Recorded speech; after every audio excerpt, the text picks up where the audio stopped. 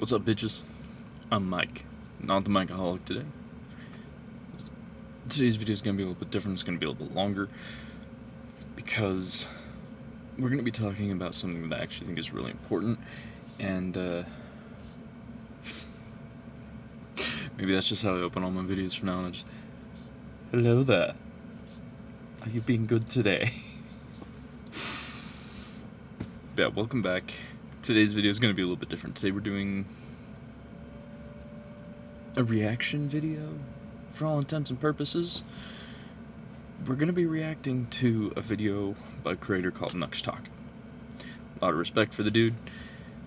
He's pretty smart, knows what he's talking about to a pretty good extent, and I just enjoy watching him devour all the lore. But to get started here, I'm gonna move my face. Just gonna show that I actually went and got permission from Mr. Nextaku to do this. So without further ado, let's get into it. There's a trend that's been really popular on the internet lately. A lot of companies are doing it. Everyone's putting their dicks in different bags to try to find different places to suck money out of different IPs that are already established and made great by someone that actually knows what they're doing, and it's pissing me off. I've decided to dedicate my main channel. It's not just pissing me off, it is annoying, it is pissing me off, but it's also a major problem. And one of the purposes of this video is actually going to be to talk about, I'm basically using this as a springboard to talk about, like, not only why it's annoying, why it's but also, like, why it's an actual legitimate problem, and it's actually making things just kind of in the world and around us worse via poor media. Channel to passion project videos where I do a hell of a lot of research and I don't expect to get a lot of views because it's something that I'm passionate about, but everyone else might not be, and that's what we're doing today, baby. We are talking about the perverted world of artistic vandalism. Art is something I am very passionate about, said everyone ever. But much like every single era of human history, the artist is always exploited by the businessman. The difference is, somehow, in the past, the businessman still respected the art to some degree and wanted the art to be, well, art. We live in an era that has been so digitized with so many ADHD freak-out human creatures like me that will look at a headline, a title and thumbnail, and make up your mind about everything and give them their ad revenue just by clicking on it, even if you instantly click off. The incentive of keeping the artistic value dwindles, and the incentive of just coming up with ways to push the product just keeps growing with more and more tendrils and facets. Now, this isn't going to be a 9-minute knee slapper video of me just sitting down and taking you by the backside, this video's whapping you with my this video is fucking long, which means my video, of course, is going to be even longer by God only knows how much. But this might actually be one of the few things that I actually, like, pin to the channel, because it is important. I'd also be lying if I said that, oh shit, I just peeked out my microphone. But yeah, anyways, I would be lying if I said that I wasn't hoping that this would bring a little bit more attention to my channel, because I want attention on my channel, I want viewers, I want subscribers, I want money. And the day jobs I'm finding just aren't cutting it. So, fingers crossed, but like I said, this whole thing is actually a really serious problem, and he's not wrong about, like, the people exploiting the artist used to at least respect the art itself, if not the artist. Yeah. my belt saying, "You dumbass consuming, it's all your fault that they're doing this." And this isn't all gonna be a video of just me sitting here and complaining for 5 minutes straight. No, this is the hard-hitting, long-winded, hard evidence version of what the hell I'm talking about. Sorry uploads are slow on the main channel and I only post my 2 videos a day on Uxanor, which is more easy, lighthearted stuff. And if you don't like that, you may leave. But for those of you interested, we're going for the ride of a lifetime. We're talking about Avatar, Mulan, Velma, Mermaid, Lovely Complex, Berserk, Netflix's bastardization of Cleopatra, Sweet Baby Inc.'s blight on the gaming industry. We are going hard, we are going fast, and we are cutting the head off this Hydra. This isn't coming from the evil woke people are destroying the world. And this isn't coming from a perspective. In a way, they are. But it's a lot more complicated than just, oh, the woke is destroying the world. It's not necessarily the wokeness, but the pandering that comes with the wokeness. Perspective of relatively unpopular, slightly cringe adaptations. I'm going a step further. I'm not calling you out for being bad at your job. I am calling you out for being a malicious actor participating in artistic vandalism. Art used to be respected, and to fully understand what I am trying to say, I am going to give you an analogy based on a historical artistic war that took place in Florence, Italy, in the late 1400s and early 1500s. In the 1400s, the city of Florence in Italy was ruled over by the Medici family, an incredibly powerful political family that basically ran everything. Uber rich people. It wasn't basically. It was kind of a lot more literally. Just behind the scenes in a lot of cases so that it didn't look like a literal we rule the world kind of thing. Also, I know I'm late, but if you like my content, if you like this video, like, comment, subscribe, share things around. It really helps the channel out, and like I said, I want money. Not joking, I need money. I got bills to pay. People that controlled everything, and all the little peons had to basically worship their toes. You know, kind of the way it works today with uber rich people. Eventually, there was a massive resistance in Florence, and the people took power, and from the years 1501 to 1504, Michelangelo, you know, the artist sculptor guy that was based off the Ninja Turtle, that guy, he worked on the Statue of David, a legendary piece of art, a massive marble statue, until to this day, one of the most iconic pieces of sculpting history. The statue David was meant to represent, you know, David from the Bible who fought against... It's literally one of like 3 or 4 statues that actually will come up on like every single art textbook, history book, whatever. It's the Michelangelo, the David, the Venus, and the Thinker. But it's like those 3, and I think one other that I don't know the name of, are just everywhere. Fought against Goliath, a massive force, but despite the fact that he was up against a literal giant, David, a little guy with a slingshot, was able to take that dude down. It was to represent how the little people, the resistance in Florence, were able to go up against the Medici family and actually win. They were actually able to take the city back. They were David, and the Medici family was Goliath. This statue was erected, not with an erection, because goddamn, that is one tiny dong, but it was erected to represent the victory against the Medicis. Fast forward to 1559, in that same square in Florence, they painstakingly built the Fountain of Neptune by the commission of, you guessed it, Cosimo I de' Medici. That's right, the Medici family was absolutely back in power. It took 60 years, but ladies and gentlemen, they are back full force, as rich people tend to do. They crawl back up from the little gutters of the society that they make for themselves to control the herds and the masses. You know, it's pretty based, honestly. If I could do it, maybe I would, who knows. But they came back, and in order to show you that, no, we are going by the old ways, they went to build a massive statue of Neptune, or Poseidon, to represent the fact that this is a different culture than David. They didn't take down the David statue that symbolized their downfall, but instead they represented a completely different culture with the statue of Neptune. But they did better. Yeah, sorry with the cough, too, by the way. Had pneumonia about 2 months ago now. I've talked about this in a couple of my previous videos, I think, but I never really recovered, and it's still a bit of a problem. Neptune's son in Greek mythology, Perseus, is also in that same square. He is across the square, directly in the eye line of Neptune in his fountain. And Perseus is standing there with his hand outstretched, holding the head of Medusa, because in Greek mythology, Perseus decapitated Medusa, just like how in Percy Jackson, Percy decapitated Medusa. Oh my god! And there Perseus stands, oh my with his god, head face down, because obviously, even if you're looking at Medusa's decapitated head, it could still turn you into stone. He's looking face Legit. down, and he's holding Medusa's head out wide.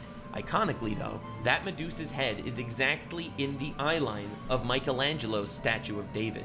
This statue was built 60 years later to represent the Medici's return to power over the city, and there is Percy, holding Medusa's head exactly in the eye line of the marble statue of David, because Medusa will turn you to stone if you look at it. This represents the seizure of power of the Medici family once again.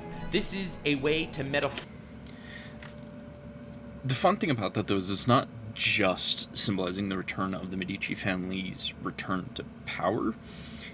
In a large way, it's actually also symbolizing the respect that they had for their quote-unquote enemy, which was something we'll come back to as things progress, I'm sure.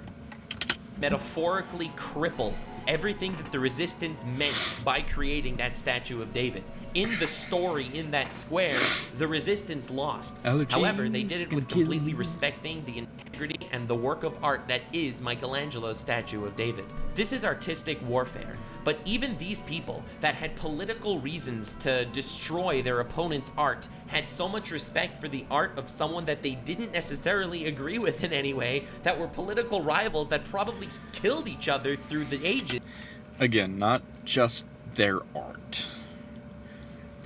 There is a real element in warfare and a lot of other things where you have to respect your enemy. And, like, if you don't, you will lose. And so, I think that's a large part of why the Medici family lost the first war, but not the second. Is because, like, during the first war, it's like, oh, we're in power.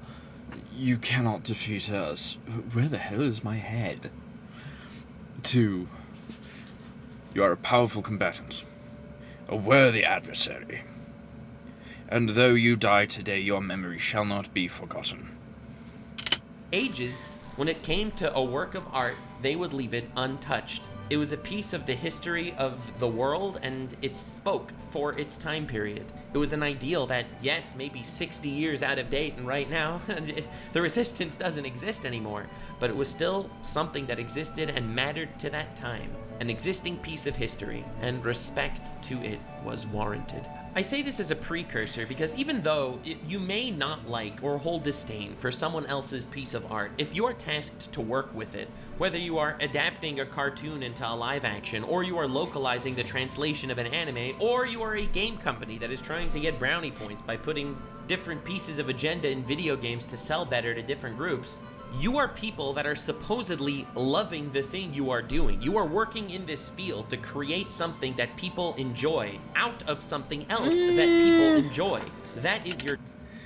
I think for a lot of these companies, particularly that one, it's less about, oh, we love what we do. We create this thing for the people that enjoy it. It's about money.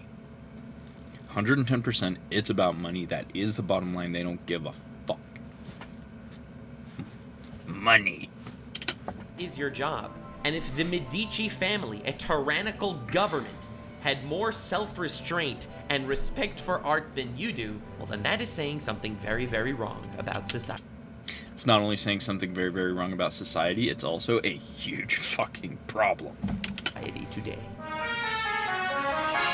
Now, with all that boring history crap out of the way, because I know you're all here to see me breathing down people's necks and spanking people's buttholes, I don't think there's any show that is almost as universally beloved as the cartoon Avatar: The Last Airbender. A legitimate, unanimously acclaimed masterpiece that no one hates at all in any way. And of course, you know where this story is ending. It got a Netflix adaptation, bringing it into the world as a live-action anime adaptation.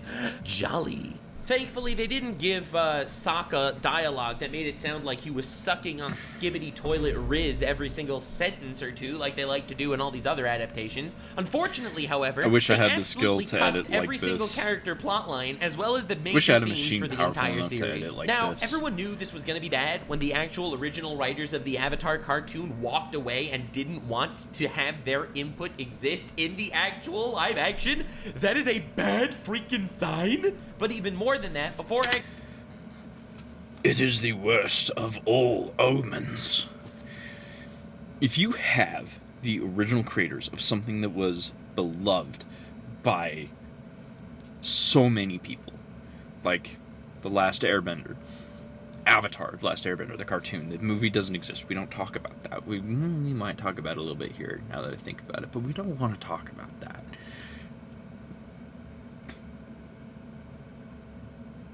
That's a problem, right? Because they know what they did. They know what made it a beloved thing.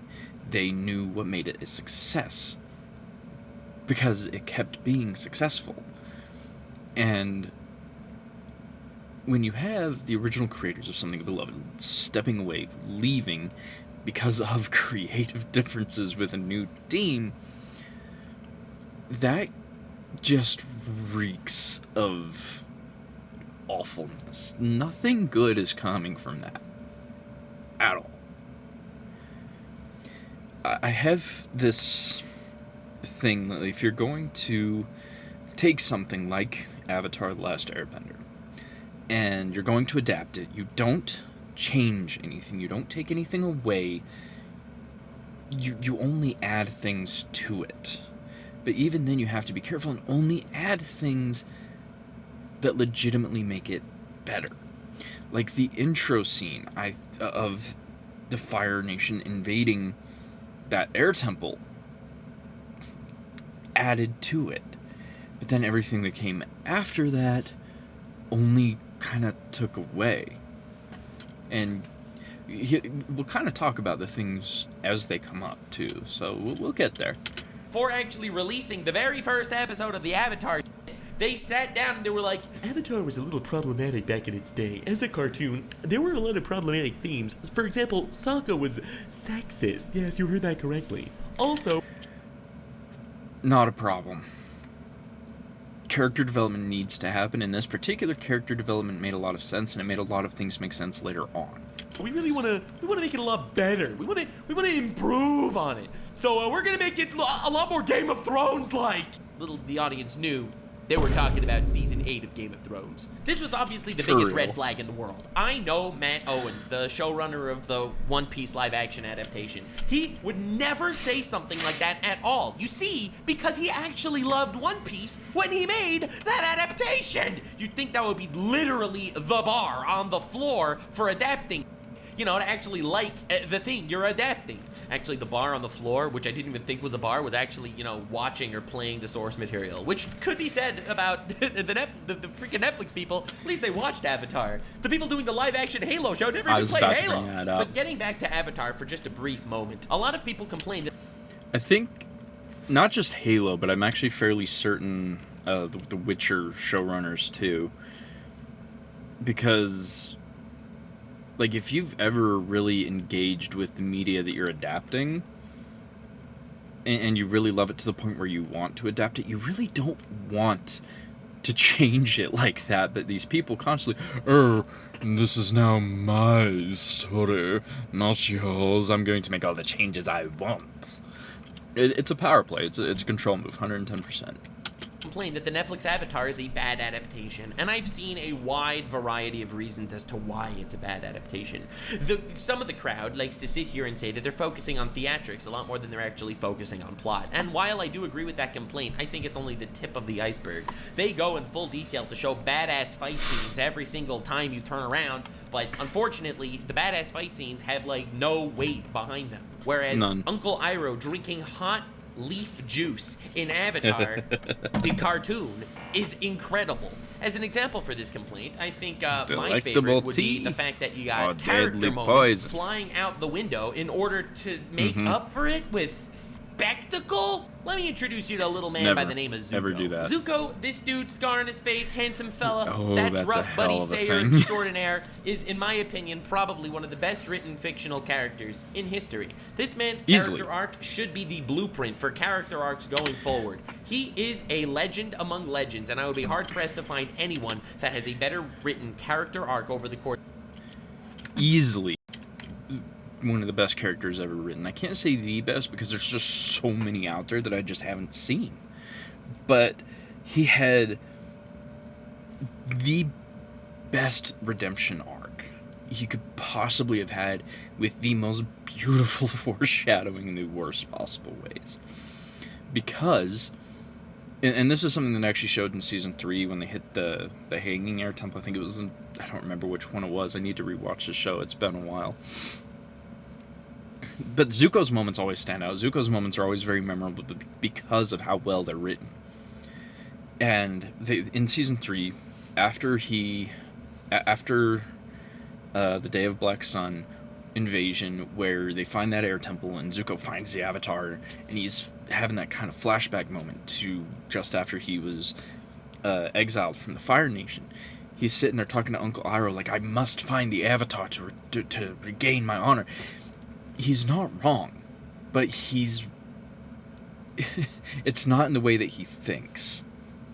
He does have to find the Avatar to regain his honor, but not just his. He has to find the Avatar to regain his honor by working with the Avatar to undo the evils of the Fire Nation, and thereby redeeming the honor of the Fire Nation itself. And like that moment of, like, yes, it's happening kind of in the moment, it's happening really late into season 3, would have been really impactful back in season 1 if we got some of those like backstory moments, like the Fire Nation siege of the air temple.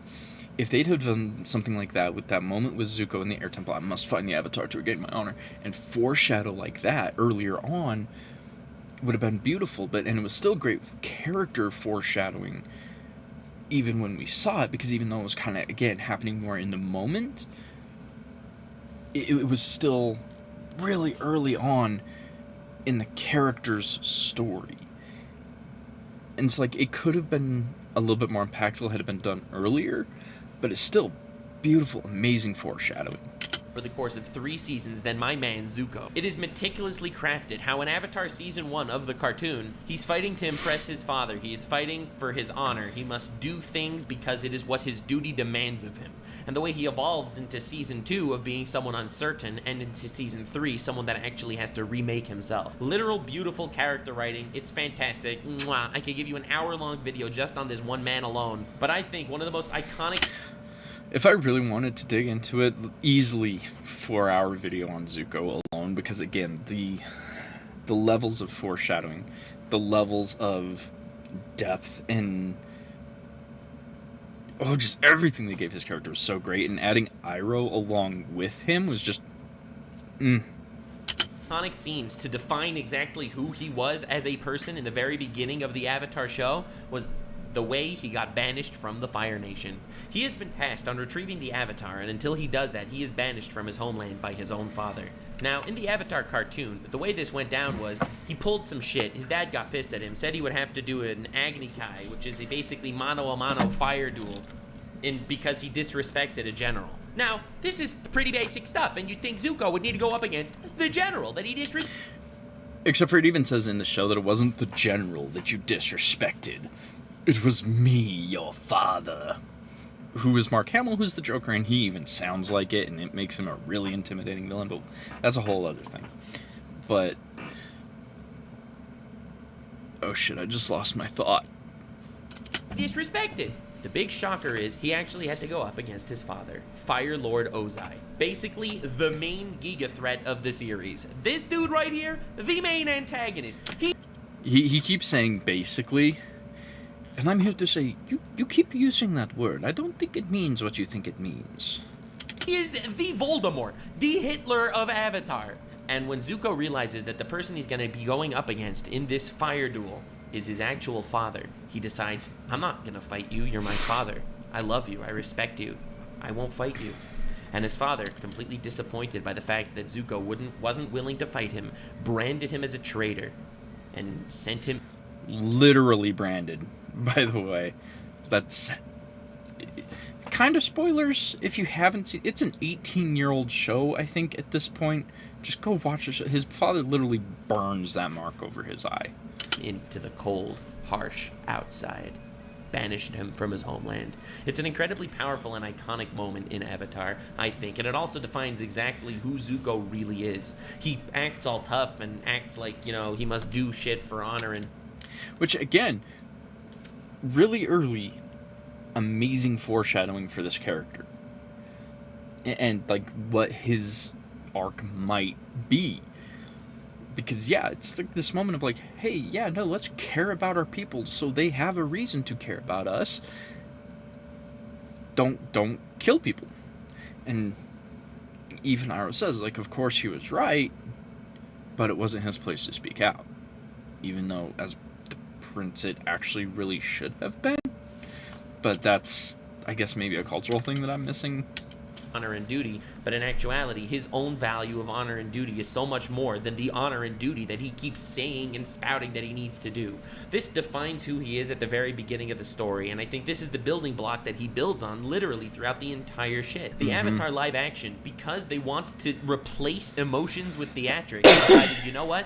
We're not going to do any of that garbage. We're going to have Zuko fight his dad, not actually refuse to fight him. He refuses for like 2 seconds, and then he just fights him, literally cucking that part of the story. Okay, but if he fights him, why does he get banished? I thought he got banished because he wasn't willing to fight him, and it was humiliating because he was in an Agni Kai fire duel and he refused to fight. That's why he got banished. But if he actually did fight him and you got your theatrics, why did he get banished? The Netflix guys thought of that, and they decided, you know what? We're gonna cuck this show a little bit further. They ended up banishing him because he was gonna win the fight, and he ended up holding himself back?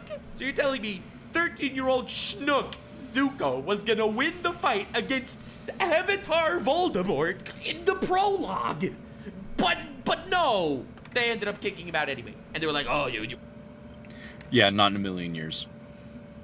Not in a million years. And this is so disrespectful in so many ways, not just to Zuko, but also to the threat that Avatar Ozai, how terrifying would that be? But no, how the threat the Fire Lord Ozai is actually supposed to be. Because one of the major things in the show that is frequently brought up was how weak Zuko's firebending actually was, especially in comparison to his father and his sister, who are like the prodigies of all prodigies of firebending for how they understand firebending to be. And it's not until season 3 when they find the dragons where Zuko's firebending actually does become something truly powerful and special, where he learns the original source and the power that actually holds. And again, that is made a point throughout the entire show, and really to have Zuko almost beat his father that early on doesn't just make Zuko look more like a whiny little bitch, it also makes Ozai look weak and pathetic when he's supposed to be like this potentially world-ending threat.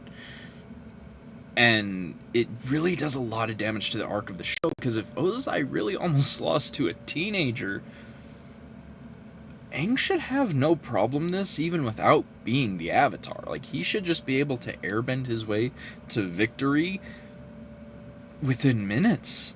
Because it's something that's even made a point in the first series. It's like, oh, they've never fought an airbender. Neither has Ozai. And if his son almost beat him in that Agni Kai, Aang really should be able to just go to the Fire Nation, defeat the Fire Lord, and have it be over. Because Ozai's never fought an airbender. He has no idea what the hell he's doing. And he already almost lost to a teenager, so that threat just really isn't there. Oh, you must go, because he held himself back from killing his father or something cringe like that. Honestly, makes no sense. And you throw Zuko's entire character arc out the window for the sake of theatrics. So, that's the theatric argument. And it's good. Other complaints of the show include spreading the woke agenda. And while normally I would be like, okay, dude, you're going crazy, come on. They're so right. They're literally so right. It was literally in their mantra, the fact that they wanted to remove petty sexism from the show. Which it wasn't petty. And here's where I'm going to talk about this since she's on screen. In the cartoon, it kind of shows a lot of development in just a few scenes. And yeah, that sexism doesn't last for very long. And so a lot of people are arguing, oh, it didn't last long, it must not be important.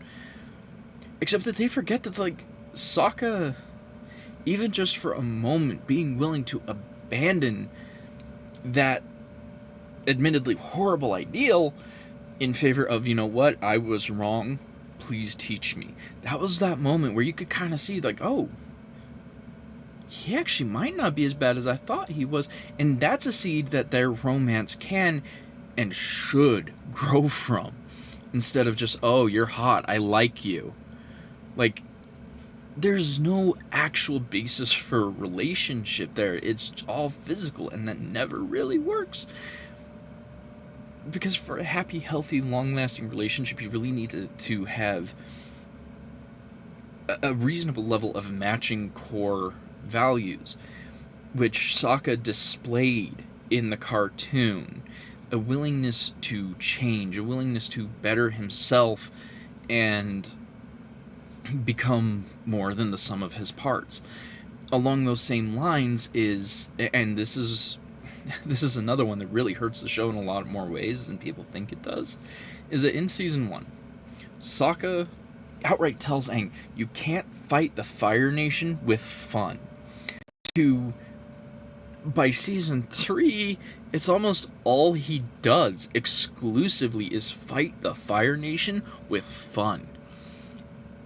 Which not only makes him a wildly entertaining character, it really shows that character development, that character growth that he deserves, that we deserved to see.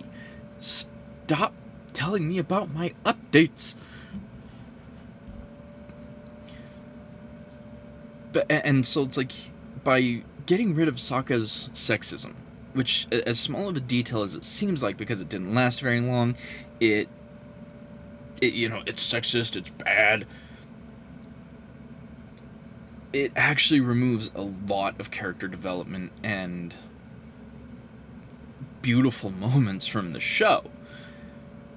And it's not just like making it less entertaining on those values, it makes it less relatable, less compelling, and less desirable to watch.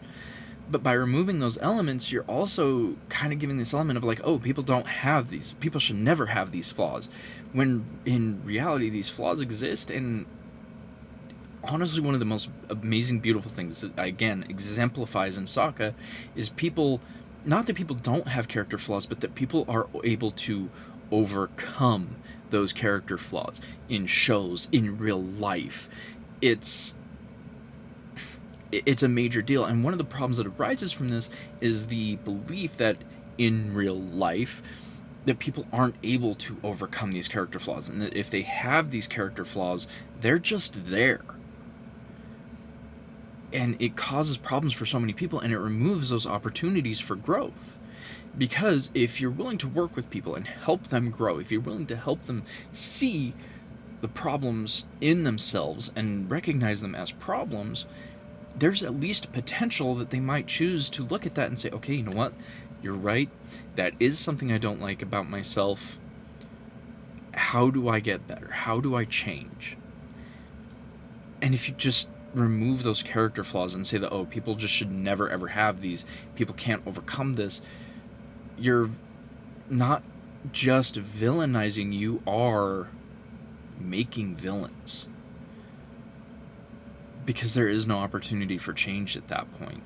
And so this is, I think, I'm 14 minutes into this video, half an hour into my recording, and we're already hitting that point of, this is a major example about how artistic vandalism actually is really a major problem to society, and how the problems that it causes are real. The show. Continuing so on. In this segment of the Avatar segment of the video, this is a very long video, but I want to be thorough here because, again, passion project, diary shit, whatever. Today we're going to talk about how they absolutely bastardized my boy Sokka. So when they said that there was lots of sexism stuff in the original Avatar, they were obviously talking about Sokka, because this man the entire time was talking about how I am a man. Not the entire time, but very much through the first few seasons. I'm a warrior. I'm a man. I'm a Giga Chad. 2 seasons. Me looks maxing. And it was always decreasing too. That's the second time I said that in this video. I'm a little worried about myself. But the point is, Sokka went from being in his Andrew Tate arc all the way from being an absolute respecter of women, like me, who respects women a lot. In fact, shout out to women. Shout out to women. Yeah, I said it. I'm not afraid to say it. Women.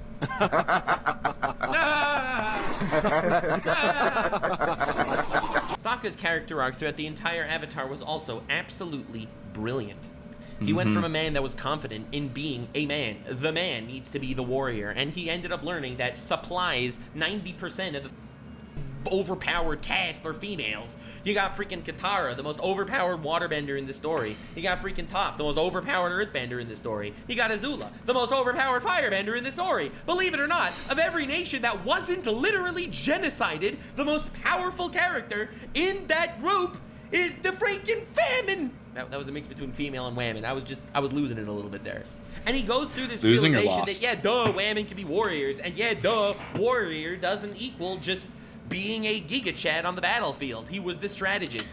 I mean, it kind of does, but there's a lot of different ways to be Giga Chad on the battlefield that aren't just, oh, big muscle smack good.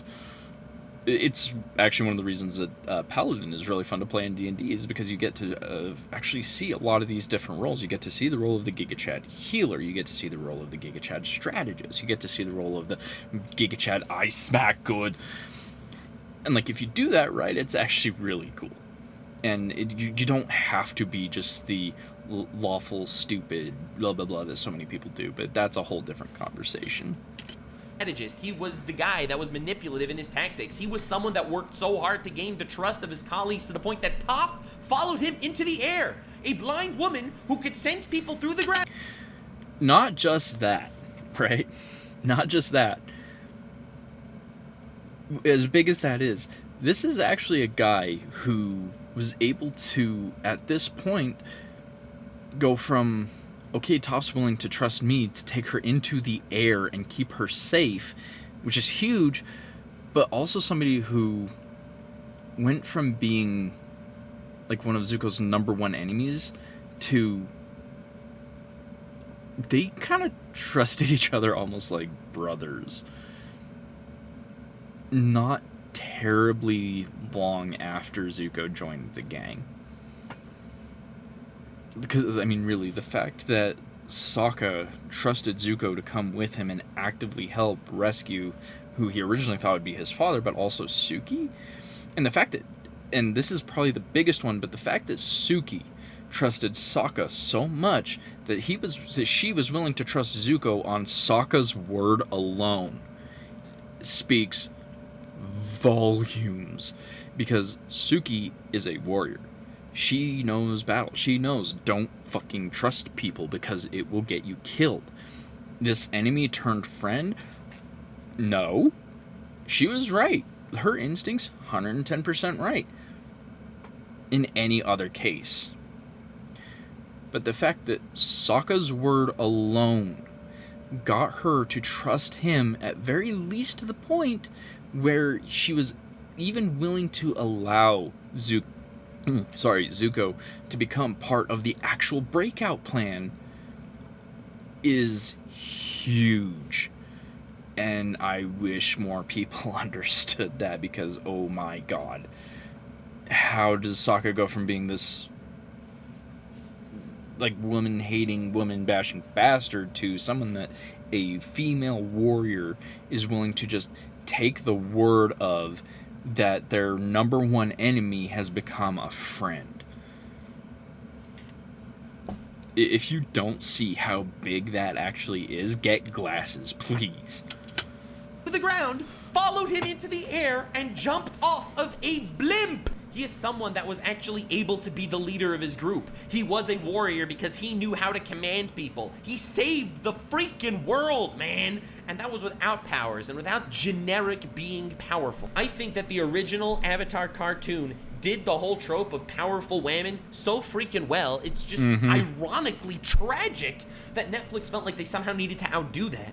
I feel like as far as shows that respect whammon go, Avatar was literally at the absolute peak, the zenith of that. And having a character like Sokka undermine whammon literally proved the point that whammon are awesome better. So by removing all the sexism out of the whole Sokka story, you're left with a shell of a man. You see, Sokka's character arc in the actual Netflix show is so different than his character arc in the actual cartoon. You see, in the cartoon, Sokka's character arc was going from being someone who believed that a warrior was about strength and men were strong and therefore needed to be warriors. He went to someone who believed that everyone had a role to play.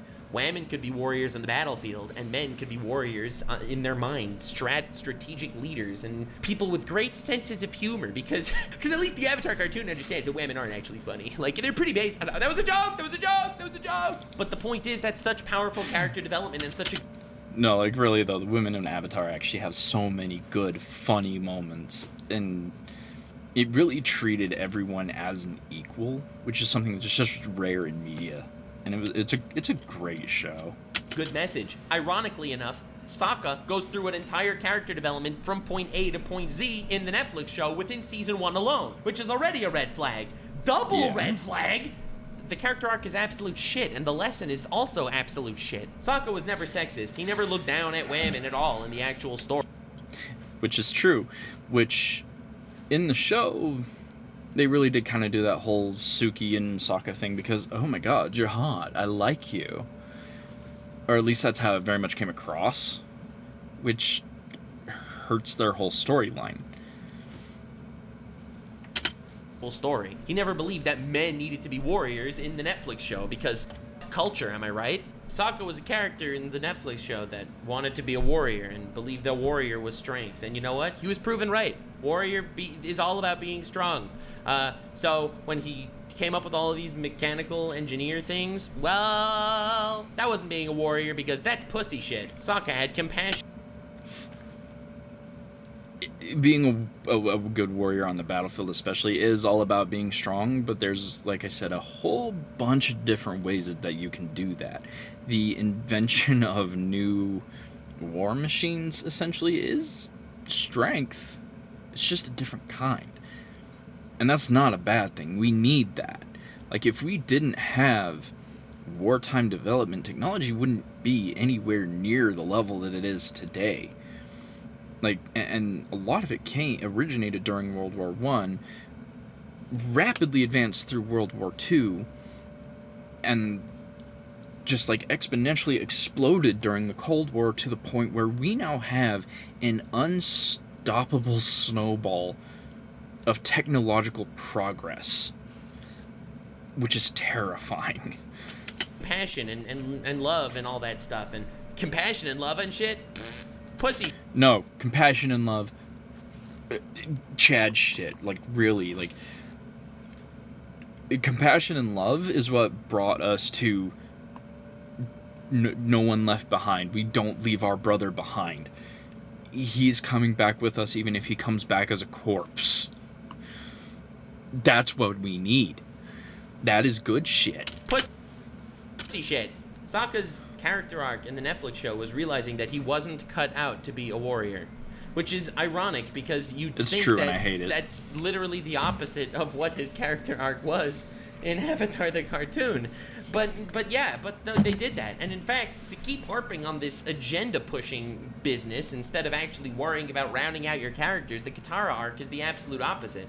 Katara was overpowered the whole fucking time. She was the main weapon of literally the whole freaking show, and she had zero emotions. It was almost like... And again, huge disservice to her progress, because, yeah, she had powerful bending, but she didn't have talent for it. She had to develop that as a skill, which takes a lot of work. And taking that away from her really did a detriment to her character.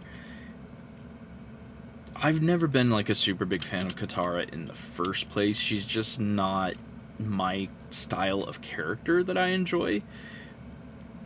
But I can't say that I didn't respect her because of how much work she did. Almost like the fact that Katara from the cartoon, who was a completely caring, lovable, compassionate, and motherly figure, someone who loved and someone who trusted so much, she became a shell of her former self in the actual Netflix show. Instead of trusting Jet and being heartbroken when Jet ended up being a terrorist like in the cartoon, she semi-trusted Jet, and when Jet turned out to be a terrorist, she was like, I knew I shouldn't trust you, and her heart wasn't broken. Like, what are you doing? What, are women not allowed to have compassion anymore? Are women... Well, no, because that's a stereotype.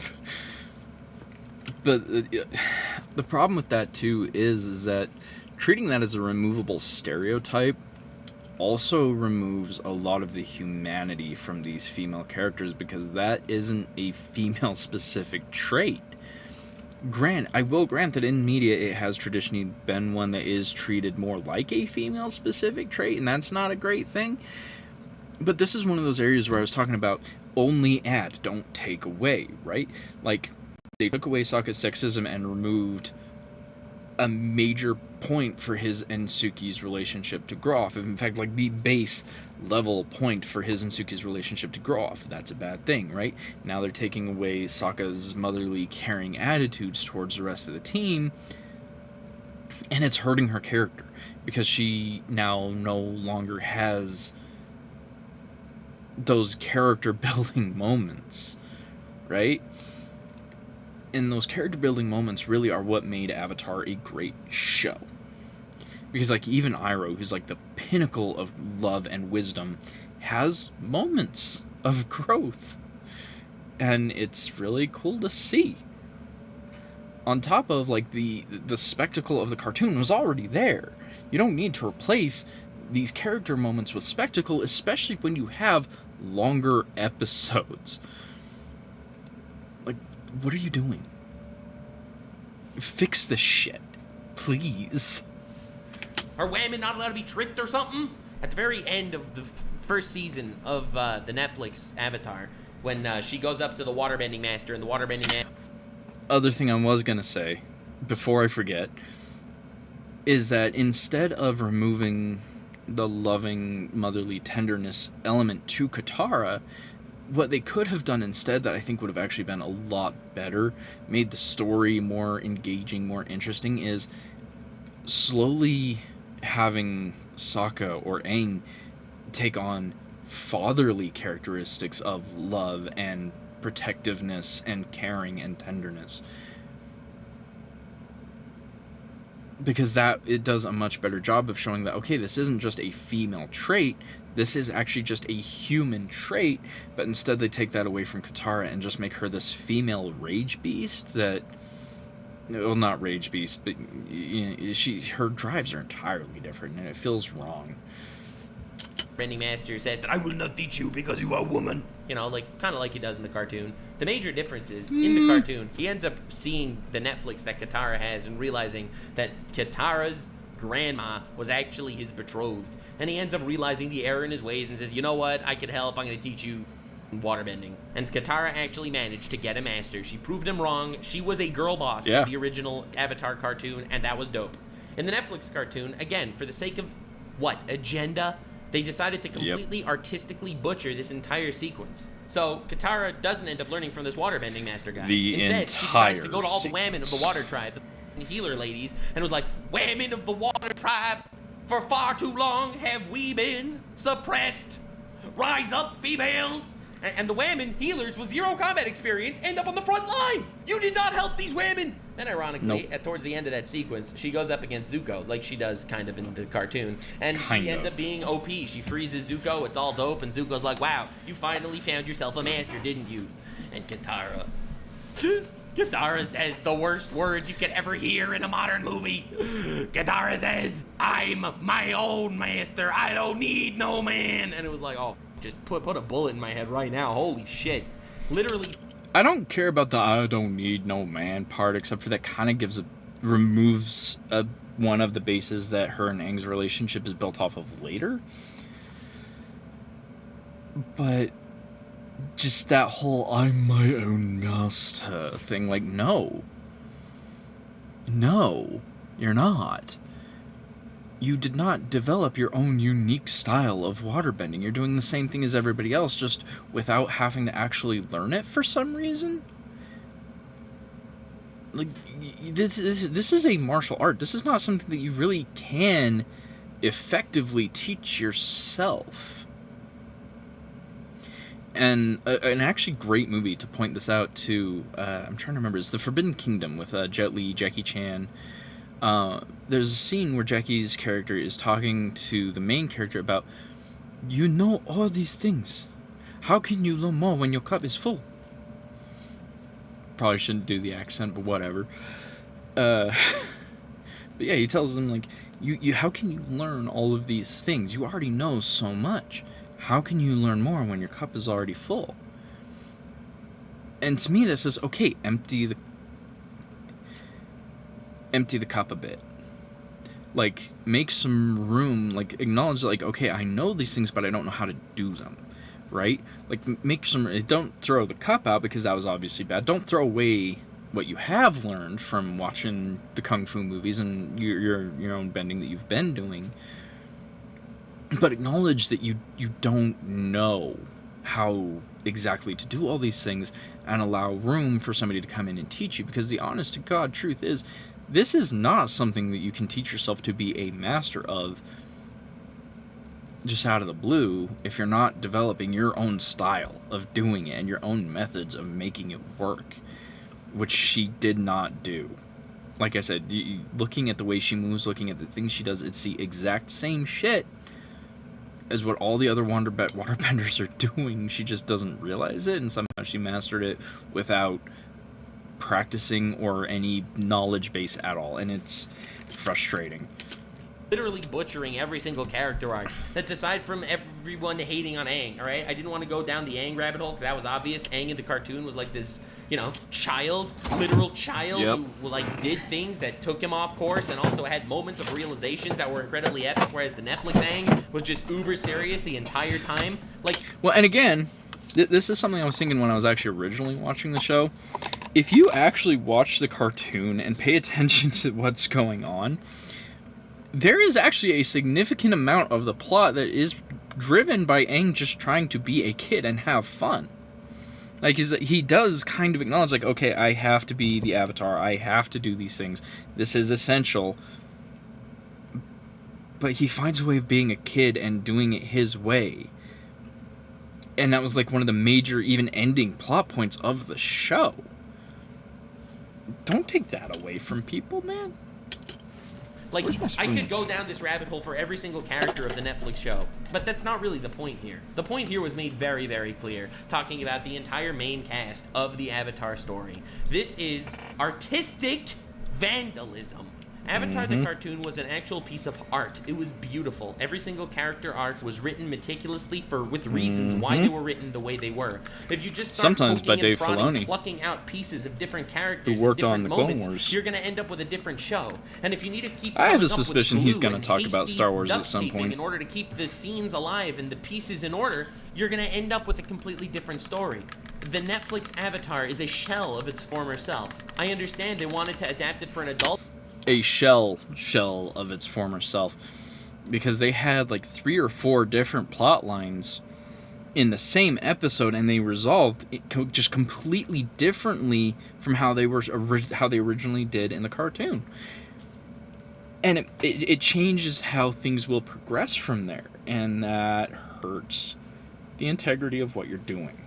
An adult audience, so maybe following kids around would be stupid. So instead, we're just going to have these kids around, but they're all going to be mega mature the entire time. I understand that maybe in today's landscape, having a character like Sokka looking down at women wouldn't exactly make him a super lovable character. So let's just completely except for it does, because again, the point is, it's not about never being sexist, it's about overcoming that. Like, realistically speaking, you will never find a character that you just love who doesn't have fault.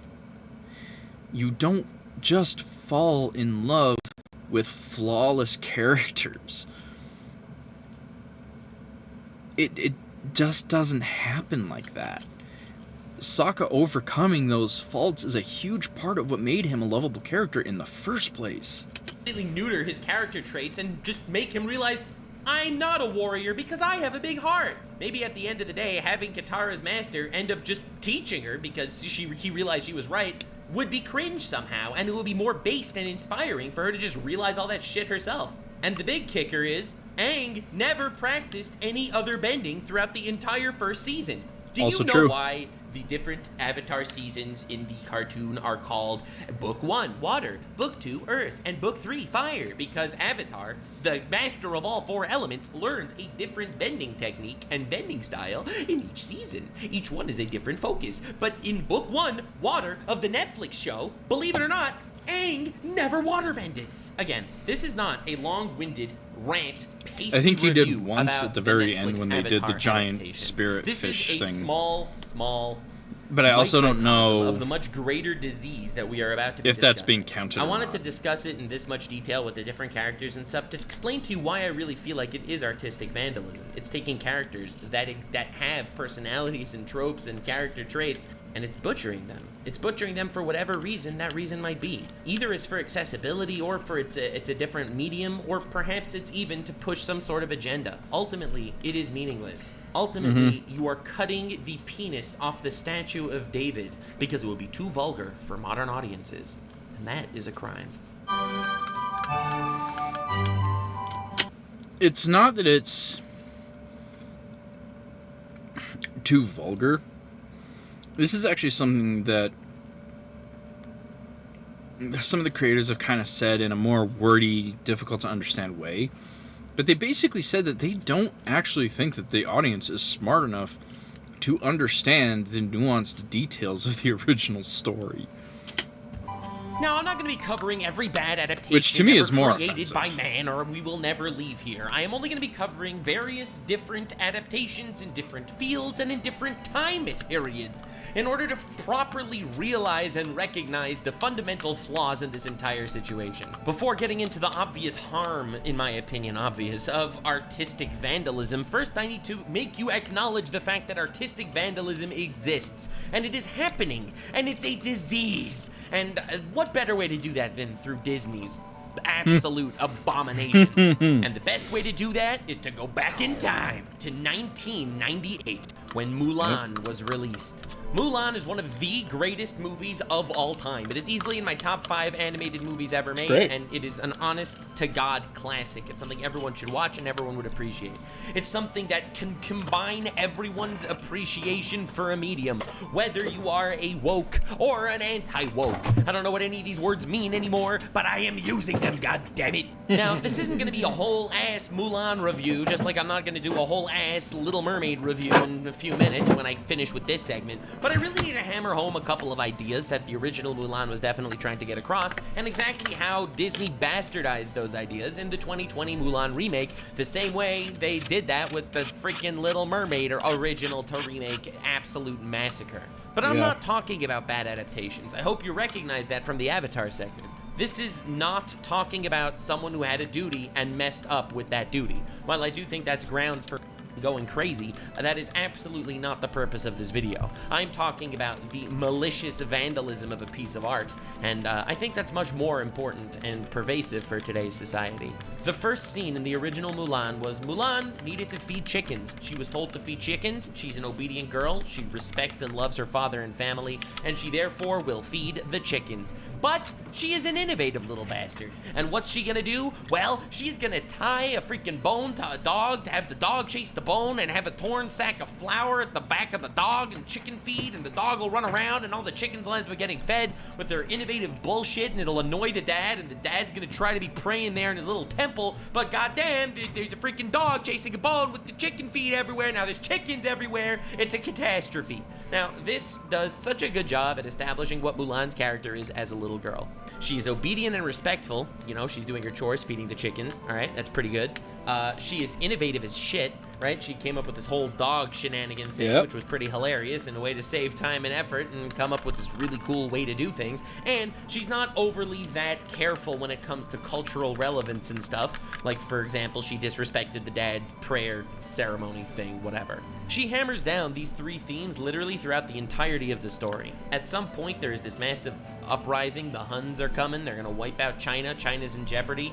And because of this, there is a mandatory draft where every household in all of China has to send one man One dude, bro. One guy from each household to fight in this massive war. It's a mandatory draft in order to hopefully keep China alive, and so China isn't absolutely ransacked, pillaged, and destroyed by the Huns, where they would destroy the culture and they would kill the emperor. All in all, pretty bad shit, and they have to go ahead and do that stuff. So, because she loves her family and father so much, she makes the sacrifice. She doesn't know how to fight. She's not a dude, but she will still go ahead because her father is sick, and because of this asinine rule that one able-bodied man from every household doesn't even need to be able-bodied, the sick dad would have to go stand up and fight in the army in a war that he will absolutely, positively die in. He will not contribute, he will just die, because that is what the culture demands. So she... The only exception to that would be, is he was in the military before, which is why he has the armor, the sword, and everything that Mulan takes. And they do actually bring that up in the movie. And I wish I was a little bit more familiar with some of the details from that period of Chinese history. But with him being in the military before, I could see a slight possibility that they make him some kind of advisor or give him a position where he can lead from a safer position. Not particularly likely, I don't think. And like I said, I'm not super familiar with the time period, so it might not be something they could do. They could literally just not give a shit and be telling them, yeah, no, you're fodder, go die. But possibility, maybe, I don't know. I don't know. I'm snacking. So she will sacrifice herself, knowing that she can't fight, but for the I don't honor remember of where her I got this household, either. and for the sake of her father, was she'll kinda take here. his sword and armor, and she will stand in his place on the battlefield. This shows such a powerful character, someone who's not an inherently badass, epic, god-tier fighter, but someone who's still willing to do everything for the sake of her father. Now, you see the innovation in her strategies throughout the entire show. And the entire movie is not about the fact that, well, she is a woman and therefore she is awesome and she can defeat the Huns in one-on-one combat. That's really not what the story is about, actually, at all, believe it or not. She doesn't win a single fight that way at all. In fact, in the very beginning of the training regimen, the chief commander general guy gives them 2 weights and tells them to climb a pillar, and every single person fails to climb the freaking pillar. They all fail, one after the other. But Mulan does not give up. She tries again and again, and she innovates. She uses the weights as some sort of wedge and uses it as a pulley system to give herself a frictional advantage and use the weights to climb to the top of the pillar, using the actual challenge part of the training to her advantage to get there. Incredibly mind-boggling genius stuff.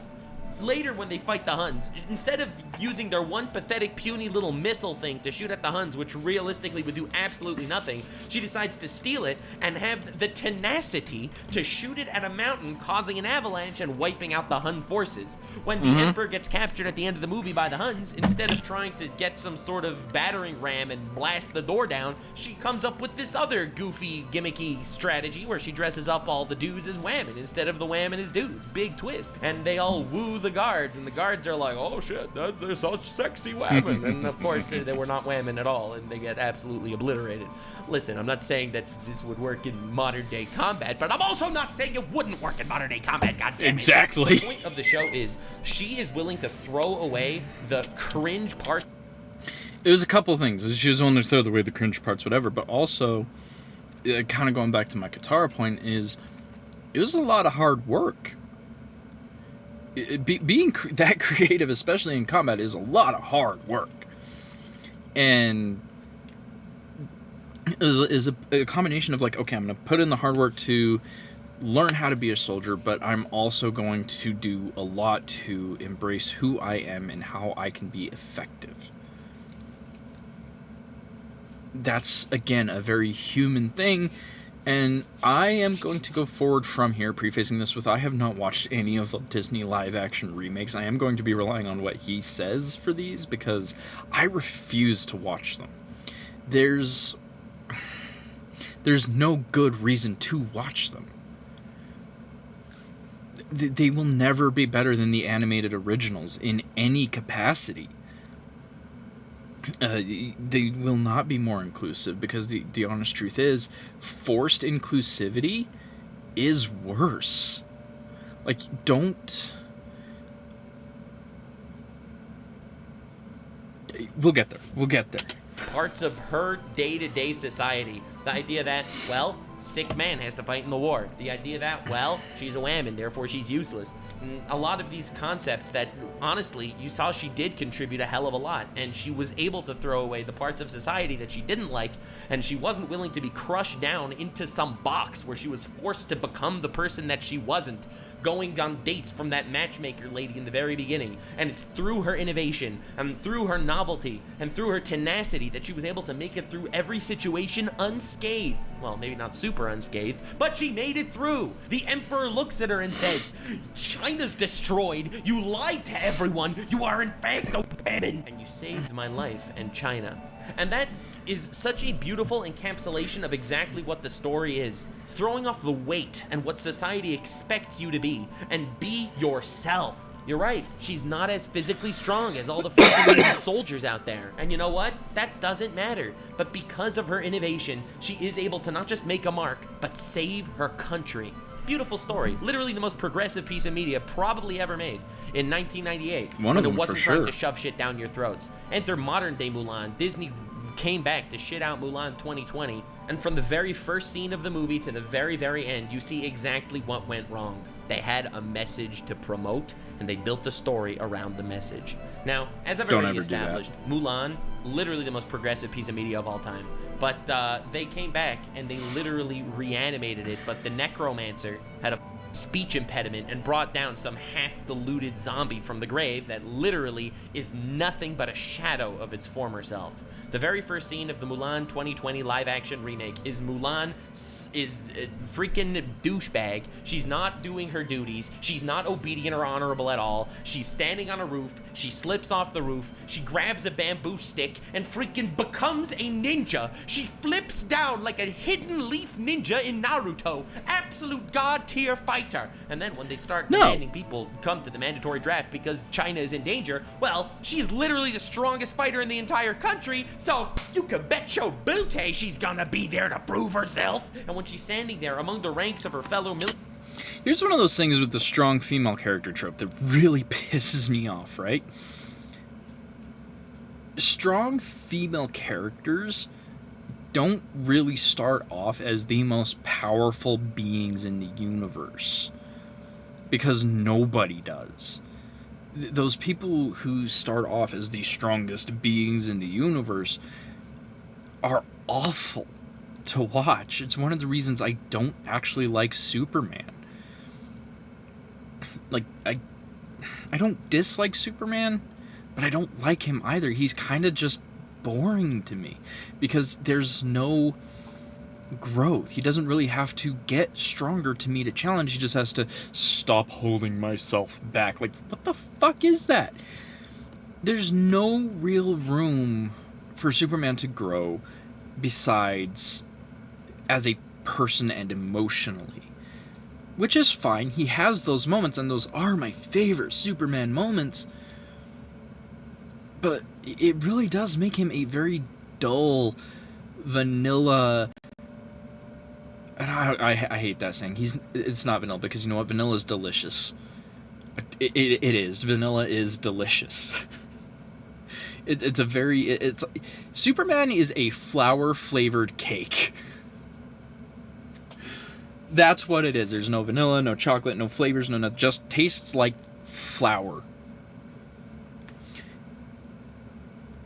And it just... one thing that it really does is it removes potential from the character, and that's just awful. Don't ever do that. Don't ever do that. And from what I said earlier about don't ever write your movie, your book, your story, whatever, around a message,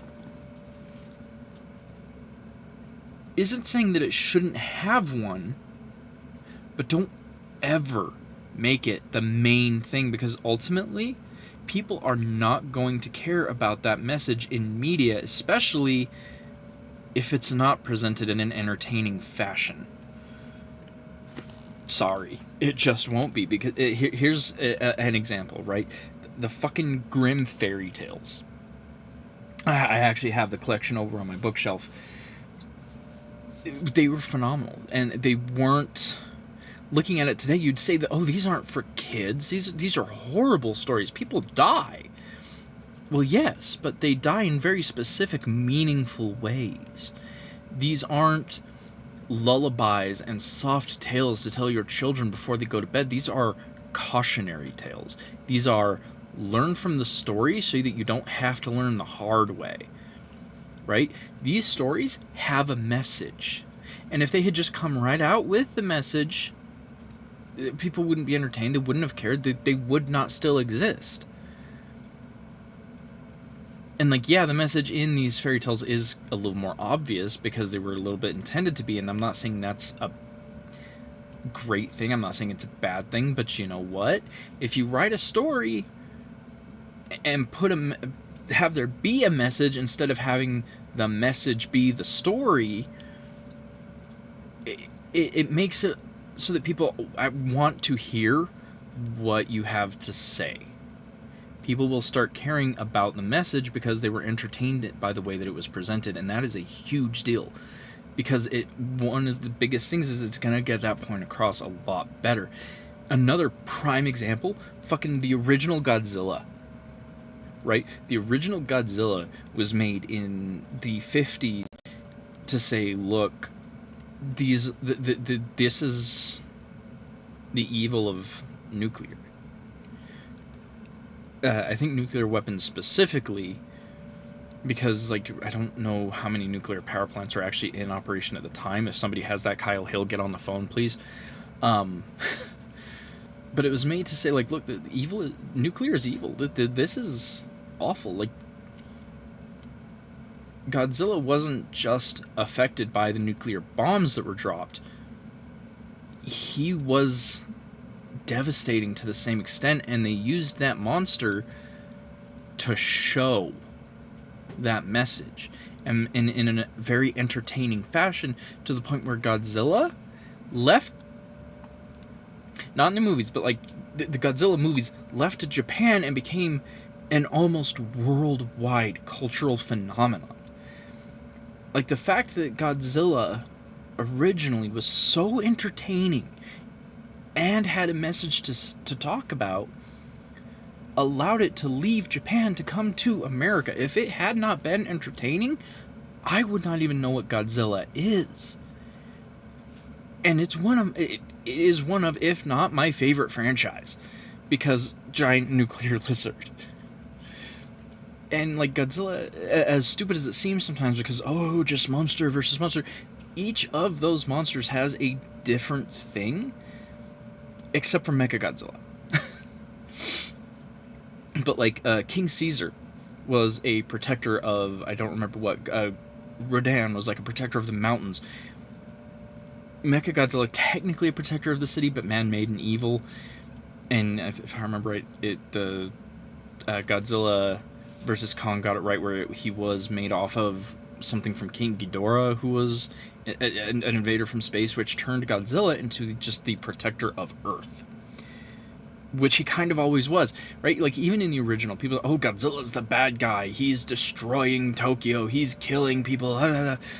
But really, Godzilla's the good guy. He's protecting the planet from us. Because realistically speaking, we're a threat, and not a small one. And now, if I don't stop now and just let Nux continue, I'm just going to go off on a rant on Godzilla for hours, because, oh my god, there's so much there, and it's so cool. Fellow military men acting like she's a dude, and the guy gives a speech to the people, and the speech is, "Do not lie." And she's like, "Oh shit, I'm literally lying right now." And all of a sudden, the battle is not about finding your place in an oppressive society or realizing who you actually are, using who you can be to its fullest potential. It's literally not about that at all. It's suddenly about whamming strong. And unfortunately, that is literally the antithesis of what the original Mulan was actually trying to promote. It's because of this ass-backwards mindset that they went into this story and completely butchered the shit out of it.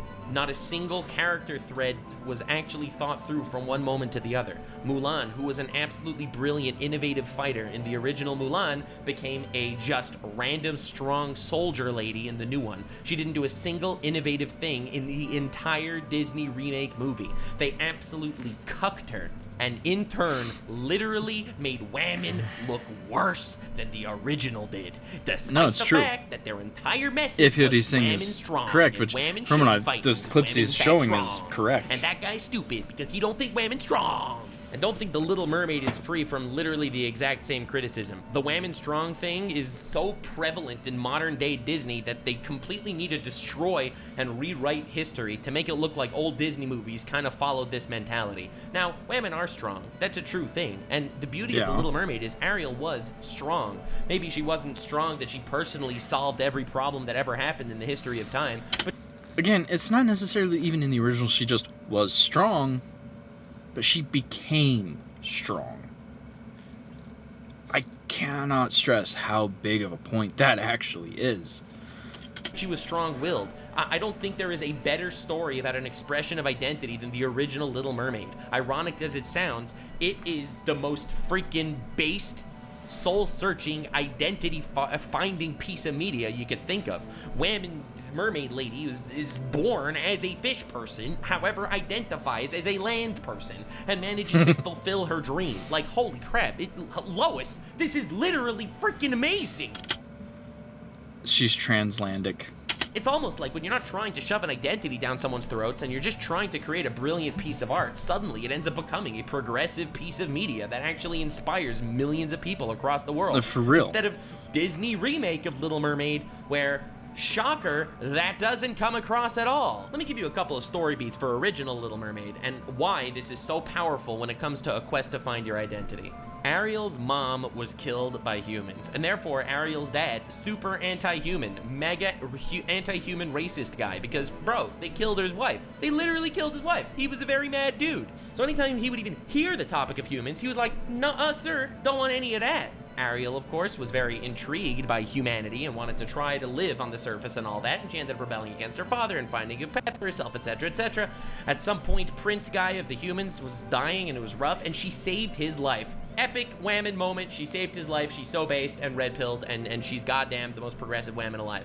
Anyway, come toward the end of the movie, Ursula gets incredibly powerful. She's freaking big. She becomes Cthulhu of the Disneyverse. And you know what happens? The dude, more like the the prince Kraken. guy, that she saved his life. He risks his life. He gets on his ship and he impales Ursula with his ship, saving the entire underwater community and all of Atlantis. All of a sudden, Ariel's dad And tries not and just like, Atlantis, probably wait the a world. sec, you know, humans aren't all bad. That guy's a good... It wasn't that. It wasn't that. It was more like he realized that his daughter's happiness was more important than his hatred. Which is still, like, yeah, that's a beautiful character flaw. And, like, okay, like, I still kind of don't like humans. They killed my wife. I don't know if I'm ever going to be able to get over that. But your happiness is more important. Like, that is a... It's not a great king moment, it's not a great da-da-da, but it is one of the most beautiful dad moments. And this is something I've seen in a lot of media too, is like, there's a lot of media that is trying to downplay the importance of fathers and the impact that they have. And having Triton have that dad moment of like, okay, I still kind of hate humans, but you know what? You have my blessing because your happiness is more important. Huge, beautiful dad moment. And I don't know if they took it away in the original, in the remake, because I, again, did not watch it because it looks fucking stupid. He's a good human, just like we have good fish people and bad fish people, like me and Ursula. We also have good humans and bad humans, like the prince guy and also that random human guy that killed Ariel's mom. So Ariel actually manages to convince... Except for, here's the thing, you can tell because he's not looking at Eric. He's not looking at Eric thinking, okay, he might be a good human. He's looking at his daughter and how heartbroken and sad she is. Dad moment, not not that. It's a dad moment. Convince her dad, fulfill her dreams, and find her identity, going to the He human looked world. drunk and it's there, beautiful. didn't he? Right? Like, honest to God, beautiful story of self-expression, finding identity, and crushing major boundaries between father and child, and also boundaries between races that only saw a fraction of what the other race was about, and therefore decided to come up with this whole weird mind conglomerate of what they actually are, discriminating against them based on one stereotype that you saw. Beautiful story, mega progressive. God, I love how progressive this is. I'm using that word as a meme. I'm sure you understand. Enter modern day Disney. Holy shit, it makes no sense at all. Like, the actual plot doesn't even make sense. They remake The Little Mermaid, resuscitating the corpse of the original, trying to give CPR to a dead guy. Yes, she saves the prince, That's just like what she saved most the of prince these from live drowning in actions the are. actual original. However, when Ursula shows up and Ursula's all dangerous and stuff, you know what happens? Well, guess what? She saves the prince again. She, the lady who's living in the sea her entire life and has zero idea how to freaking pilot a ship, jumps in the boat, controls the boat, and impales Ursula with the boat. She does it. He doesn't repay her. No, she does literally everything. Dude, mega cucked for the entire movie. Her, though, bro, she knows how to freaking steer a ship. Basic shit. She jumps Why in, she would saves you the day, she do kills that? Ursula. And her dad is like, yes, I accept you for who you are. What? The whole idea of the dad accepting her for who he was is because the dude is the guy who risked his life. The human risked his life to save Atlantis. That's why that happened. But the plot doesn't even make sense. Forget the messages that are stupid and skewed. The plot itself is garbage. And it's on purpose. Now, I don't think they made the movie bad on purpose, but they did make the movie different on purpose. They tried to change enough little details of it. My mom watched the movie, and she won't stop talking about it because, like, the Little Mermaid cartoon was one of her favorite movies of all time.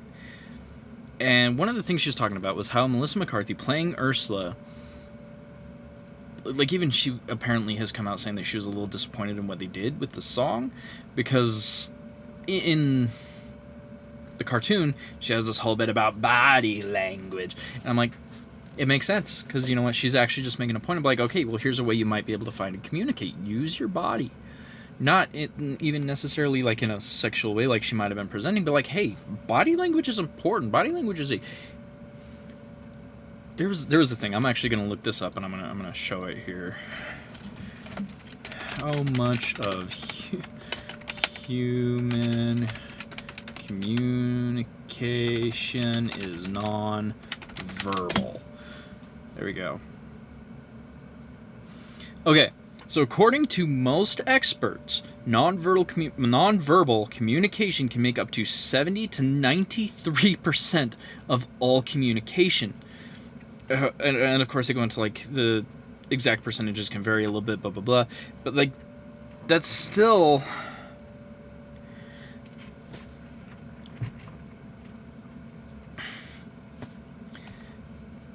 so much.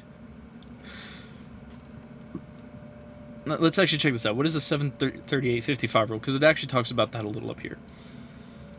The rule, as it's usually cited, states that 7% of communication is conveyed by words, 38% comes via tone of voice, which it's still vocal, so I'm going to count that as verbal, and 55% comes through body language. Okay, so that's still over half of all of our communication comes through non-verbal cues.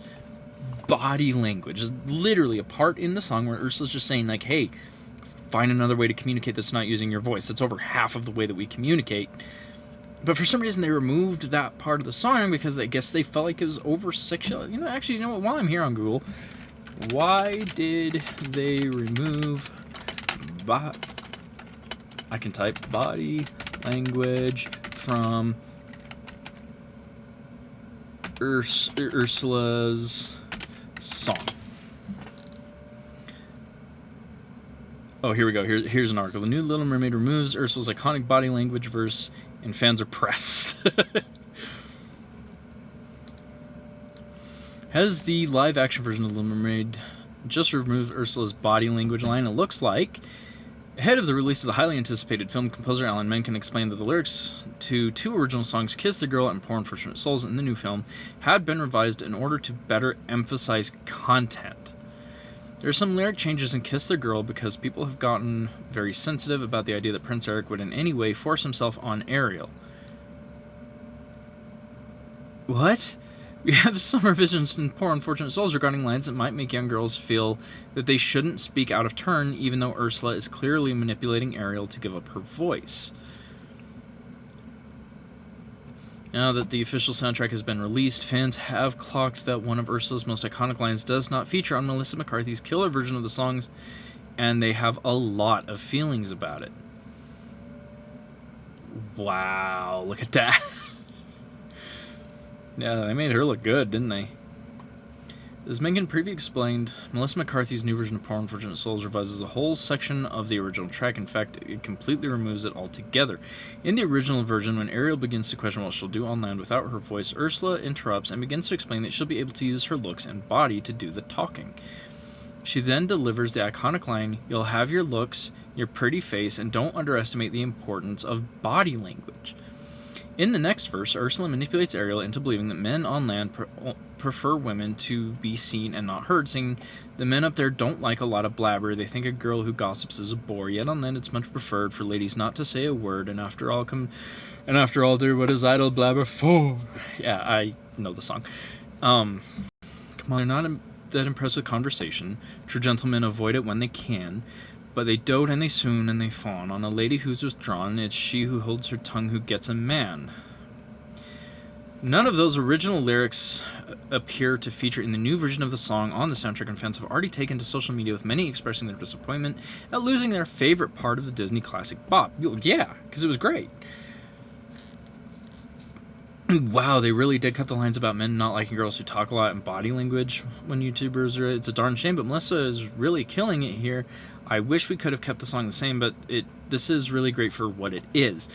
That line right there, "for what it is," says so much about a lot of things, because it's like, it's saying like, yeah, it's shit, but it's like, at least it's a polished turd, I guess.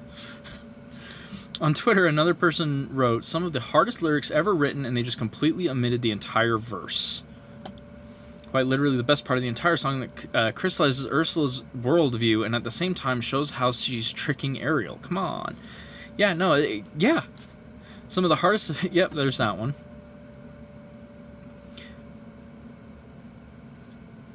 Yeah, okay, and here's it. The tragic it is to lose the iconic Ursula moment that we all love so much as kids, and hearing Melissa McCarthy, who sounds incredible on the song, deliver the line too. The new version of the classic does manage to keep a handful of other key moments from the legendary villain song intact. Melissa's delivery of pathetic nailed it. The way she says, "I'm a very busy woman and I haven't got all day. It won't cost you much, just your voice."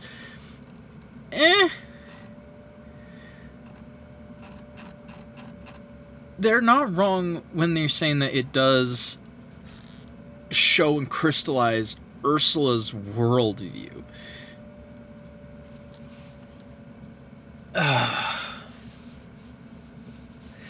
And the thing is like, there really wasn't another part of anything in the whole movie that did so much to show who she is as a character. That's awful. Ugh. Of it to fit some kind of weird agenda that's being pushed. And you know what gets sacrificed for the sake of this agenda? Art. Art gets sacrificed. And not just are you undermining your own art, but you're undermining a beautiful piece of art that was beloved by millions for decades. But anyway, I've delved deep enough down the adaptation rabbit hole, and I think you properly understand exactly what I'm saying here. I think I've made myself incredibly clear with these examples of Avatar and Disney stuff and all that. And let's stop talking about adaptations for a second. Let's talk about taking an existing IP and absolutely putting it through a blender. Oh! We're getting into the Acolyte. Okay, Acolyte, here we come. I haven't watched this either because, again, I refuse. Now, it would be remiss of me to talk about Disney bastardizing and destroying beloved IPs and franchises without mentioning the actual GOAT that was massacred by Disney. I could not make a video like this without talking about what Disney did to Star Wars. Yeah, no, they did actually take Star Wars and turn it into a sacrificial goat. IPs of all time. Your parents' generation loved Star Wars, and your generation loved Star Wars. But your kids' generation probably won't even watch it. Today I'm not talking about all the Acolyte stuff and the drama Oh, really? and the diss tracks that the stars of the Acolyte released, talking about why if you hate modern Star Wars, you probably is that just what that hate women was? and gay people. That's really not what we're talking about today. We're not talking about the awful business practices of Disney where they would extort certain companies into showing their films instead of Tarantino films in order to one-up the competition because Disney has insane extortion money. Staying within the realm of the video's topic, we are talking today about plain and simple artistic vandalism.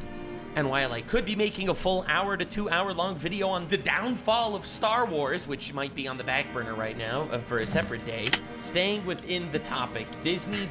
The downfall of Star Wars is almost entirely due to artistic vandalism. It really is. And it started with... I don't remember if they showed the flashback in The Force Awakens or The Last Jedi, but that flashback where they showed Luke with his lightsaber at Ben Solo's throat was that first moment where I really understood what Disney was doing with this. And even Mark Hamill himself said, this is character assassination on Luke Skywalker. 110% was. Luke Skywalker was someone who did not give up on one of the most evil people in the galaxy in all of history. Darth Vader was so powerful and so evil, his birth as Darth Vader sent shockwaves through the Force back in time to give other Sith Force visions that made them piss their pants. Like, ancient Sith Lords were terrified of Darth Vader. Not just because of how powerful he was in the Force, but because of how purely evil he is. Literally a man who went and murdered countless children in the Jedi Temple. That is not...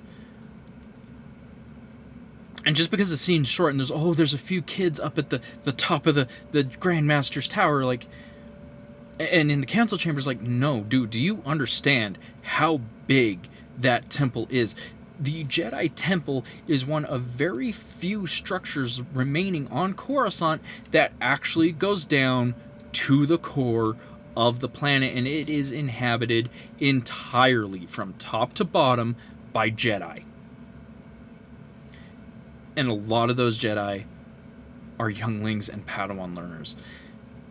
Anakin Skywalker, after he was dubbed Darth Vader by the Emperor, went through the entire temple and murdered everyone there. And if it wasn't him directly, it was the clones that were directly under his command, which, thank God, was not the 501st, because I could not handle that heartbreak. Yeah, no, like, he went through this entire temple, murdered people he knew, children who he presumably had met at some point. And like that one scene when Master Skywalker, are you here to save us? And then, nope, you're dead. Should have been heartbreaking to everyone, because that showed that, like, this child knew who Anakin was as a hero. And Anakin's here to kill him. And again, this is not there's just a few children hiding around. There are thousands, hundreds of thousands, potentially millions of children in this temple that Anakin either directly or indirectly murders for no other reason than that he was told to purge the Jedi. Darth Vader is an evil character. And Luke Skywalker is someone who refused to give up on this person, believing that there was still good in him and that he could be redeemed. And he was right. Luke Skywalker is not a character that would ever hold a lightsaber to anyone's throat over something like this, least of all his nephews.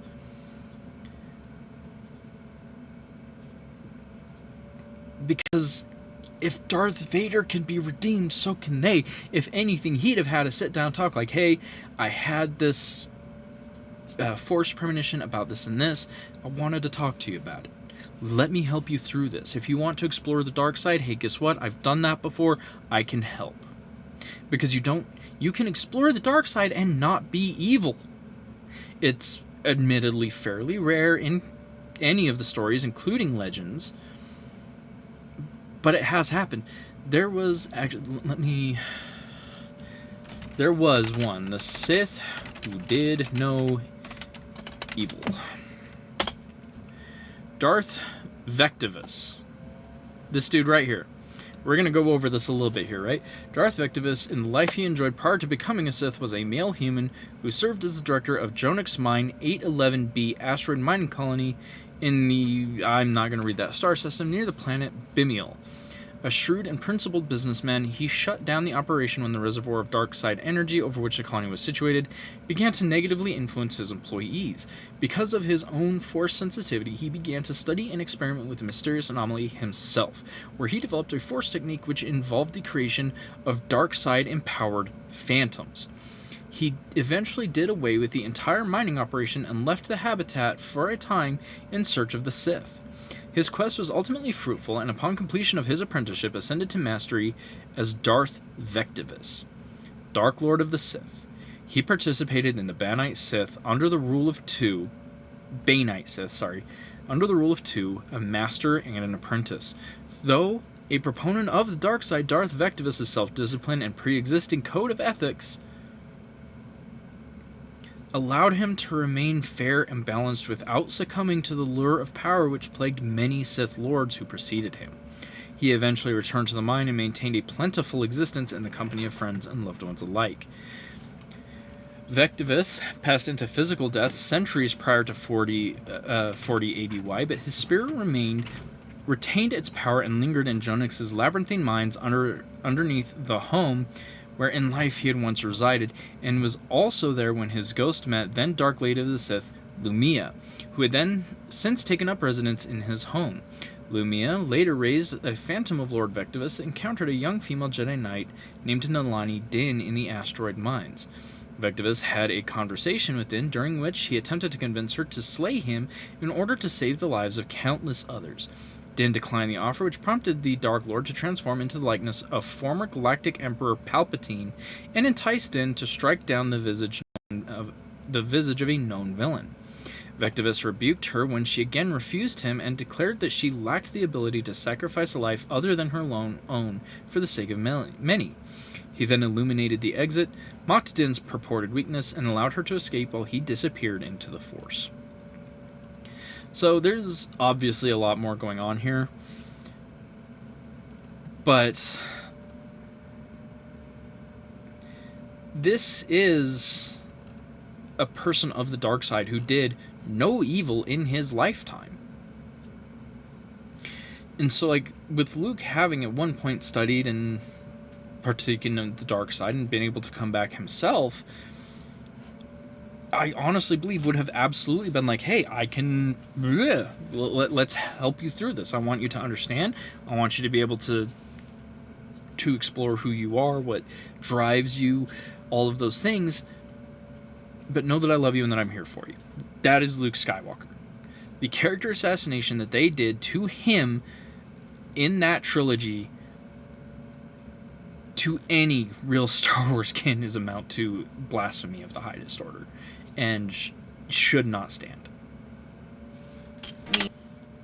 Bastardized Star Wars more than your average Game of Thrones character bastardized their children by sleeping with their sister. The original Star Wars trilogy was the heartbreaking story of a boy who lived under an oppressive empire and fought his way to create a free world for the people around him.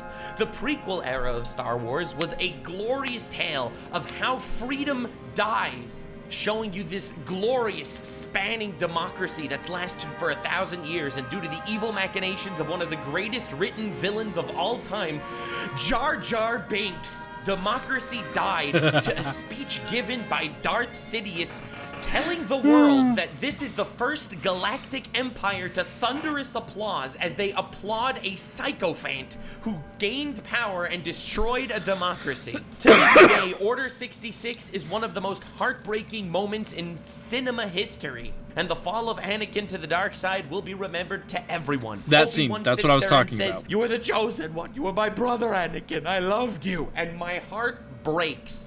Even though this was the end that we all saw coming because we all saw the original trilogy. We knew the democracy wouldn't last. We knew Anakin would end up becoming Lord Vader. But like a modern-day Greek tragedy, we witnessed that descent and that entire situation unfold before our very eyes, and we could do nothing about it.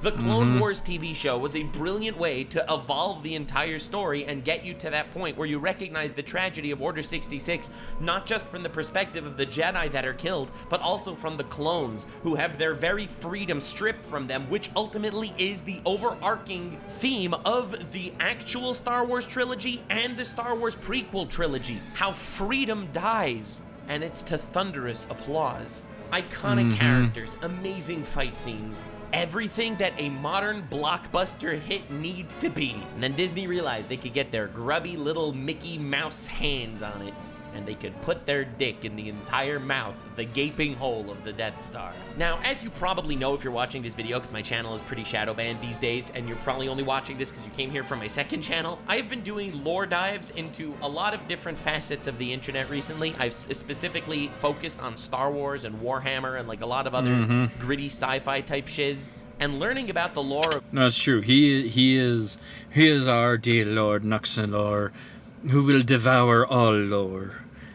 Peace be with him on his journey.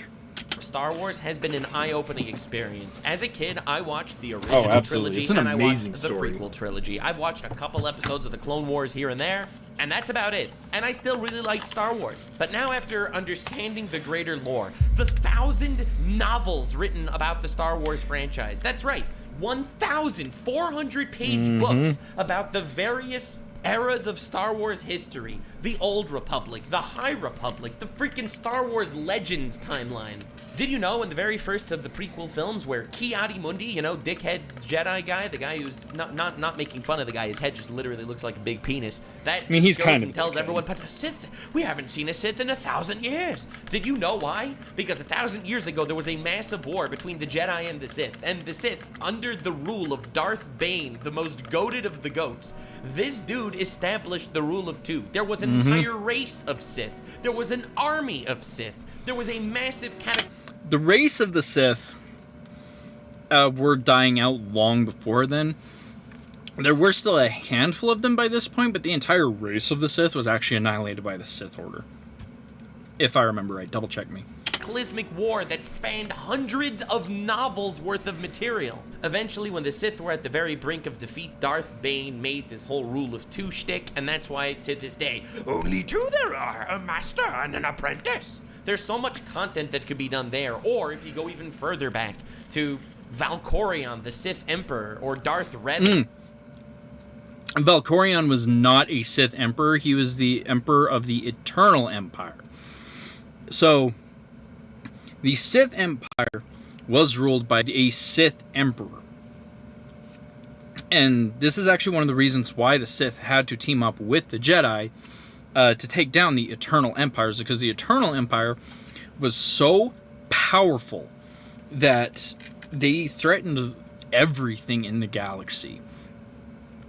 And he was trying to literally bring the under a galactic empire, but was ultimately unsuccessful, due in large part to this man right here, Darth Revan, as well as the combination of the Sith and Jedi forces.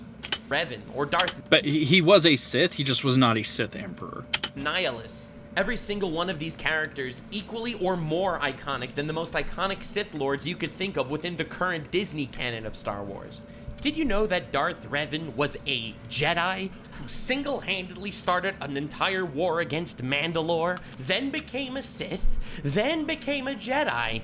As a Sith, he destroyed the Jedi. As a Jedi, he destroyed the Sith. He was eventually killed. He force-willed himself back to life to destroy the Sith Emperor, but the Sith Emperor was already dead. So he made it his mission to try to resurrect the Sith Emperor in order to properly kill him himself.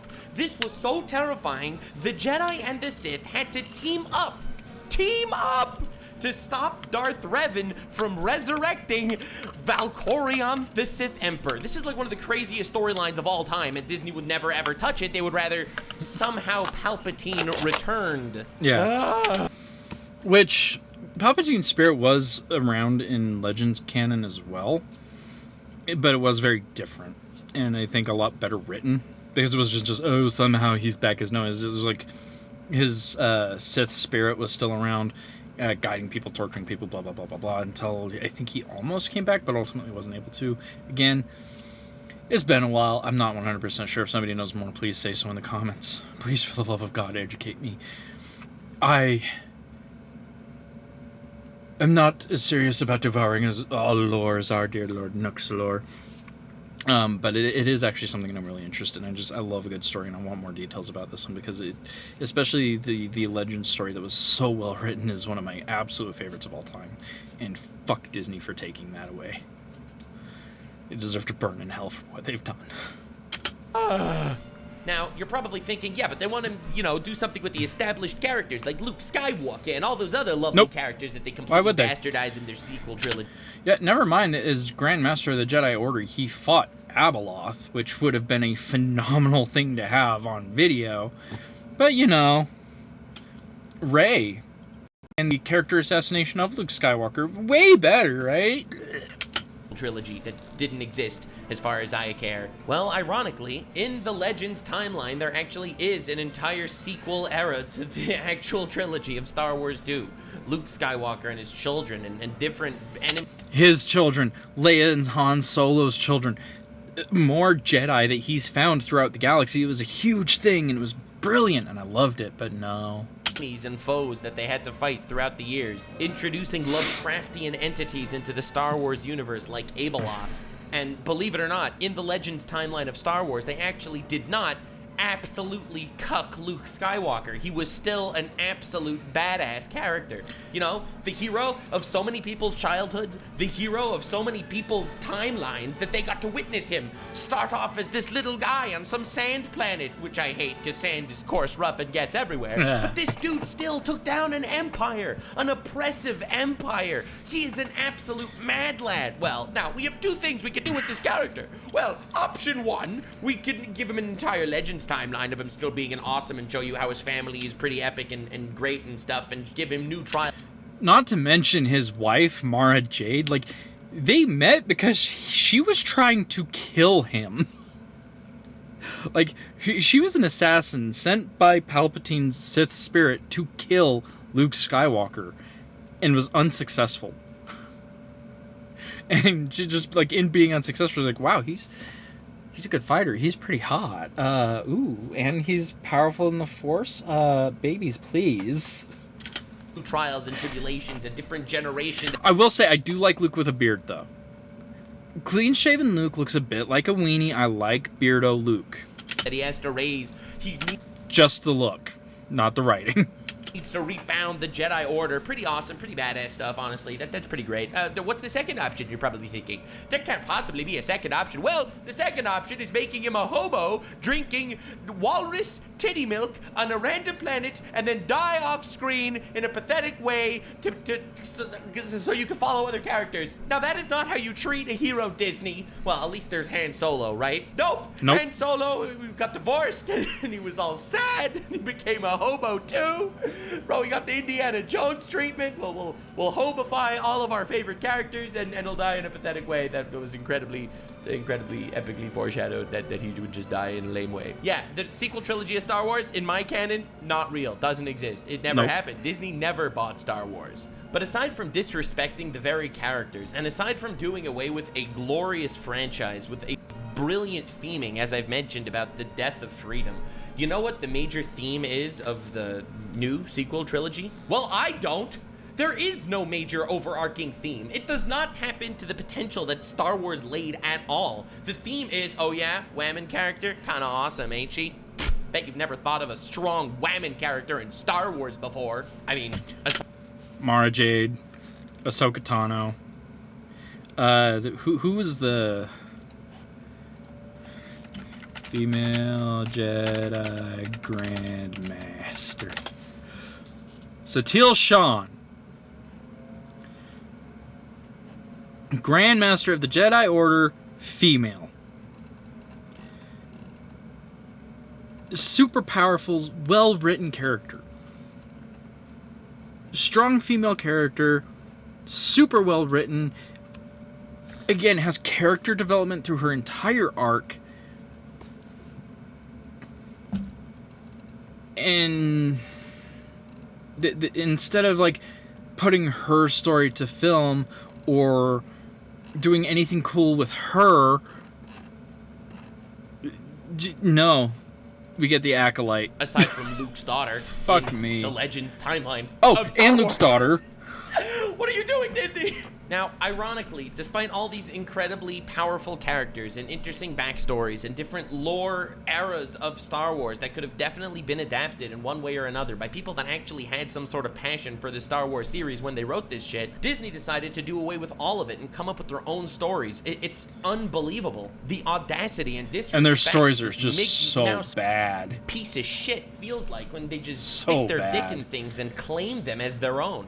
Borderline molesting pieces of art that are written with passion and love by previous generations and amazing writers to create their own little factory of shit, putting more and more poop on the trash assembly line as they shove it out to the masses and try to appeal to things like audience demographics instead of actually making some sort of actually good story. Even characters that only showed up in the movie for, like, 20 minutes, like General Grievous, you could give him an entire TV show based on the depth of his backstory. Again, I do lore dives on my second channel, so I've been learning about all this shit, and the more I recognize how great the Star Wars extended universe is, if you look at the Legends canon, the sadder it is that you see how badly Disney fumbled the bag. It's not like there was no more content and their adaptations were shit. There was more content, and they decided instead of adapting good content, they would just come up with their own little fart childs, decanonize hundreds of hours of work and 1,000 novels of content, just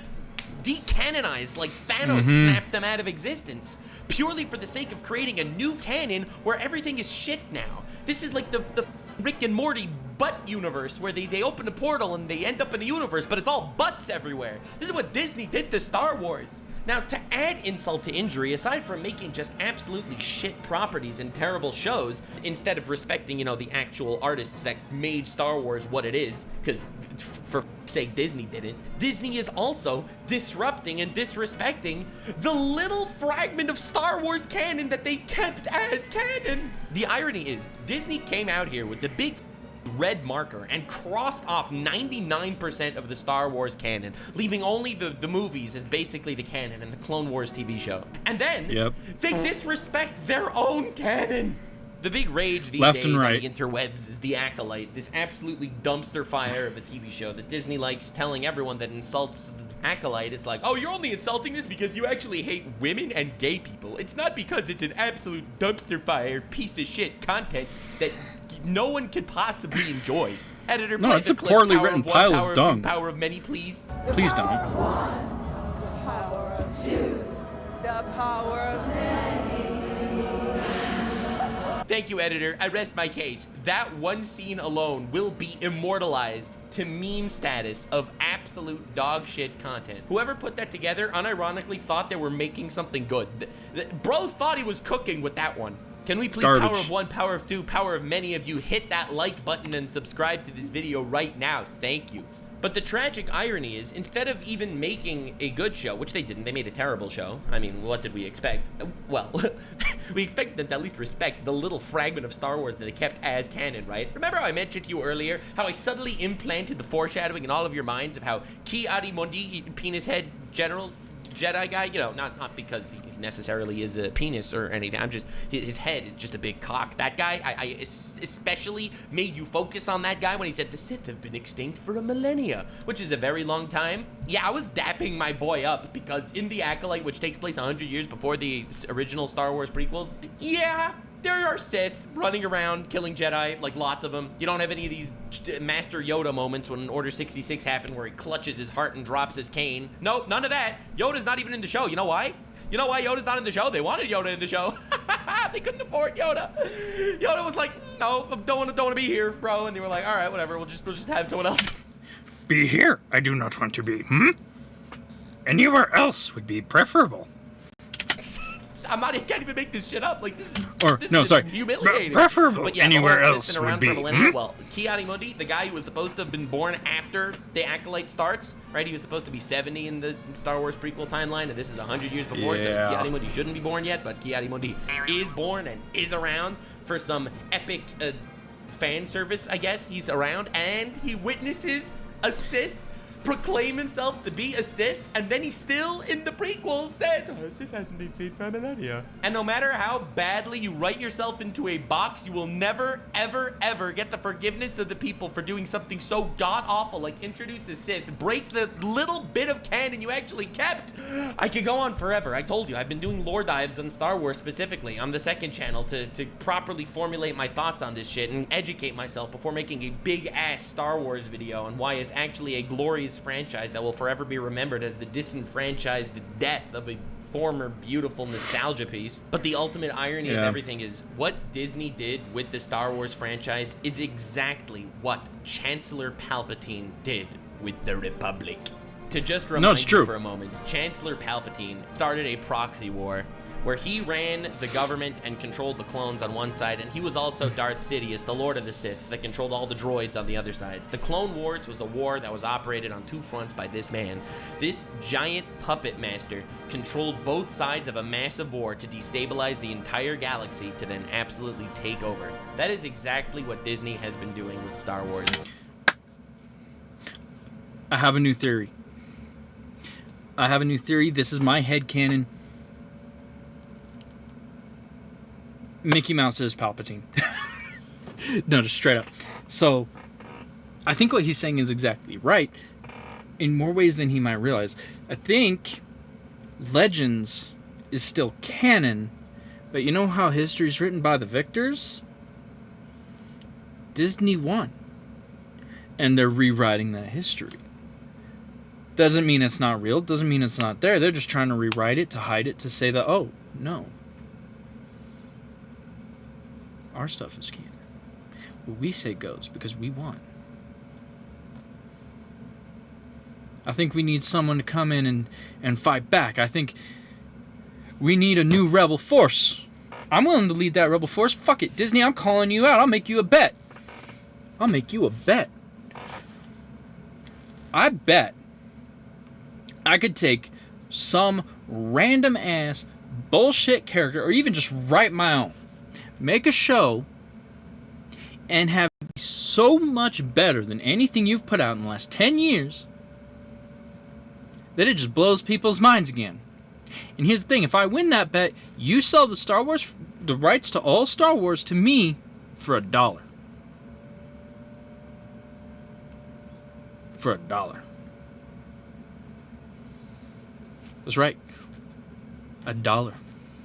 I am that confident that what I can do is, having no experience in filmography, no experience acting, no experience directing, can make something so much better than anything y'all have done in the last 10 years.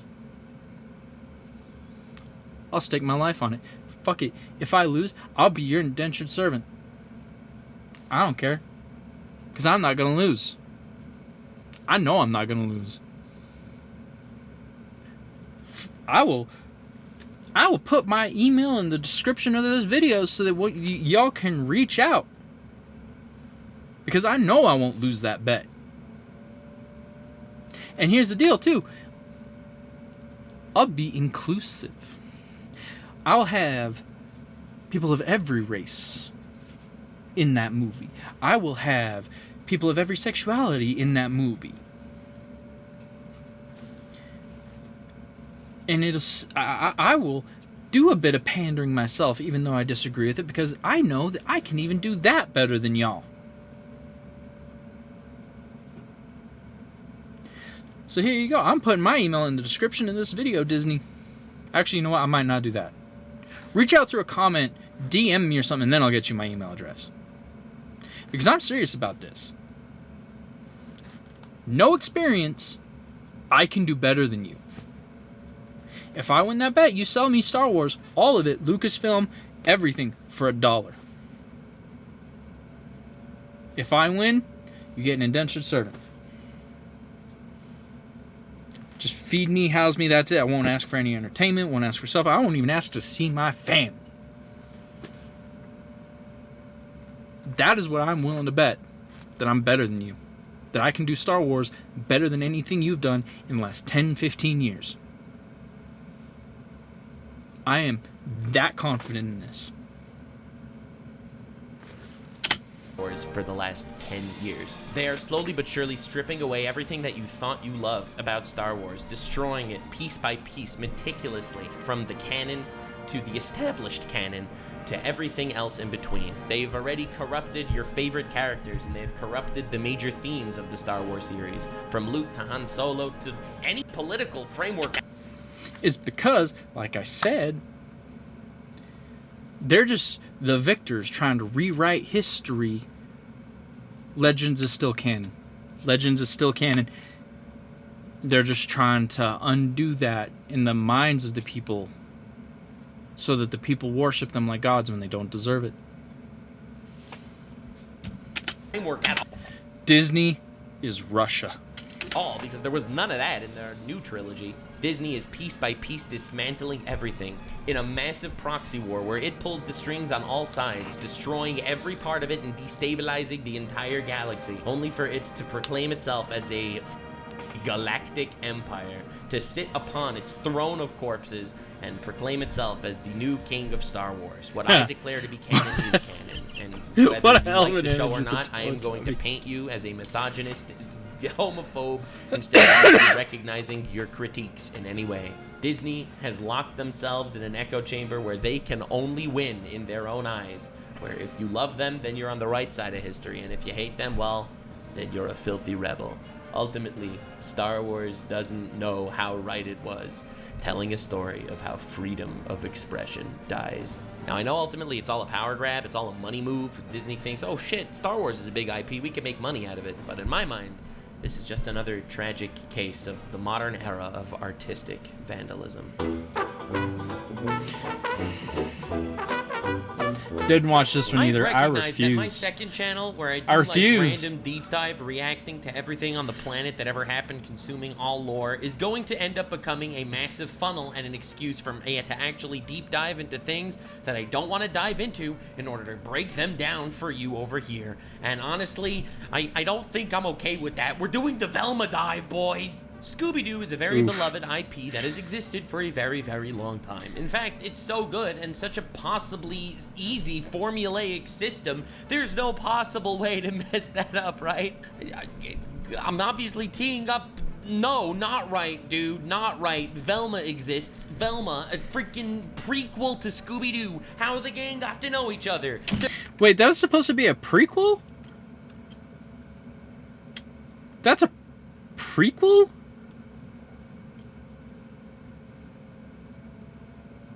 Why? We had a prequel. We had a perfectly good prequel. What happened to a pup named Scooby-Doo? That was our prequel. Their high school years, which is rife with weird sexualization of children for some reason. That's right, baby, it's Velma time. And as the only person on the planet that has lived through the viewing of 2 full seasons of Velma, you can check it out. I deep dive, analyze, and debrief, debunk, and freaking poop all over it over the course of literally dozens of hours on my second channel. It deserves it. Poured into meticulously stretching its anus so wide I can use it as a hat. But since I'm the only person alive that knows the lore, you're gonna lose your shit when you see how actually humiliating it is. Now, this obviously doesn't need to be said, but what the original Scooby-Doo is ultimately it's a lighthearted mystery-solving gimmick where you got 5 friends, 5 homies, 5 big bros that get together and solve mysteries. The mystery could be of any kind. A supernatural spooky thing is going on. Velma says, well, ghosts aren't real, that's stupid. And Raggy says, ruh-roh. Alright, you get my idea. No. Raggy has ranks. Right, Scooby-Doo. I say ruh-roh. It's a squad of friends doing good people things, being good Samaritans, helping people out, and it ruins the plans of these evil bad guys that's never the bad guy you expect. Not to mention that there was actually an entire series. I think it was only 1 or 2 seasons, but there was an entire series of Scooby-Doo that co-starred Vincent Price. Like one of the best horror actors ever on screen. Co-starred an entire series of Scooby-Doo because the show is so beloved, and then they do Velma to this? Nah. And they would have gotten away with it too if it weren't for these meddling kids literally doing good for the sake of society's good. It's the most obvious, gimmicky plotline ever.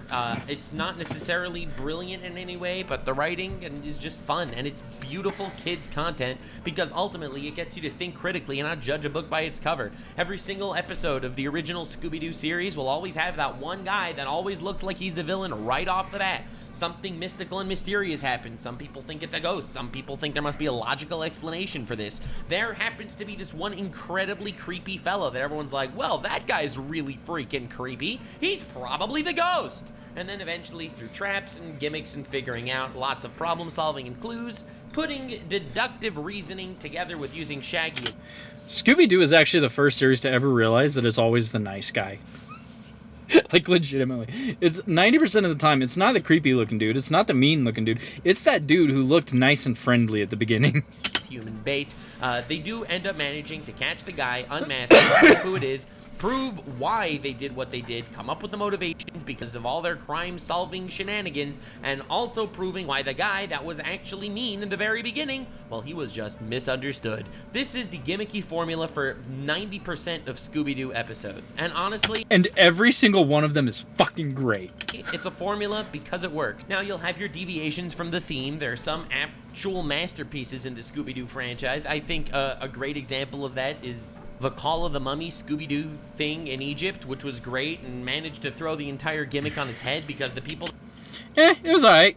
I think the one that actually threw Scooby-Doo on its head and did a really great job of it, at least the first one I saw, was Scooby-Doo and Zombie Island.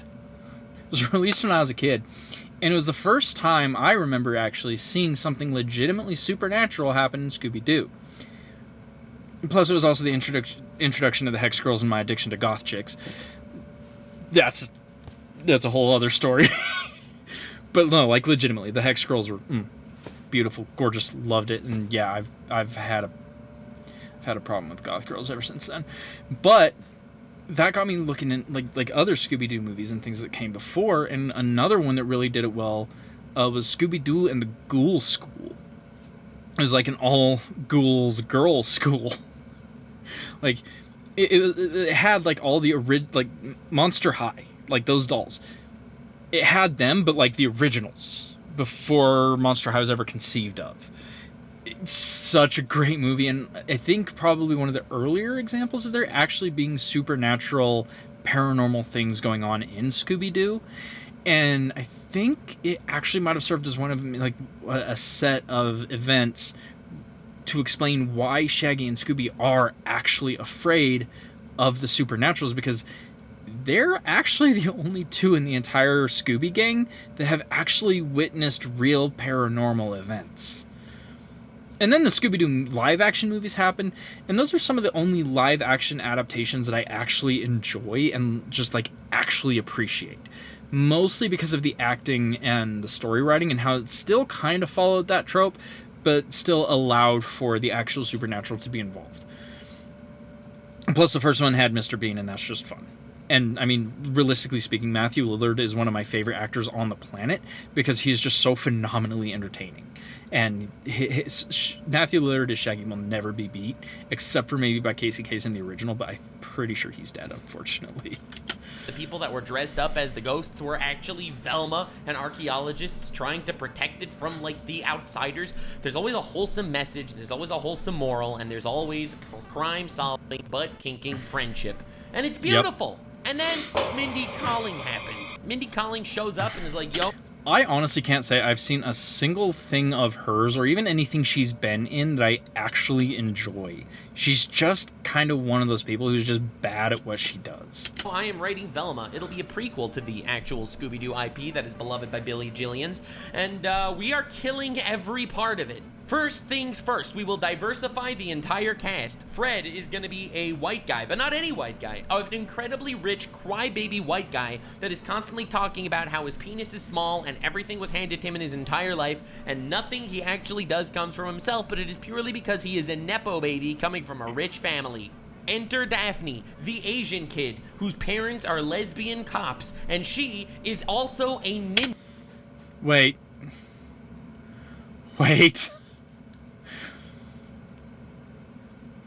I gotta look something up.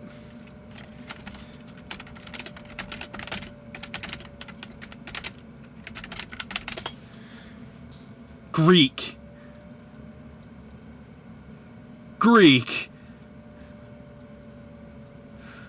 Okay, so obviously she was adopted, so maybe that's just her adopted name, because I was thinking, what? I don't know any self-respecting Asians that would actually name their child Daphne, because it's just kind of a stupid name in general. But then, like, her parents are lesbian cops, and apparently she and Velma have a thing because fucking... I guess that's kind of been a head... Just go on any of the the Rule 34 websites and you'll probably see what I'm talking about. But this isn't good. This is just headcanon put to screen.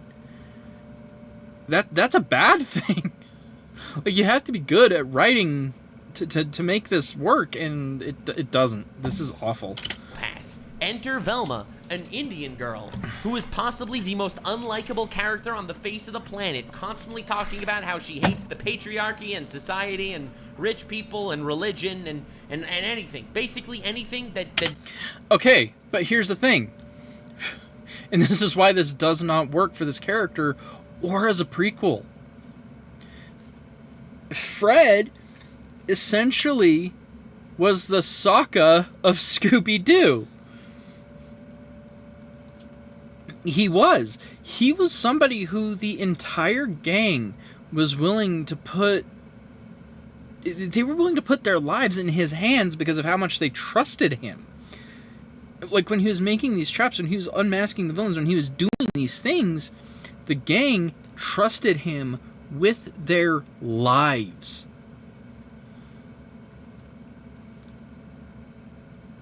That's not what this is presenting through Velma at all. Like, even a little bit. No, Fred was 100% the Sokka of Scooby-Doo. That basically connotes buzzwords in modern culture for wokeness. Bro, she hates that shit. You got Shaggy, a black kid whose white dad is constantly trying to give him drugs to make him high, and because... And here's another problem that I'm having with this right now, right? Black people, any people of color really, deserve better than just getting our leftover characters and having them recolored. Like, if you want a black main character for Scooby-Doo, write someone new. Give them their own actual character, not somebody who just used to be white. Like, that is such a disingenuous thing to do. Because, like, these characters, the way they acted, the way they did things, it does not fit culturally at all. So why would we even want to make Shaggy black? I don't have a problem with some of these things when they're done well, but there's also some, like, established characters like this that, like, there's no real way for you to be able to effectively write them in a way that fits culturally because of how established they are where they're at. People of every color deserve to have their own well-written characters, not just the ones that are left over that we're willing to give them. It's offensive. You can write a new character for Scooby-Doo. You can add someone to the Scooby Gang that's well written and black without changing much.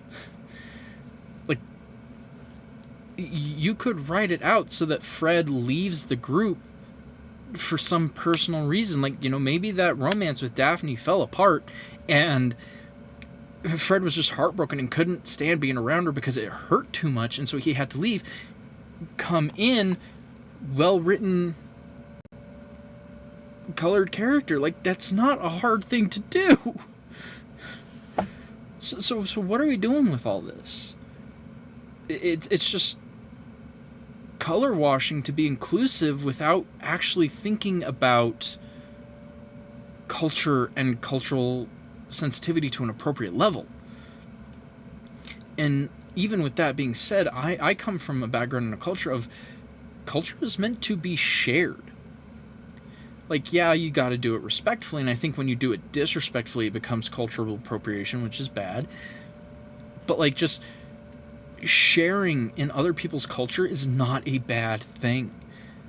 And if you do go into it and you don't realize that you're being disrespectful with something and somebody corrects you, change that. It's not hard. Why do we have to treat things the way that we are when it's wrong? And, like, even in trying to make things better and make things right, we're doing it wrong. And there's no real reason for that. Another thing that you actually really could have done to make Scooby-Doo more interesting while being more inclusive is maybe on one of their mysteries something goes wrong and Scooby is the only survivor. Maybe something happens and Shaggy dies, and Scooby has to go find a new family. Because, like, realistically speaking, in the classic cartoons, most of what they went up against was kind of cartoony, awful villains that weren't really a threat. They just wanted people to leave them alone so that they could get away with their money schemes, right? But as the series went on, even into What's New Scooby-Doo in the late 90s, early 2000s, they faced some actual legitimate danger. You could use one of those as a thing to say, okay, this person got away with their schemes, and the original Scooby Gang passed away because of it, and Scooby was the only survivor. He now has to find a new family and write new characters that fit the inclusivity and culture aspects of things without being offensive and just giving people of color our leftover characters. That would be a much better, more interesting way to do it, because now that doesn't just add the inclusivity and everything that you're looking for. It also allows you to do an actual in-depth character dive into Scooby-Doo and the characters in the series. Like, you could have flashbacks to the old Scooby Gang and why Scooby loved them so much, and have that be part of how he comes to connect with this new group of kids. And have that be a really beautiful, amazing thing that provides character development and everything great about stories without sacrificing what we're sacrificing. Because instead of actually dealing with his issues, because that makes a lot of sense, I suppose. And Scooby, who doesn't actually exist in the prequel. Nope, Scooby is not around in Velma Season 1 or Season 2. Now, aside... Which, if it's a prequel, makes some kind of sense. Except that there have been actually times in the series where Shaggy says that he's known Scooby-Doo since he was a kid. Like, they grew up together. So it still doesn't really work. Why are you doing this? Now, aside from the obvious posturing and terrible writing that goes into all of these characters, and why this show is as bad as it is, if you really want to hear, you can watch my endless hours destroying every morsel of content Velma has to offer on my second channel. It's just bad in regards to coming up with the character design and literally ruining the beauty that Scooby-Doo has going for it. Before getting into an incredibly awful writing level, talking about how it's always trying to shove an agenda down your throat about how rich white guy bad, women oppressed, rich white guy bad, again and again and again, religion evil. Okay, with stuff like this that he's talking about right now, white guy bad, wealth bad, blah, blah, blah, is getting very disingenuous. There are good rich people. Look at Mr. Beast. Can I say he's perfect? No, I can't, but he does give so much back to the community. He does his best to take care of his loved ones. He's not a bad rich guy. He's just not. Not only that, he's white. But there's also that whole thing of the patriarchy. Something that a lot of people don't understand is the patriarchy does not help white men. It helps any man who has wealth and power. Like, I come from a very poor background. I have never had wealth in my life. My dad and my stepdad are barely making six figures, and they're even still living paycheck to paycheck because of how high expenses are and how much tuition and student loans actually cost. Like, they're better off than they've ever been. They are more comfortable than they've ever been, but it's still hard in a way that I don't think it was ever really meant to be, and it's because we come from lower income backgrounds. A lot of people, I don't think, really want to look at and assess that it's not the race issue or the gender issue like is being pushed. It's actually, we have a fairly rigid class system that's just kind of invisible compared to other class systems. The American dream is dead, not because of all of these other barriers that people are saying that it is, but because it is so ridiculously hard to claw your way from poverty when you have all of these other things facing you to do it. Like, I went to school. I have an associate's degree in medical assisting. That's not an unimpressive degree, but it's also a degree that I can't use. Like, I went to school, I paid $35,000 for this degree. That is a life-changing amount of money for a significant number of people. And the school that I went to lied about their accreditations, lied about the awards and everything that they had. They lied about so much just to get people in, and I can't even pass certifications to get into that field. Granted, I wouldn't be able to today anyways because I went to classes like 10 years ago, but I took most of those certification exams within 2 weeks of graduating multiple times and was not able to pass. And I had one of the examiners look at what was going on and like, did you graduate? I'm like, yes, I do. I have my diploma. Well, this doesn't look like it because you simply do not even come close to the level of education that would be required to pass these classes. And so that's a hard thing. I got $35,000 for that degree that I, again, can't even use. But even if I could, when I got that degree, medical assistants were being paid on average about $13.50 an hour, which was $4 an hour more than I was making.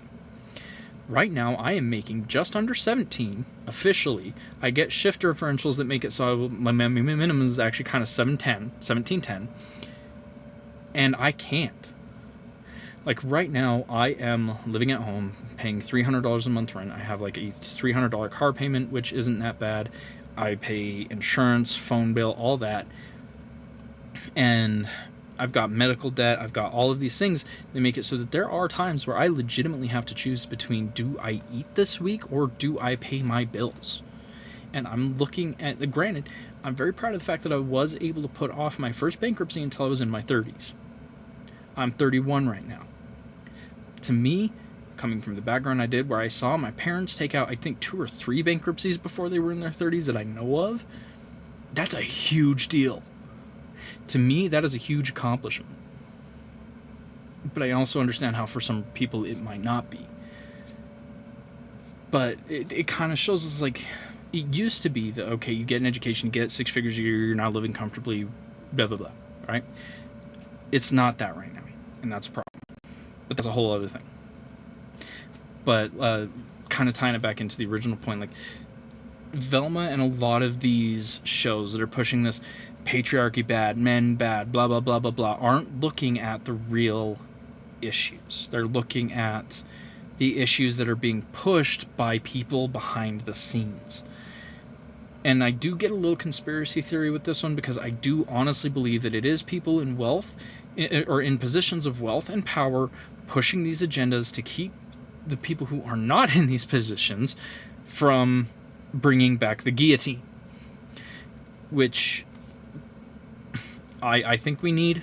I would be 110% down for another revolution. But it's the only thing that I can think of that actually makes all of this make sense. Because people in power, people with wealth, they want to keep these things. And the only way that they can is by keeping us down. You do not get real life ethical billionaires because it's almost impossible. There's even only one fictional billionaire in Gomez Adams that that got his money somewhat ethically, and this is something I even learned fairly recently, is that he would invest in small failing companies, and then somehow they would just magically start doing well and bring him ridiculous amounts of money. That doesn't, like, I wish that happened more, but it kind of doesn't. Like, typically if you invest in a failing company, you're going to lose your money because there's probably a reason that company's failing. Sorry. So, real-life billionaires can really only exist off of the exploitation of the lower classes and the workers under them. And you can't keep that if that class is going to come and cut your head off. You can't. And so, I do think that Elon Musk, Jeff Bezos, and a lot of these people, maybe they're not doing it as a cabal, but definitely doing something to spread this misinformation that the gender pay gap still exists to the level that it did. There are companies in which that is the case, and those companies do definitely need to be looked at and adjusted. However, there are also things out there that talk about how 60% of working women are actually making more than their male counterparts right now. There's also the thing that people don't look at of, like, a lot of women don't want to work. They want to rely on a man because they want to live a comfortable, carefree life, and you can't do that if you're working.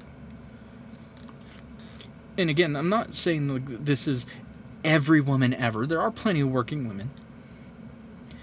But there is a significant portion of women out there who, like, you can see it with some of these interviews, like, how much should a man be making for you to date him? It's like, oh, at least $500,000 a year. Do you have any idea how preposterous that amount of money is?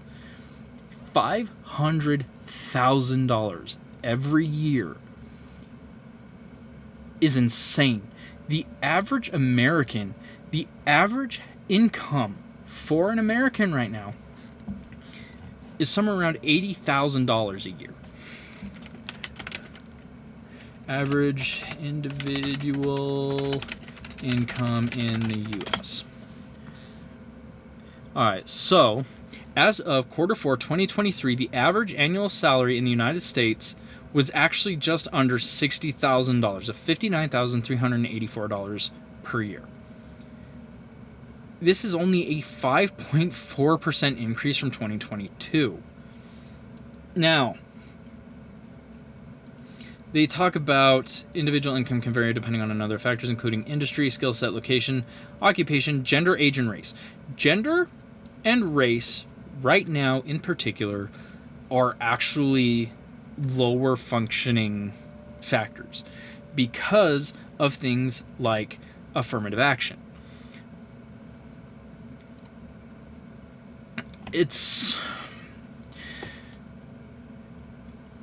I have actually been in job interviews where I have outright been told where if a black man applies with the same qualifications, or even a couple times I've been told just under my qualifications, they are going to hire him. You can take my word for it, you can not. You can choose to believe whatever you want to believe, but these are things that I've been told. And it's like, okay, fine, whatever. Because to me, it honestly typically does not matter. But when you start looking at things as a whole, when you start looking at the actual big picture, these gaps that people want to say exist are either so extraordinarily small, or they exist in so few places that they really don't matter much. And realistically speaking, like, if you're a black man who works with decent white folk, you can go to them and say, hey, I found out I'm making 10 cents an hour less than you are. Help me talk to the boss about this because that ain't right. Most white people are going to be like, yeah, no, you know what? That's fucked up because you actually do more work than me. Like, I'll be the first to say it. A lot of white people are lazy as hell. We are. A lot of us do lazy a little bit differently, where it's like, okay, we're going to find the most efficient, effective way to do this and then kind of sit on our ass. But it's true. There are a lot of lazy white people, and because of the way the world is right now, a lot of white people are becoming more and more altruistic. The only place I would say maybe this isn't 100% the case is maybe in the South, where, historically speaking, the South has just kind of always been a bit of a problem when it comes to race and things like that. But like, even a lot of the South is doing better, and you can find a lot of decent folk in the South who are just like willing to help each other out. And you can go to people and say, hey, I feel like this is happening, this is unfair, can you help me talk to the boss and make it so that we can adjust it? And then you probably both just get fired, and then you're equal regardless. But that's the evil of a corporation, and that's a whole other video too. Evil, bro. They have this whole freaking character arc in season 2, which is honestly the worst thing ever, where they start slowly realizing that, wow, these insanely psychotic witch people actually have something going for it, but the Catholic Church, oh, that's a scam. That's only there to wring you from your money and use you like... There is a whole other argument with the religion is an evil construct thing, that a lot of people, again, are not looking at the right thing there. A couple of really great examples that I've been able to see and identify are the Church of Jesus Christ of Latter-day Saints, the Mormons, as well as the Catholic Church. Because ultimately, people are looking at what the membership of these religions is doing in the name of these religions without looking at what the religions themselves actually teach. They are also, at least from what I can identify in the particular case of the LDS Church, they are looking at the people's perception of what is taught in the church that isn't necessarily true. I am not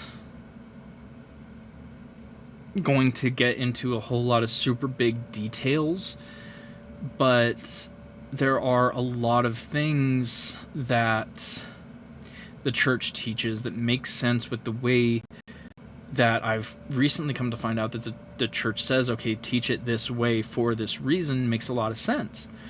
One of the biggest ones is the LDS Church baptizes its members at 8 years old. Because a lot of people like to look at it as like, oh, because that's when children are easily manipulated, that's when they can just where you can really strongly indoctrinate them, but that's actually not the case. Most kids around that age, at least that I've met, are extremely bullheaded and stubborn. But more than anything, what the church teaches about it is actually like, okay, this is actually when you really start to become aware of your actions, what they mean, what they do, and the consequences of them. So this means that at this age is when you can really start being held accountable for what you do. And so that's what the church teaches as to why the age of baptism is at 8 years old. Whereas a lot of people, again, are saying, oh, it's because that's when they can be manipulated, that's when they... And, oh, it's because they want to groom children. There are bad actors. There are bad actors in every religion. There are bad actors in atheism.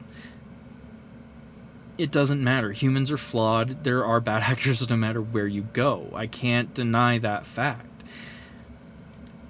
But the church itself, its leadership, the people there, that's not what they're teaching at all. It's just it's so different from what people say it is. And again, you can believe it or not, if you really want to learn about that, there are a lot of members of the leadership of the LDS Church who are more than willing to talk to people about this. Granted that they have the time because they are busy people, but yet they don't like a lot of these rumors spreading about the church. They don't like this misinformation, and so they really, from what I've seen, they really do try to do what they can to give people the proper, quote unquote, proper corrections of like, okay, this is what we actually teach, this is what we actually tell people, not whatever this rumor is that's been going around. And I've seen a lot the same thing from a lot of things with the Catholic Church, where the Pope and the higher leadership in the church are like, okay, this has been happening, this is not what we teach, this is not what we try to tell people, but we can understand how they might be interpreting it that way. We'll try to make corrections as we can and do what we can to better the education around these areas. These are probably the two that I am the most familiar with, because mostly they are the predominant religions where I live, and they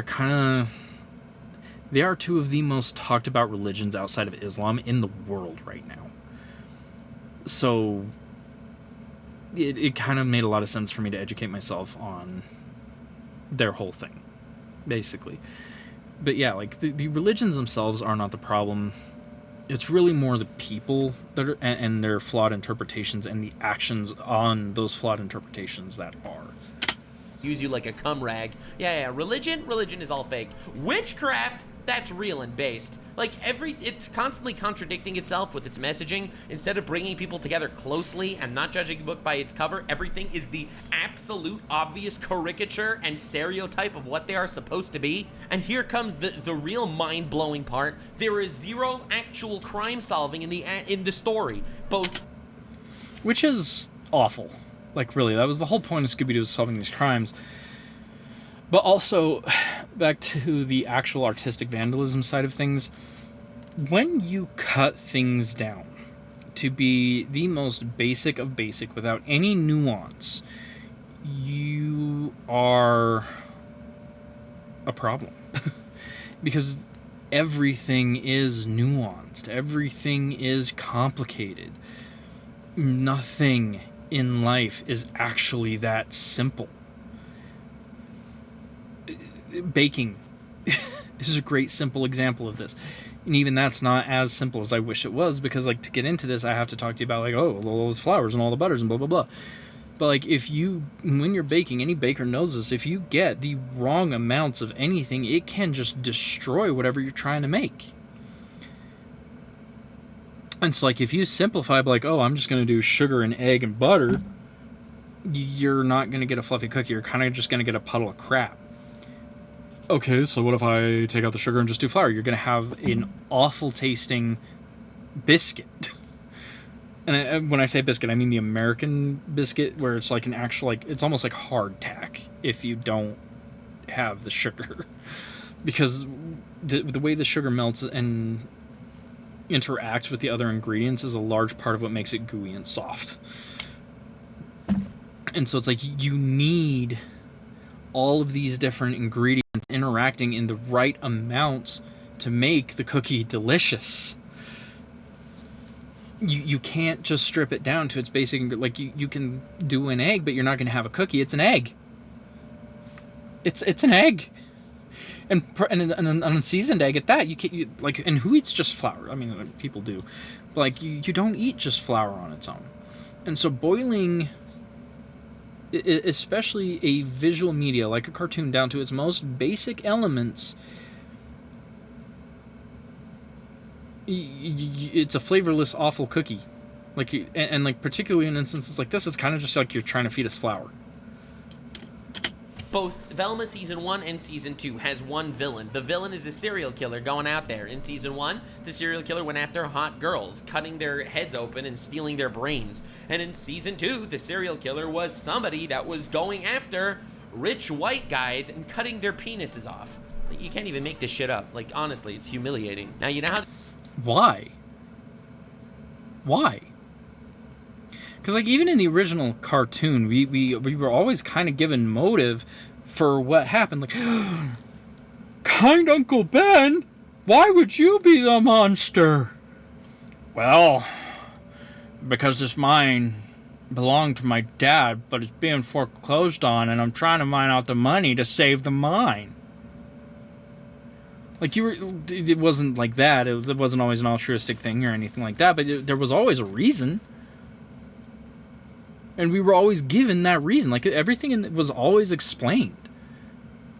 And it's not even like it wasn't explained like, oh, you guys are retards, we need to explain it to you. No, it was explained in a way like, just to wrap things up and treated this audience with respect.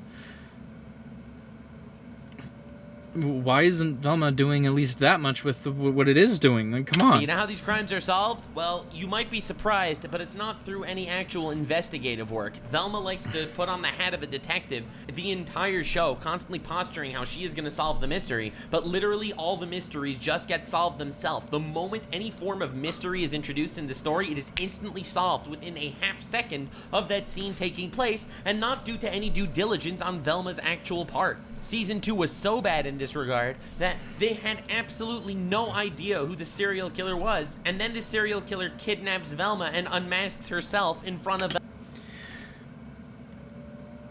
That's what I mean when I say treating your audience like they're idiots, right? Or retard. I use that word. Here's the thing. Even the mentally handicapped are not that dumb. I work with them. I'm speaking from experience. Like, even the mentally handicapped have a capacity to handle the intellectual concepts in Scooby-Doo. Because they're not that deep. Or even when they are, it's all explained in a easy-to-understand, respectful manner.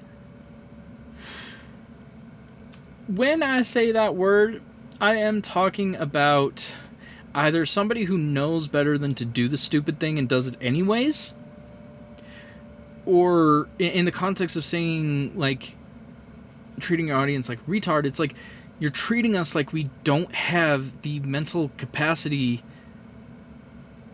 to function. Because, I mean, like, realistically speaking, the unmasking of the villain at the end of Scooby-Doo and the brief explanation of why they did what they did was easy to understand and handled very, very well. And you're really going to take, like, all the and, like, with Scooby-Doo, like, they were finding clues. It wasn't always obvious, but, like, Velma would always go over what clues they found, and you can almost always rewind the show and say, oh, they did find that. They did see that clue somewhere in. I say rewind the show, but, like, well, no, and then nowadays you literally can. Like, you either had it on VHS, it was on live TV, which you couldn't rewind, or you're watching it modern, and you can rewind everything now. You can always find some way to go back in the show and see these clues that she's pointing out, because they're always there. Sometimes they're in the background, sometimes they don't point them out, but they are there. Like, the whole thing was handled really respectfully. Now it's like, oh, we have no idea. We have no clues. And then all of a sudden, she just unmasks herself. Like, why would you assume the worst of your audience like that? That is beyond offensive. You can do better. You should do better. Front of Velma, shocker, it's the woman that hates being mistreated by society. It's constantly trying to promote a message and instantly cucks its own message in the foot by having absolutely no logic actually work in this universe. They keep talking about how there's some male-dominated patriarchy and the women detectives can never actually be promoted to chief. There are 2 women detectives right here. Not only are they women, they're lesbians. They basically win the minority bingo card, and they are the most qualified. In fact, they're the only 2 cops in the entire city. And yet somehow when the election rolls up, they end up giving the position to a white guy. Now, you could make some sort of talk about how, you know, misogyny, patriarchy, blah, blah, blah, all the cringe. Except for here's the thing.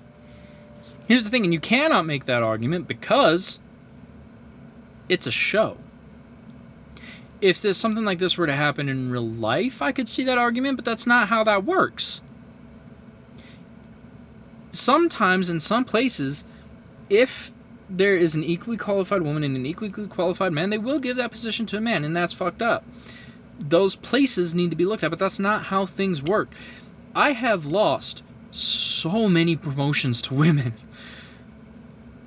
Like, even one recently where I'm working at the mental facilities, I'm a psychiatric and behavioral health technician. I was going for the senior psychiatric and behavioral health technician. I lost it to a woman. I'm not even salty about it. Like, I had to reschedule an interview that they ended up saying, never mind, because they gave the position to the woman. I'm not even upset. She's been there longer than me. She's good at the job. She deserves it. There was another guy who's there who's been there almost as long as she has, just under. Decent tech, does his job pretty well. He lost the position. Because she's more qualified. And like, realistically speaking, you're not going to hire some random asshole off the street to be chief of police. That does not happen. You are not going nowhere. Nowhere on this planet are you going to give chief of police to some random asshole off the street over any half-qualified female police officer. Because at least the female police officer can say, like, look, I know the job. I've been here for X amount months, X amount years, whatever. She knows the job. They only have to train her how to, like, run the police station. They don't have to worry about nothing else. You don't hire some random rich white asshole off the street, because now you have to train him how to run the police station, you have to train him how to be a cop, and you have to train him how to basically do everything. That is not going to happen. This is a show. This was scripted to try and make a point that does not exist. And the misrepresentation of these issues in these shows that is part of the artistic vandalism problem are causing a lot more problems than people think they are, because you're seeing these issues where they don't exist because of shit like this. The cringe buzzwords that they like to shove into everywhere, but guess what? These detectives, the lesbian detective people, they pawned off a active serial killer investigation to a high school student because they were scared. Also, never going to happen. Never gonna happen. The police are never going to give an investigation to a high school student, almost under any circumstances. The most believable thing I've ever seen with that in any form of media was L in Death Note. But he was also a super genius who trained to be a supremely amazing detective from the time he was a child. Something like that, maybe. Still not super realistic. I think, like, barely within the realm of possibility. But something like that, maybe. You're not just going to hand your investigation over to some random ass high schooler because you're scared. Come on. What are you even scared of? Are you, like, not wearing your bulletproof vest? Are you not wearing your stab-proof uniform? Because, like, if a vest can stop a bullet, it can stop a knife. So what are you so afraid of? That you're handing this investigation over to a teenager? Like, are you stupid? Yes! They deserved to not win! Are you joking? Ironically, unlike the original Scooby-Doo, where every single episode and every single movie will have some sort of greater moral, it'll take you through some city and it'll teach you about the architecture of the city and the history of the area. And now I'm snacking because I'm mad. It'll hone into some historical nuance or some interesting philosophical discussion or some agricultural debate. No, it's true. Every single episode will have some sort of lesson aside from the monster and the twist. That is the bread and butter of Scooby-Doo. Velma... Yeah, no, it's true, because like I was saying, those reasons that the original villains had for doing almost everything they did were always tied to something. Like, it was never just, oh, money. Like, money was always a big part of it, but the money was always for something. It was another big part of it that I did completely forget to mention, but, like, legal or not, moral or not, the money was always for something. And so, like, every single thing that they did had some purpose, and it was like, hey, you had good values, but don't do it that way again, dude.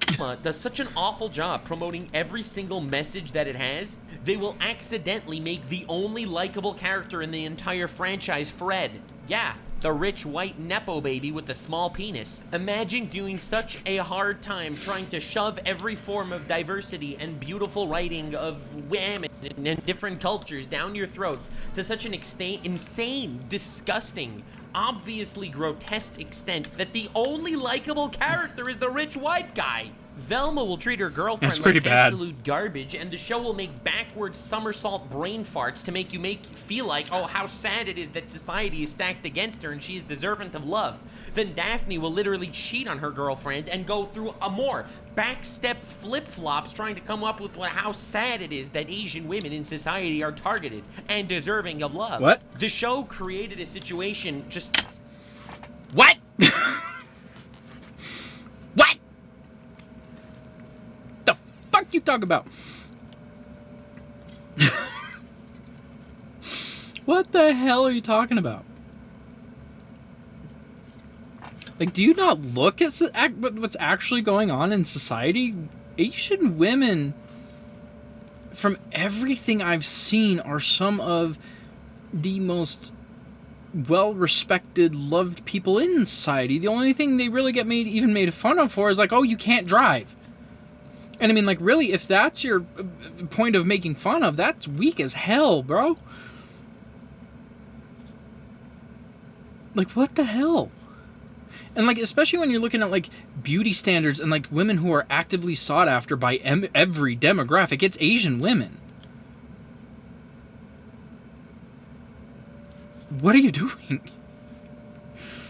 Again, you're looking at an imaginary problem and trying to make it bigger than it actually is, and I don't understand why. Just full of absolutely horrible people and is trying to make you feel empathy towards them, when in actuality I feel absolutely nothing towards anyone except for Fred, the rich white guy, the only guy who actually was abused in his childhood, tried to do better and make something of himself despite being a massive incapable dumbass. Yeah, that's right, the rich white guy is unironically the only decent character, and I swear to you it was done by accident. And you think that is doing a bad job shitting all over the IP of Scooby-Doo? I'm going to tell you two more aspects about Velma, because I could literally go on for hours, that will absolutely make you cry and cringe simultaneously. A big aspect of the original... Hold up. I'll be right back. Alright, I'm back. And I'm in a new shirt. It's Godzilla eating a bowl of ramen. But yeah, I had to run to the store, get some groceries before they closed. So I had to take a bit of a break from the recording. Which OBS is actually really cool. Lets you pause your recording if you didn't know that. Whoops. Wrong button. Original Scooby-Doo is the fear. The fact that there is a ghost, and the ghost or whatever creature exists in the story seems supernatural and will cause some sort of fear response. Either it'll be terrorizing the town, or it'll be looking for gold, or it'll be some sort of gimmicky ghost. Everyone thinks it's supernatural. They've angered the freaking mountain deity or whatever, and they don't know what's going on, and they need to do human sacrifices now. But it's a dude in a mask wearing goofy suspenders, and he's bungee jumping.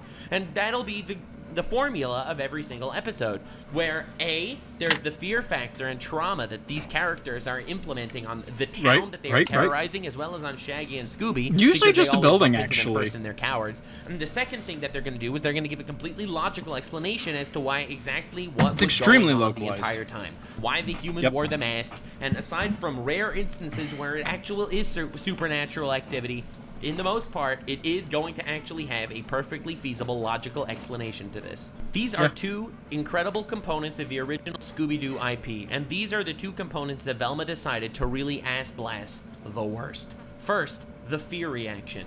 In the original Velma Season 1, you got Velma dealing with massive trauma. Her mother's gone, and she wanted to solve the mystery, and she was getting PTSD hallucinations from mysteries. Yep, mysteries were her PTSD emotional response, and that got her to start hallucinating things, trying to kill her, because mysteries. The only way to stop that is to make her laugh, or for her to get sexually harassed or assaulted. Like, these are the cures to mental health, ladies and gentlemen. You see someone going through a manic episode, freaking losing their mind, seeing hallucinations, starting to choke because someone mentioned the word mystery. Well, give them a non-consensual kiss, ladies and gentlemen. That just might break them out of it. Oh, are you seeing them?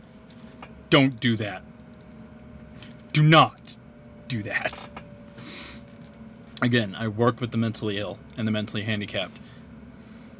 Most of their trauma stems from shit like that happening. Do not do this. This will make it infinitely worse. Seeing them actually go through some really creepy event where their entire body is contorting because they are seeing something incredibly terrifying. Well, ladies and gentlemen, all you gotta do is you start telling... Yes, I know he's being sarcastic. I know it's a joke, but I know there's a significant number of people who are not gonna take it that way. Just don't. Them really funny jokes, and you just get them to laugh away their trauma and fear. And all it needs to do is get Daddy to say, "I love you, Velma," and poof, no longer afraid of mysteries, because somehow that... Why?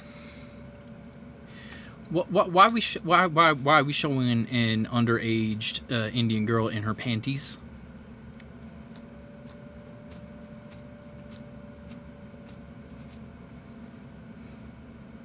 Why are we doing that, Velma?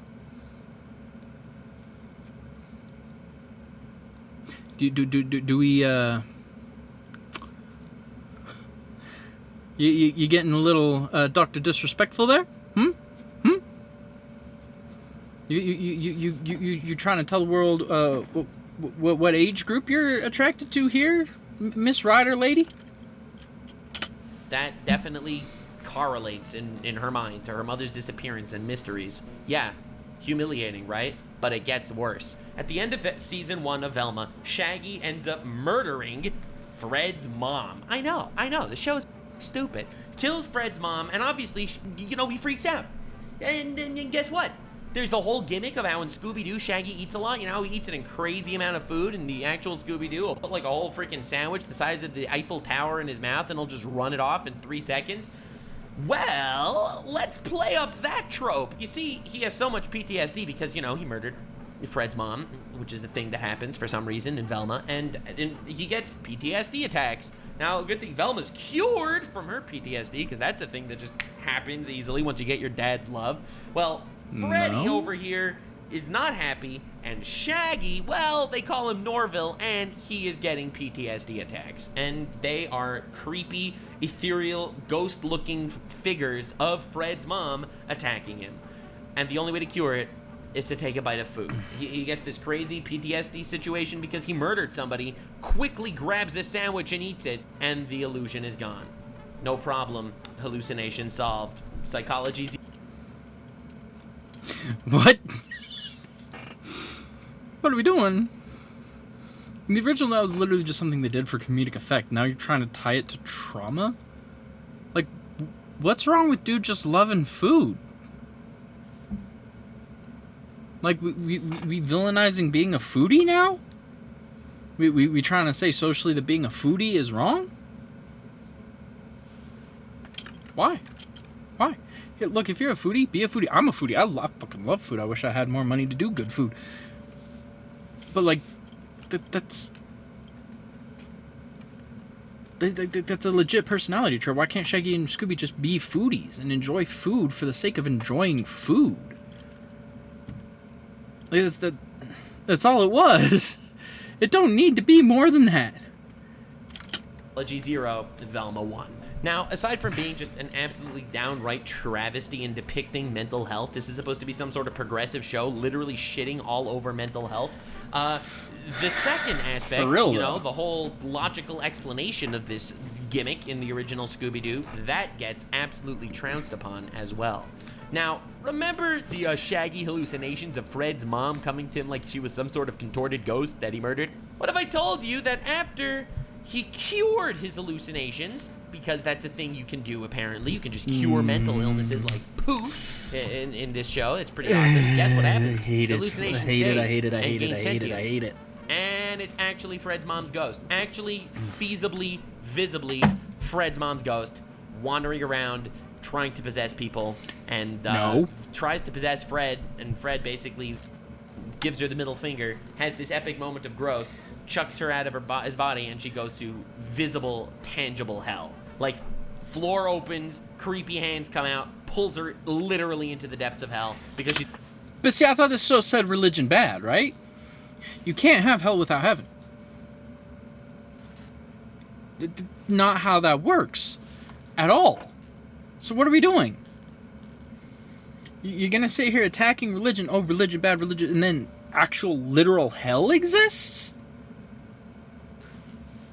Because she's a rich white woman, and that's where they go, obviously. That's the message. Now, to say that this is stupid is by far the understatement of the year. Not only are you giving sentience to hallucinations, where it didn't even know it was sentient until suddenly, you know, guy Shaggy was cured, but also, which is a whole stupid premise on its own, that we are operating under the assumption that we don't think that there is anything supernatural going on. This is the logical explanation for all things show. This is the most anti-religious piece of work that has ever existed. There is unironically a slot of 3 episodes at the beginning of season 2 doing nothing but bash religion as a concept, and here we have not only supernatural entities, but physical, tangible... Okay, here's another problem with this. Not even just like as artistic vandalism, but like religion bashing in general, right? I understand why a lot of people would disagree with religion. There was a large period of my life where I disagreed with religion. You disagreeing with religion does not give you the right or pass to bash on other people for it. You don't get to call people stupid for believing. You don't get to call people stupid or anything for having faith. Like, that is a very intimate, personal decision that most people reach through legitimate means. You don't... Just because you don't believe does not give you a pass to talk to other people, to talk down on other people in any way. Like, if you come to me and you want to sit down and have an actual legitimate discussion about atheism versus religion, or whatever religion versus whatever religion, I'm fine with that as long as it stays respectful and intellectual. The second you start bashing anything, calling people stupid, doing shit like that, I'm liable to punch you in the face. Because that is simply not your... That is so far out of your wheelhouse. Because the truth is like, oh, you can't prove God, you can't disprove him either. And while a lot of atheists will argue, well, I don't need a God to be a morally upright citizen, you may not. You may not realize that you're not as good of a person as you think you are without a God. That is also a legit argument to be made. But for argument's sake, let's say you are a good person who's an atheist. That doesn't mean that everybody doesn't need God. Because, like, you know, some people might need him for other things than being moral. Like, what if we need God for support, where we don't have support otherwise? What if we feel like we need God for just having hope that the world isn't as shit as it is? Because let's face it, the world isn't exactly a happy place, y'all. Here in the US, we just had someone try to assassinate former President Trump, who is somebody who I personally disagree with. I find him to be intolerable and fascist and awful. I don't want him dead. And I mean, realistically speaking, if you're going to do that, do Guy Fawkes and just do everyone. Give us a fresh slate to start over with, not just kill one of them so that yours can take his place, because Biden and Harris really aren't any better. Everyone we have running right now is legit just awful, but that doesn't mean they deserve to die. It doesn't. This is awful stuff. I forgot where I was going with that. Let's get back to this. Tangible, visible evidence of hell. And they still go down this logical evidence thing. Obviously, supernaturality isn't real. And then big twist at the end of Velma Season 2. I'm going to spoil it for you because I'm just saving time at this point. Velma actually dies and comes back as a ghost. And that's the big finale conclusion of Velma Season 2, the worst show to ever grace television. Oh, you gotta be kidding me. I have never seen a franchise wipe its ass with the original IP like this Velma. Like, it's a tragedy that they are tying this show that has nothing to do with Scooby-Doo at all, aside from names and gimmicks. Dude, they're not even, the characters are not only are they not the same culture, not only do they not have the same personalities, but they are entirely different people. This is a high school clique that has zero It's overlap not even really a with high the actual school gang clique. from the Scooby-Doo stories. Tying your name to this IP for relevance sake to only just wipe your butt with it is honestly humiliating and honestly, in my opinion... Here's my opinion on why shit like this is particularly offensive, right? Is even if you do remove the connection to the original IP, it still does not stand on its own. So not only are you making something that would be garbage on its own, you're destroying a beloved characters in a beloved franchise to do so. For no other reason than you feel like you're entitled to, really. And that is... makes me want to punch things. opinion, a vandalism of art. It's something that, yes, we all complained about because, you know, Velma was an actual travesty against man and God. It was one of the worst things ever conceived by humankind. But it should be getting criticism for what it did to a beloved IP and an existing franchise, utilizing it and standing on its corpse purely for the sake of propping itself up only to take a steaming fat load of dump all over it. We should not just be attacking this with vitriol for the sake of hate watching, we should be attacking this for vitriol for the precedent it is setting that it is okay to do something like this, and quite frankly, not enough people are upset about it. It is not okay. Do you realize... And it's really not, because again, when you have these type of really poor quality shows, whether you're hate watching or legit watching, it forms this predicate that the things in the show, cartoon or not, are things that people actually believe. Which, okay, fair enough, the writer might actually believe these things that she's putting in the show, but then it's like you bash religion. Oh, everyone in a religion is stupid. You get the people watching the show that then start getting that thought process put in. Everyone believes in religion is stupid. And that's not the case. One of the big things with this, and why media is as important as it is, and why this is a much bigger issue than people realize, is how much of our perception is molded by media. The media that we consume has a significant amount to deal with our perception of reality, the world around us, the events going on and everything there. And you have shit like this coming out that not only is the basest form of what it could possibly be, wrong in every way, bad logic around every corner to try and make its arguments and all of that, but it is something that is, whether we like it or not, molding society and the ideals and everything that we have around society.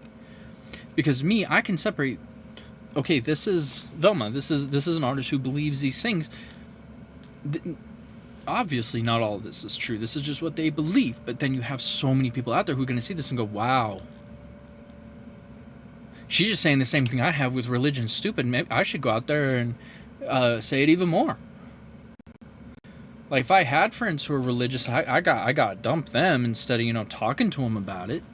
Because, who knows, maybe they make some points that change my mind. Maybe I'll make some points that change theirs.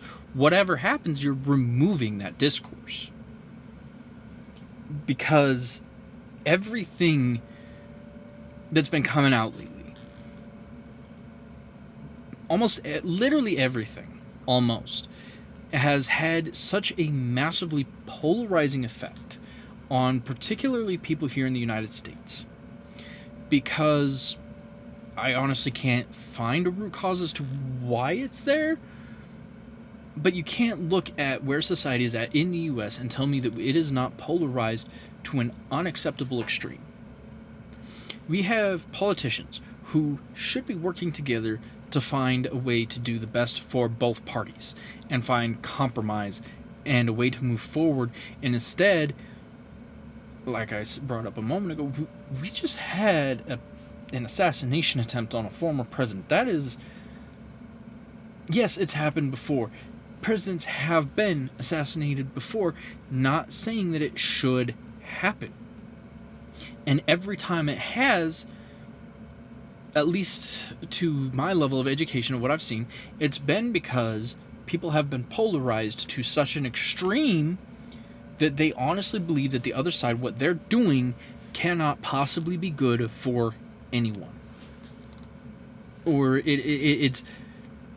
I think particularly in the case of Abraham Lincoln, it was because like, oh, what he's doing ain't good for the white man. It's just better for those damn colored monkeys. We gotta kill him so that we can maybe get our slaves back, whatever. And that's wrong.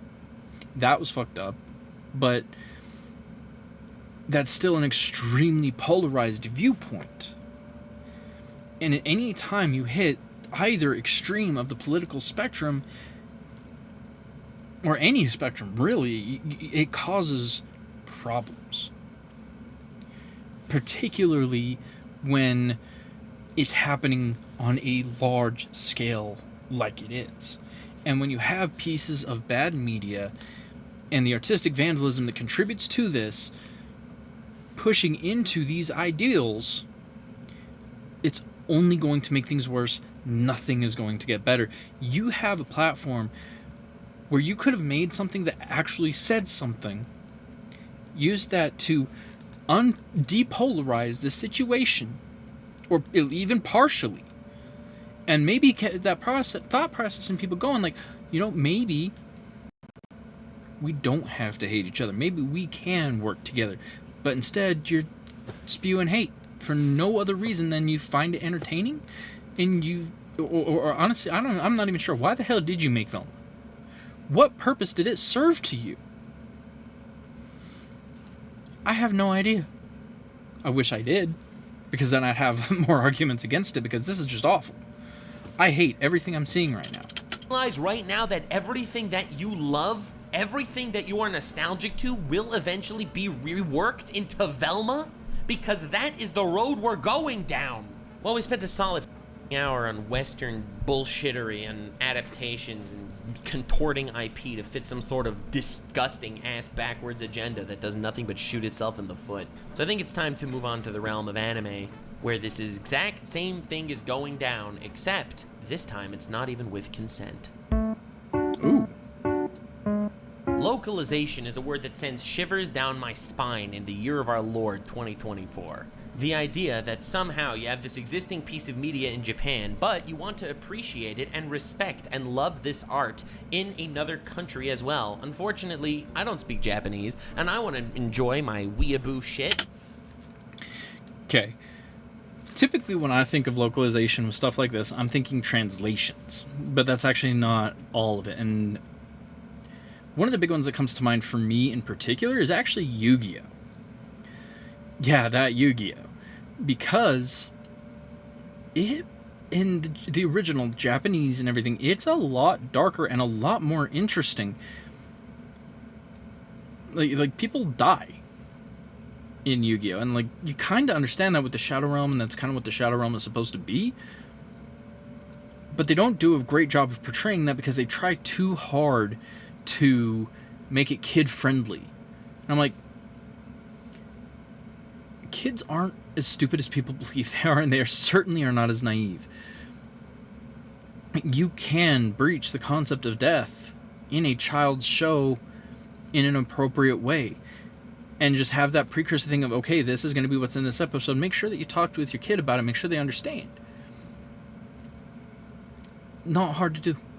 But for some reason, in the Western world, we have this idea of like, oh, we have to keep kids safe from any negative concept ever. Period. No matter what happens. And like, that's that causes a lot of problems too, because then that's where you get kids not understanding how to behave at a funeral. That's where you get kids not understanding why mommy left. Like, as dark as these topics can be, as inappropriate as they can be at times, it's still important. But it's also important that it's handled in the right way. But if all we do is censor it, if all we do is get rid of it, that doesn't happen. Shit, I want to enjoy some nice anime cringe now and again. And unfortunately, that means it's got to be either translated to English or dubbed into English. And either one of those two is totally fine by me, so I could consume this media that I genuinely love so much. Now, it needs to get localized to some degree. There are expressions that are going to exist in anime that, quite frankly, are not going to make sense, and I'm not going to have any idea what's talking about. For example, in English, you have a sentence, "Who screwed the pooch?" Now, this is an expression that means, who f***ed up? Pretty basic expression. However, Yeah. if you were to translate this one-to-one translation to Japan, it would be who had sex with the dog. Now, honestly, that It's doesn't true. make sense at all. And you'll hear that, you'll be like, Nani? That doesn't fit nothing. So localization would be taking an expression like who screwed the pooch and translating into a Japanese, either expression or translation that actually makes sense. Who f***ed up. Literally the most... No, that makes a lot of sense. There's other things too, like, again, going back to Yu-Gi-Oh, there's a significant number of cards that had their art censored for American audiences, specifically because, oh, the Americans are so sensitive.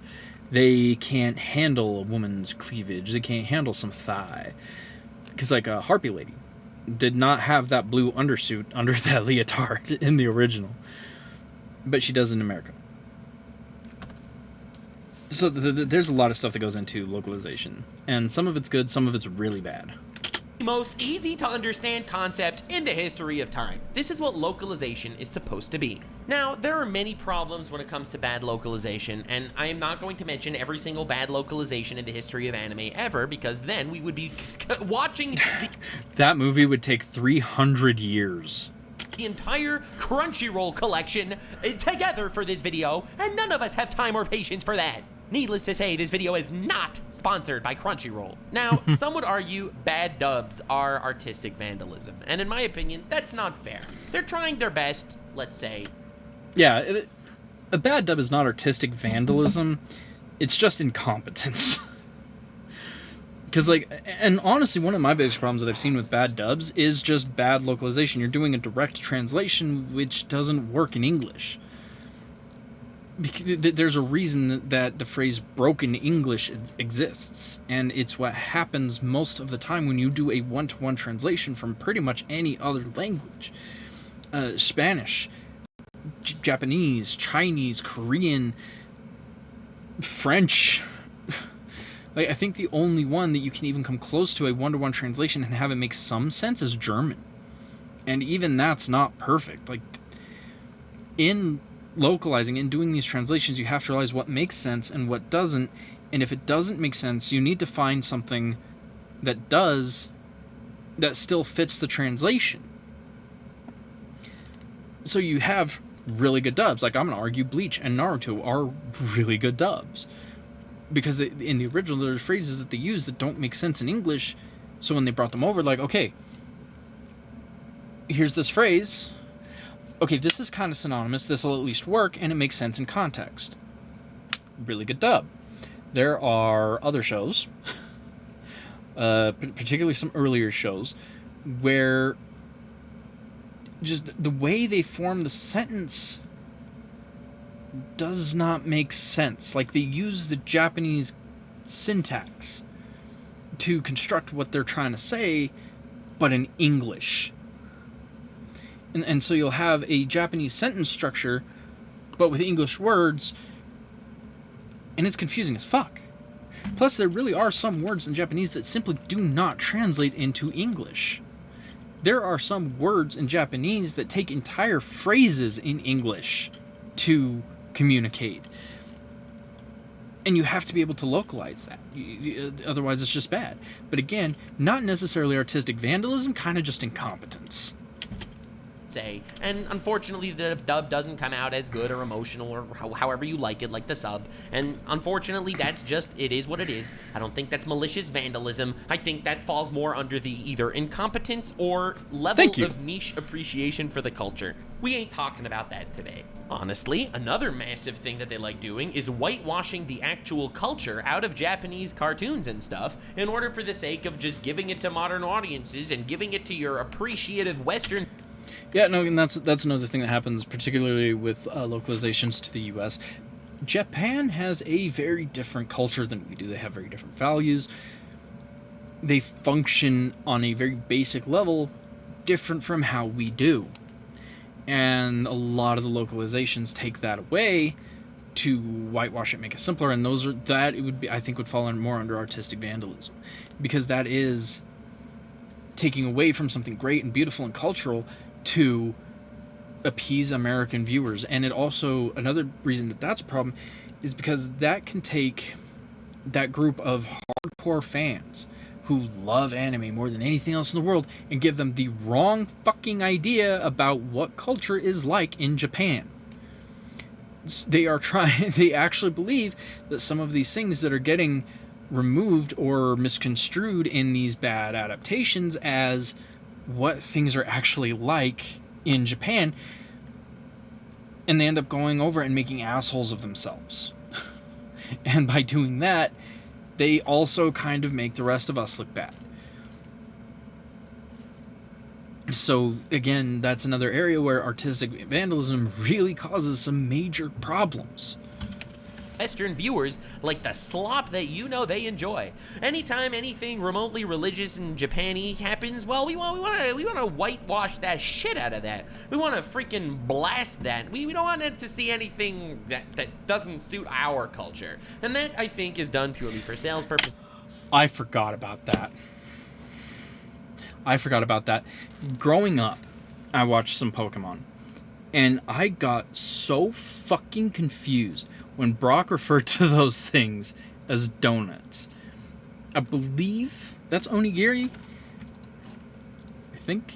I'm gonna look it up, because, you know, I want to make sure I get this right. Yeah, so those are onigiri. The Japanese rice ball kind of snack thing. Sometimes they're stuffed, sometimes they're not. I've had that since then. It's really good. You can translate that to rice ball and it makes sense and it's in context. Translating that to fucking donut?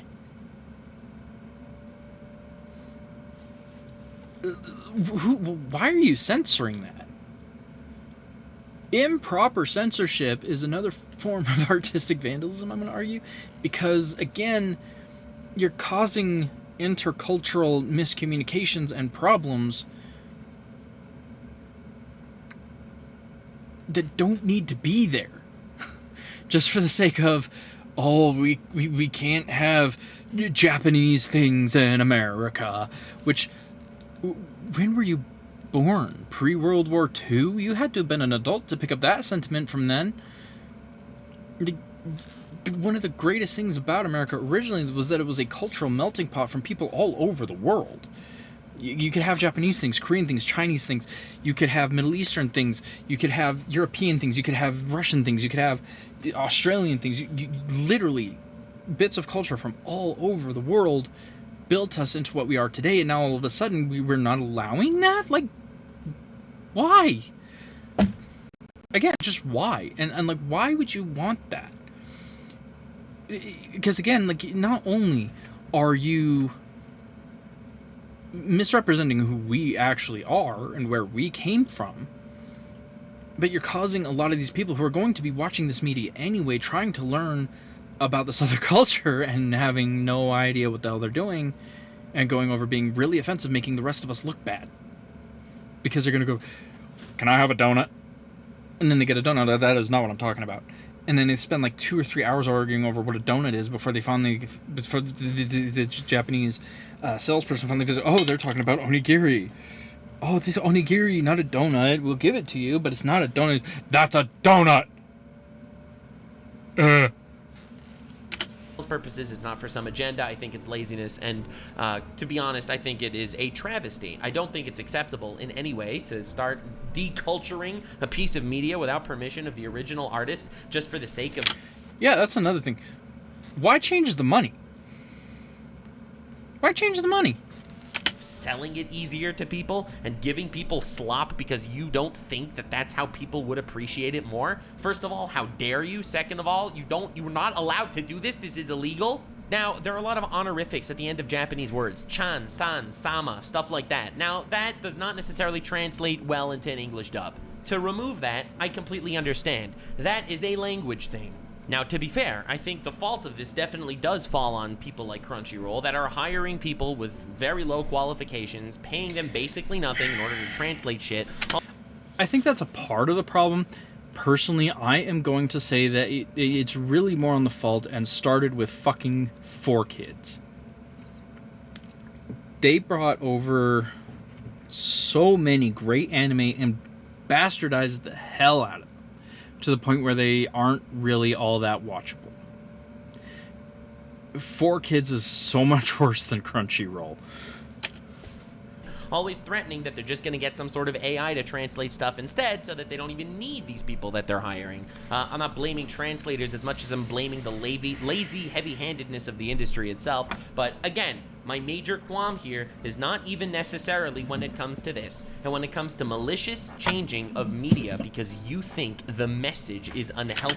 One area I disagree with is I think this whole thing is actually malicious, just not for the level of being consciously malicious, at least in most cases. And for kids' cases, it definitely is. Because again, it causes intercultural and potentially international misunderstandings, which can lead to problems. But like, there's a lot of Japanese people that think that Americans are just big stupid bastards because of how some of these people who had these misunderstandings originally, they think we're all like that, and they think we're all awful, when I think that legitimately most of us, when we go to other countries, have an actual respect for and desire to learn what the culture is actually like, rather than these people go over insisting that they know from anime. Healthy for your viewers. And while I think localization in general is a massive topic that could be discussed at massive length at some other time, this topic is not that. This topic is artistic vandalism. It's objective, malicious vandalism.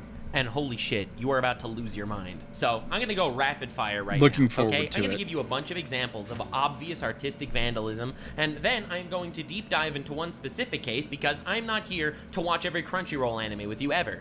Saint Seiya is one of the most popular anime of all time. It is a massive franchise. It's mostly for kids. If you haven't seen it or heard of it, that's probably why, but it's mega, mega huge and everywhere. It got a 3D adaptation on Netflix, and guess what they did? The character Shun, you know, like the femboy guy, the effeminate male dude, the guy that does not look like your typical buff, masculine male stereotype guy, that dude that is definitely defying your gender norm in every way, being an active form of representation, well, they just turned him into a girl for this show because you can't just have a cast of male characters. You have to have men and women fighting side by side. And they literally just gender swapped them for the sake of inclusivity, baby. There are so many examples of Shun basically sacrificing himself, hugging people in freezing weather to warm them up and stuff, purely for the sake of being a male bonding bro moment where this dude was doing something amazing. I don't know if you want to interpret it as some sort of homoerotic thing or not. Again, not my point. Art is for you to decide what it's like. That's the beauty of art, because it can be interpreted in many ways. Well, you can't interpret this in many ways if they change the art. They had to freaking cut the scene because, bro, it's a kid's show. You can't have a man and a woman sitting there naked cuddling for warmth and stuff. No. Let's just cut a massive character moment out of the show because we have to make this dude a woman, because you have to have men and women fighting side by side, because, bro, it's so obviously for the sake of points that there's a female woman over there, a whole ass female woman.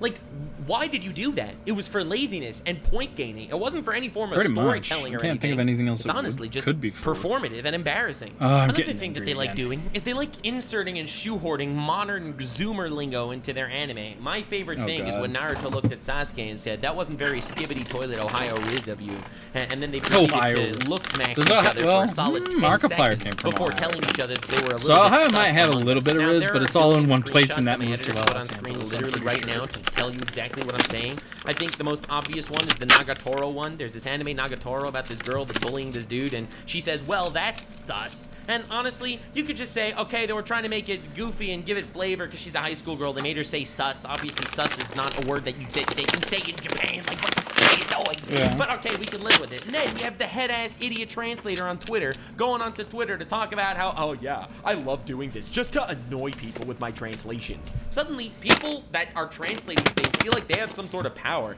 The power to dictate what this art should look like, even though you are nothing but a mouthpiece for the original artist. How dare you sully their work with your creativity to piss off people that you feel like you have the right to piss off? You are nothing. A little bit edgy there, but that's how I feel. I think another one of the most floated around examples of this comes from the Dragon Maid anime. Dragon Maid is the show, cute show, we all love it. It's about a couple of dragon girls. They come to the freaking human world and they become girls. They become cute waifus instead of dragons. You got them in all shapes and sizes. Literally, it's terrifying what the internet will do to some of them. And well, editor, roll the clip. 何ですかその格好。いつも言われるから露出度を抑えたんだ。どうかな。次は体を変えるといいですよ。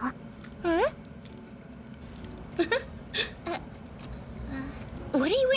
for?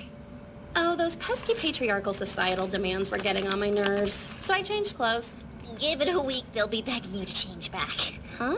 I do love how Toru asked, "What's with that outfit?" And the response in the original Japanese Right. was, "Well, everyone was always saying something to me, so I tried toning down the exposure. How is it?" Pretty awesome. Pretty great, right? Well, in the Funimation dub, it's, "Oh, those pesky patriarchal society demands getting on my nerves, so I changed clothes." Within the original sub, Toru responding with, "You should try changing your body next." And in the Funimation dub, because, you know, she's a dragon, she can freaking transform. And then in the Funimation dub, the response is, "Give it a week, they'll be begging you to change back." Oh, that patriarchy, am I right, the guys? Yeah, fuck? because a couple of dragon girls from an alternate dimension where they're these overpowered deities that have come to Earth to kind of just have a good time every once in a while. Yeah, the patriarchy was really getting on their nerves. Am I right, guys? Now, I want to make it clear. The reason why I'm upset about this stuff isn't because it objectively makes these shows worse. I would have the same issue if it would even make the shows better. Because the thing is, I don't think you as a translator or localizer or whatever the has any right whatsoever to crap on a piece of art written by someone else. You are not being paid as an editor to fix their script. You are being paid as a localizer to let their art and their beautiful work that they put into the world reach more people. That's your job. What happened here is it also completely changed the entire context of the character, right? So with the original, people were saying things. It's like she was taking other people's concerns in mind when addressing how much skin she was shown. Which, I mean, whether you do or not, I guess is your decision, but it shows concern for other people, right?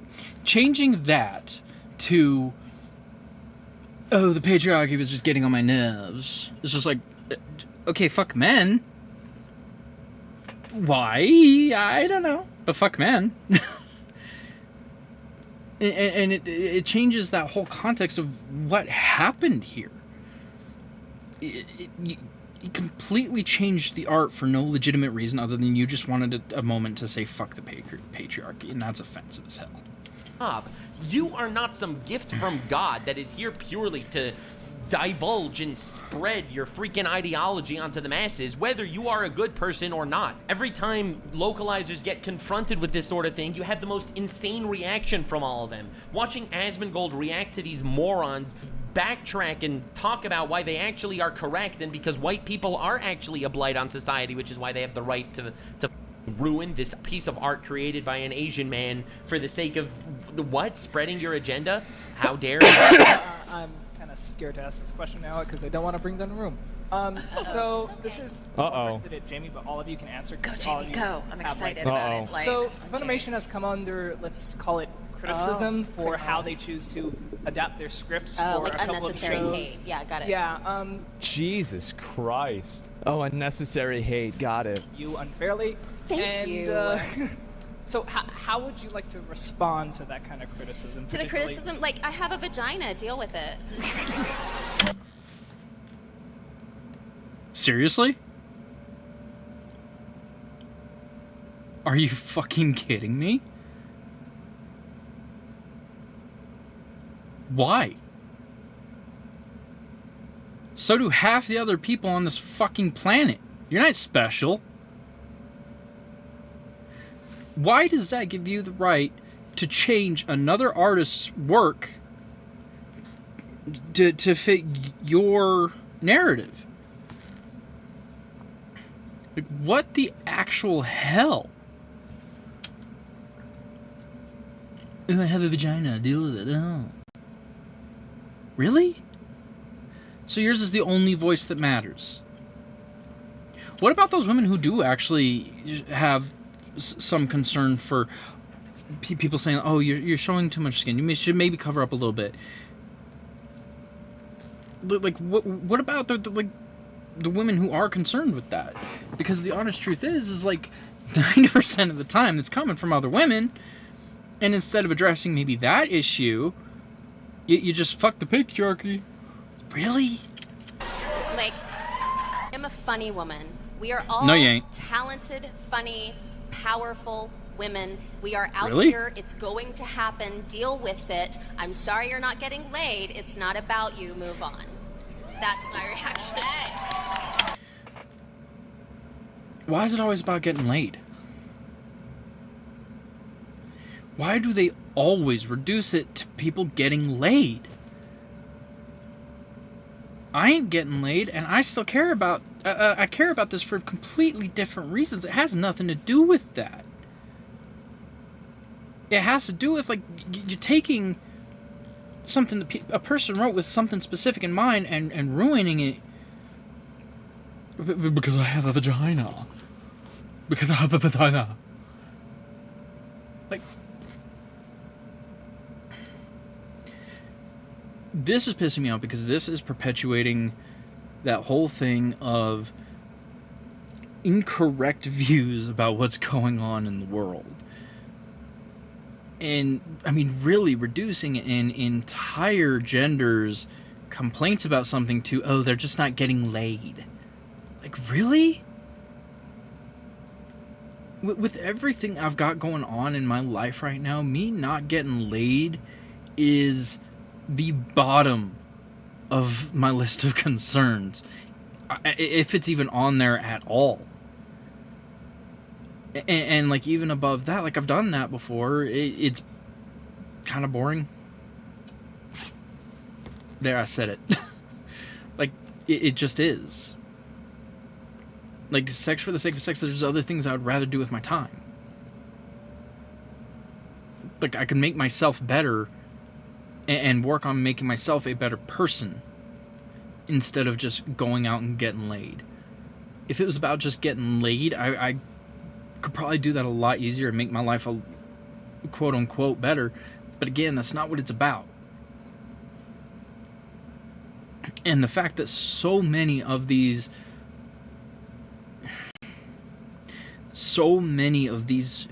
female responders to this reduce it to that issue alone, rather than accepting, like, hey, what you did was just bad writing and shitty and a bad faith argument against an entire other gender. They just reduce it to, oh, they're not getting laid. Come on. So this is a person that made the comment, and they said, just remember, if there are any line changes in any anime, any script, anything ever that offend anyone who unironically uses a term like SJW and feminist agenda, I wrote them. I wrote them all. Yep. Well, now you're getting replaced by a robot. So I hope you had fun. I hope it was enjoyable. Yeah, there it is. Now, I feel like a whole H-bomber guy-ass type guy right now, but one of the major reasons why I wanted to do this video was because of the next little part that I'm going to talk about in my anime atrocities chapter.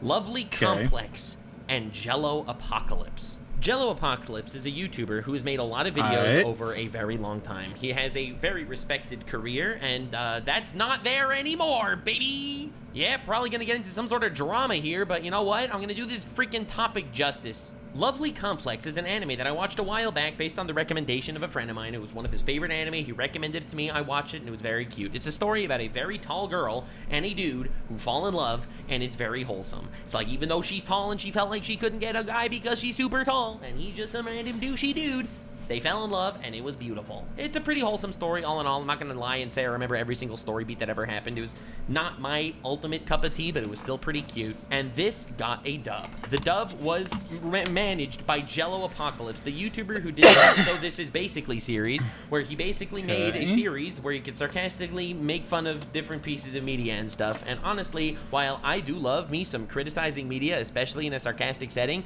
the way this man takes pot shots at stuff like JoJo's Bizarre Adventure and Adventure Time purely because he doesn't understand the medium and he just has some sort of blatant disrespect for the creators, it's despicable. Now, I know you could say that I'm just reading into it and that's just supposed to be a comedic thing, but Jello Apocalypse is constantly talking about on Twitter how JoJo's is bad, and if you like it, you have objectively shit taste. It was created by a shit guy.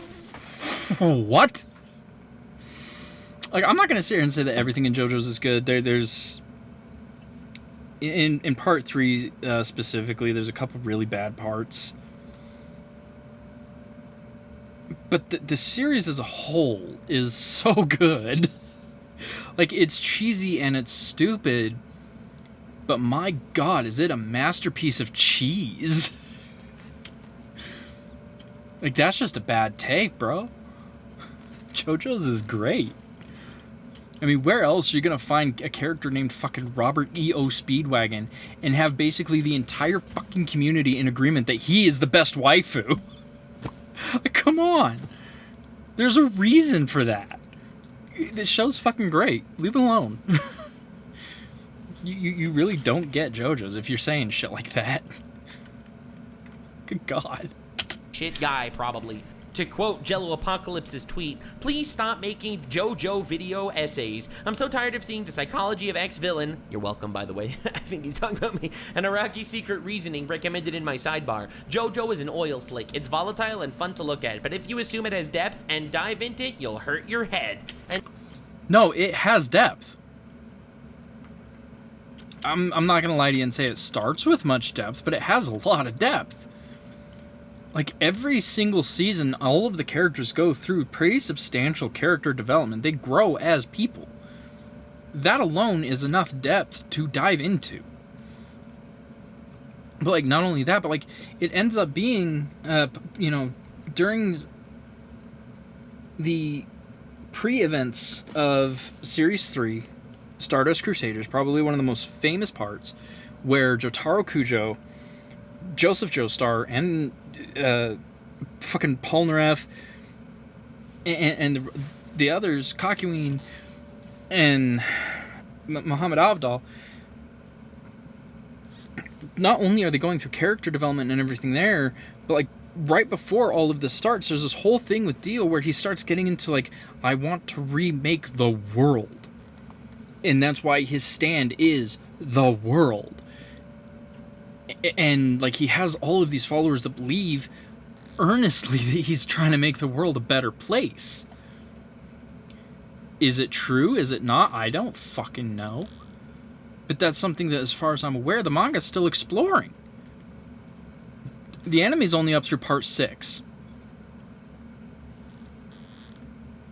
So, and technically Dio wins. The fact that the villain ultimately succeeds is mind-blowing. And like, just the depth alone that adds, and the ability to analyze that is huge. And you're saying that this? For fucking what? And he went on tirades about how JoJo's is actually bad and ugly, and believe it or not, that was reflected entirely in his so this is... I actually find that really ironic, because one of Araki's whole things that he's said was, I just like drawing beautiful men. It's just basically JoJo's Bizarre Adventure. Listen, I get not liking something, I get criticizing something, but saying that a piece of art is objectively bad is not exactly the direction I would go if I was A, in the industry of adapting art, like this dude is because he was working on the adaptation for Lovely Complex, or B, creating art. Dude made his own shows on his channel, which... Another thing with that, you really can't say objective anything that's not actually scientific. Because the honest truth is like, every single person you talk to is going to have a different opinion on all of this. And it's one of the most amazing, beautiful things about art and these things is that for as much as I love JoJo's, I can go up to somebody who doesn't love JoJo's and we can actually have a conversation about it. And maybe someone changes their minds. It's a beautiful thing. Saying objectively that something is a piece of shit just because you don't like it is awful. I watched Epithet Erased, and I thought it was kind of mid, not gonna lie. But again, that's a personal take. So he goes on this whole tirade talking about his experience in adapting Lovely Complex. He said he had no passion for it, it was not being paid well for it, but he still was gonna do it. He rewrote a bunch of parts of it to add jokes and make it actually funny. He changed a bunch of the romantic scenes because he's the only guy that knows how to write romance on the planet, apparently. That is a quote, by the way. He literally said that, I think I'm the only guy that knows how to write a good romance these days. Oh my god. A quote. Literally a quote. He thought it was a little bit problematic when it came to the... Some drama happened with the Lovely Complex dub. A famous content creator, Jello Apocalypse, worked on it. and had some nasty things to say about the series. The images and screenshots I took from it are from his Patreon via the Wayback Machine. I couldn't fit everything, though. Let's see what it says. Despite everything about the original incarnation of this anime, this dub turned out just so funny. We really funneled our frustrations into comedy and wrote a lot of good jokes while also improving as much of the relationship between the leads as possible. There are lots of scenes where Risa yells at Otani, and a lot of scenes where Otani reacts to Risa by inappropriately laughing at her. Many of you probably already know this about me, but I am a romantic and love writing actual good romance. Oh, because nobody else on Earth seems to know. Oh my god. So, I've never heard of this anime. But if I had to take a guess, just a shot in the dark about what it's about, is finding love in an unlikely place. So yeah, it might not be at peak fictional romance, but it's realistic. Like, if that's the case and I'm right, that's actually a fairly realistic love story, because you know what? Not all of the best relationships start like a fucking romance movie. Most of the best romances I've seen between my friends, family members, and people around me come from people who kind of rip into each other. Like, is that the kind of romance I necessarily want? Like, I don't mind it if it's kept to a minimum and it's respectful. But honestly, it's not something I don't want either. Like, you have to be able to have fun in your relationship, and, like... this just... And, like, particularly what he's saying here about lots of scenes where Risa yells at Otani and scenes where Otani reacts to Risa by inappropriately laughing at her sounds like a fairly realistic, potentially ultimately truly happy, joyful relationship. And you're changing that because you don't understand it? One, this isn't your work of art. You have no right to change it. That is so fucked up. But two, you're taking what honestly could be one of the most relatable love stories on this planet and changing it because you think you can make it better, and instead of giving people who might be in these relationships some hope, because again, media has a huge way of molding how we view the world, so you're taking that hope away from some of these people because you think you can do it better. Like, what the actual hell? How big is your ego?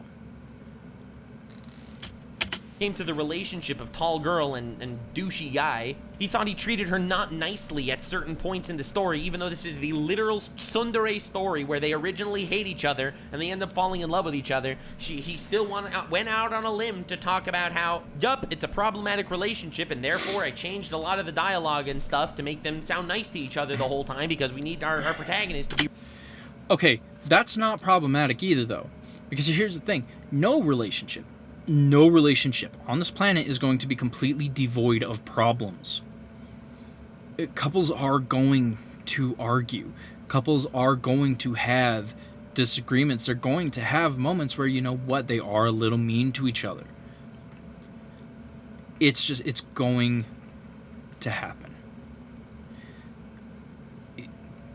Trying to portray it as a quote-unquote perfect relationship where nothing ever goes wrong is just disingenuous to reality itself, and shows that you have no idea what the fuck you're talking about.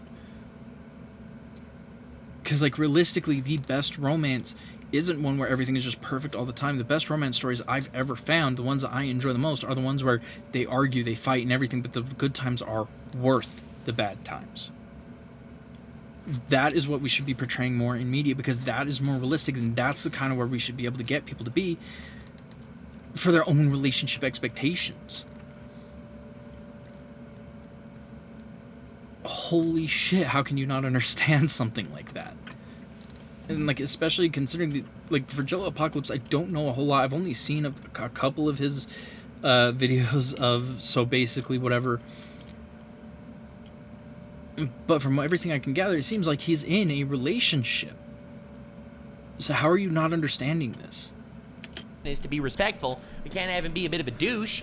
He can't treat women like that. He ends up changing his stuff he had nothing but disrespect for the original piece of art that he was adapting, which, holy crap, why are you doing this? You're making millions on YouTube. I think it's purely to stick it to the anime fans, because I'm going to make this have a really shitty adaptation, because it was really shitty, and I'm going to change it all. And there was this whole moment at the very end of Lovely Complex where the actual mangaka, the creator of Lovely Complex, did like a whole self-insert thing where she put herself in the story for just one scene at the very end of the show, and because he thought that she was so disrespectful in the way that she wrote these characters, and it was so not progressive of her, he managed to find a way to try to cut her out of the actual story that she wrote.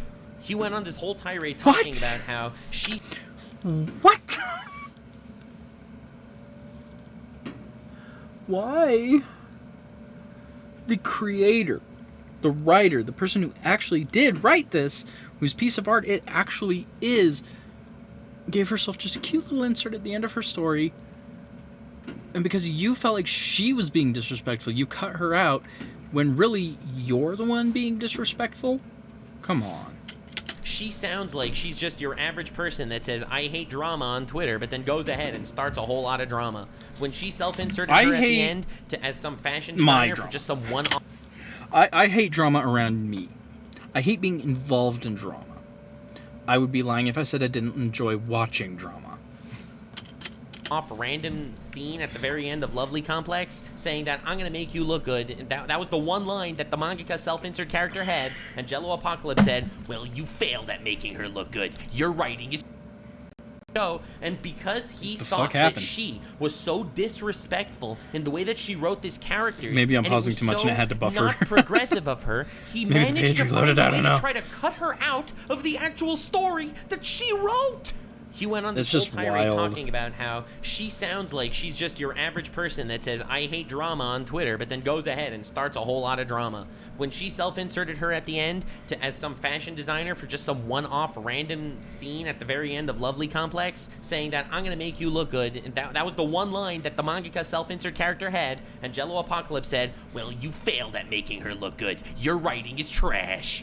So then, Brendan Blabber, the Jello Apocalypse, the big name attached to the project, not only did he want to cut her out, but when they told him no, he made them a threat. He said, if you do not cut out her line praising herself at the end, her own line, the creator of this piece of art, if you don't cut out her own line of this because this is a problematic work, I quit. What? They should have just let him go. Them and extorting them into absolutely bastardized. They should have just let him go. Like, in all seriousness, if you have someone who's trying to say get rid of the get rid of this thing that the creator did in her own work, you should let them go.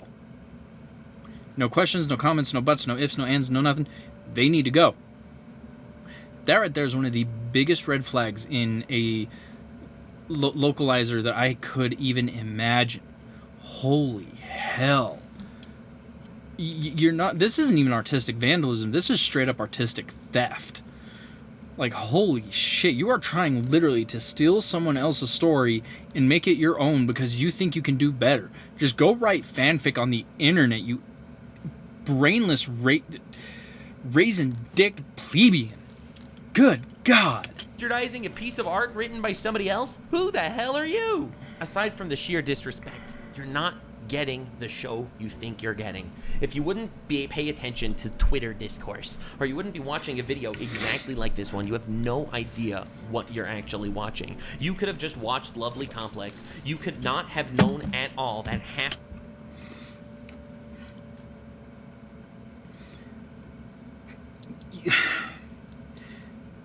Literally just stealing someone else's work, rewriting it to your pleasure because you think you can do better when you can't, because this isn't your story. This is a story she was trying to tell that honestly sounds way better, but you are stealing someone else's work, changing it, trying your best to make it your own, threatening to quit over a creator's self-insert, praising herself and having some confidence, for God's sake.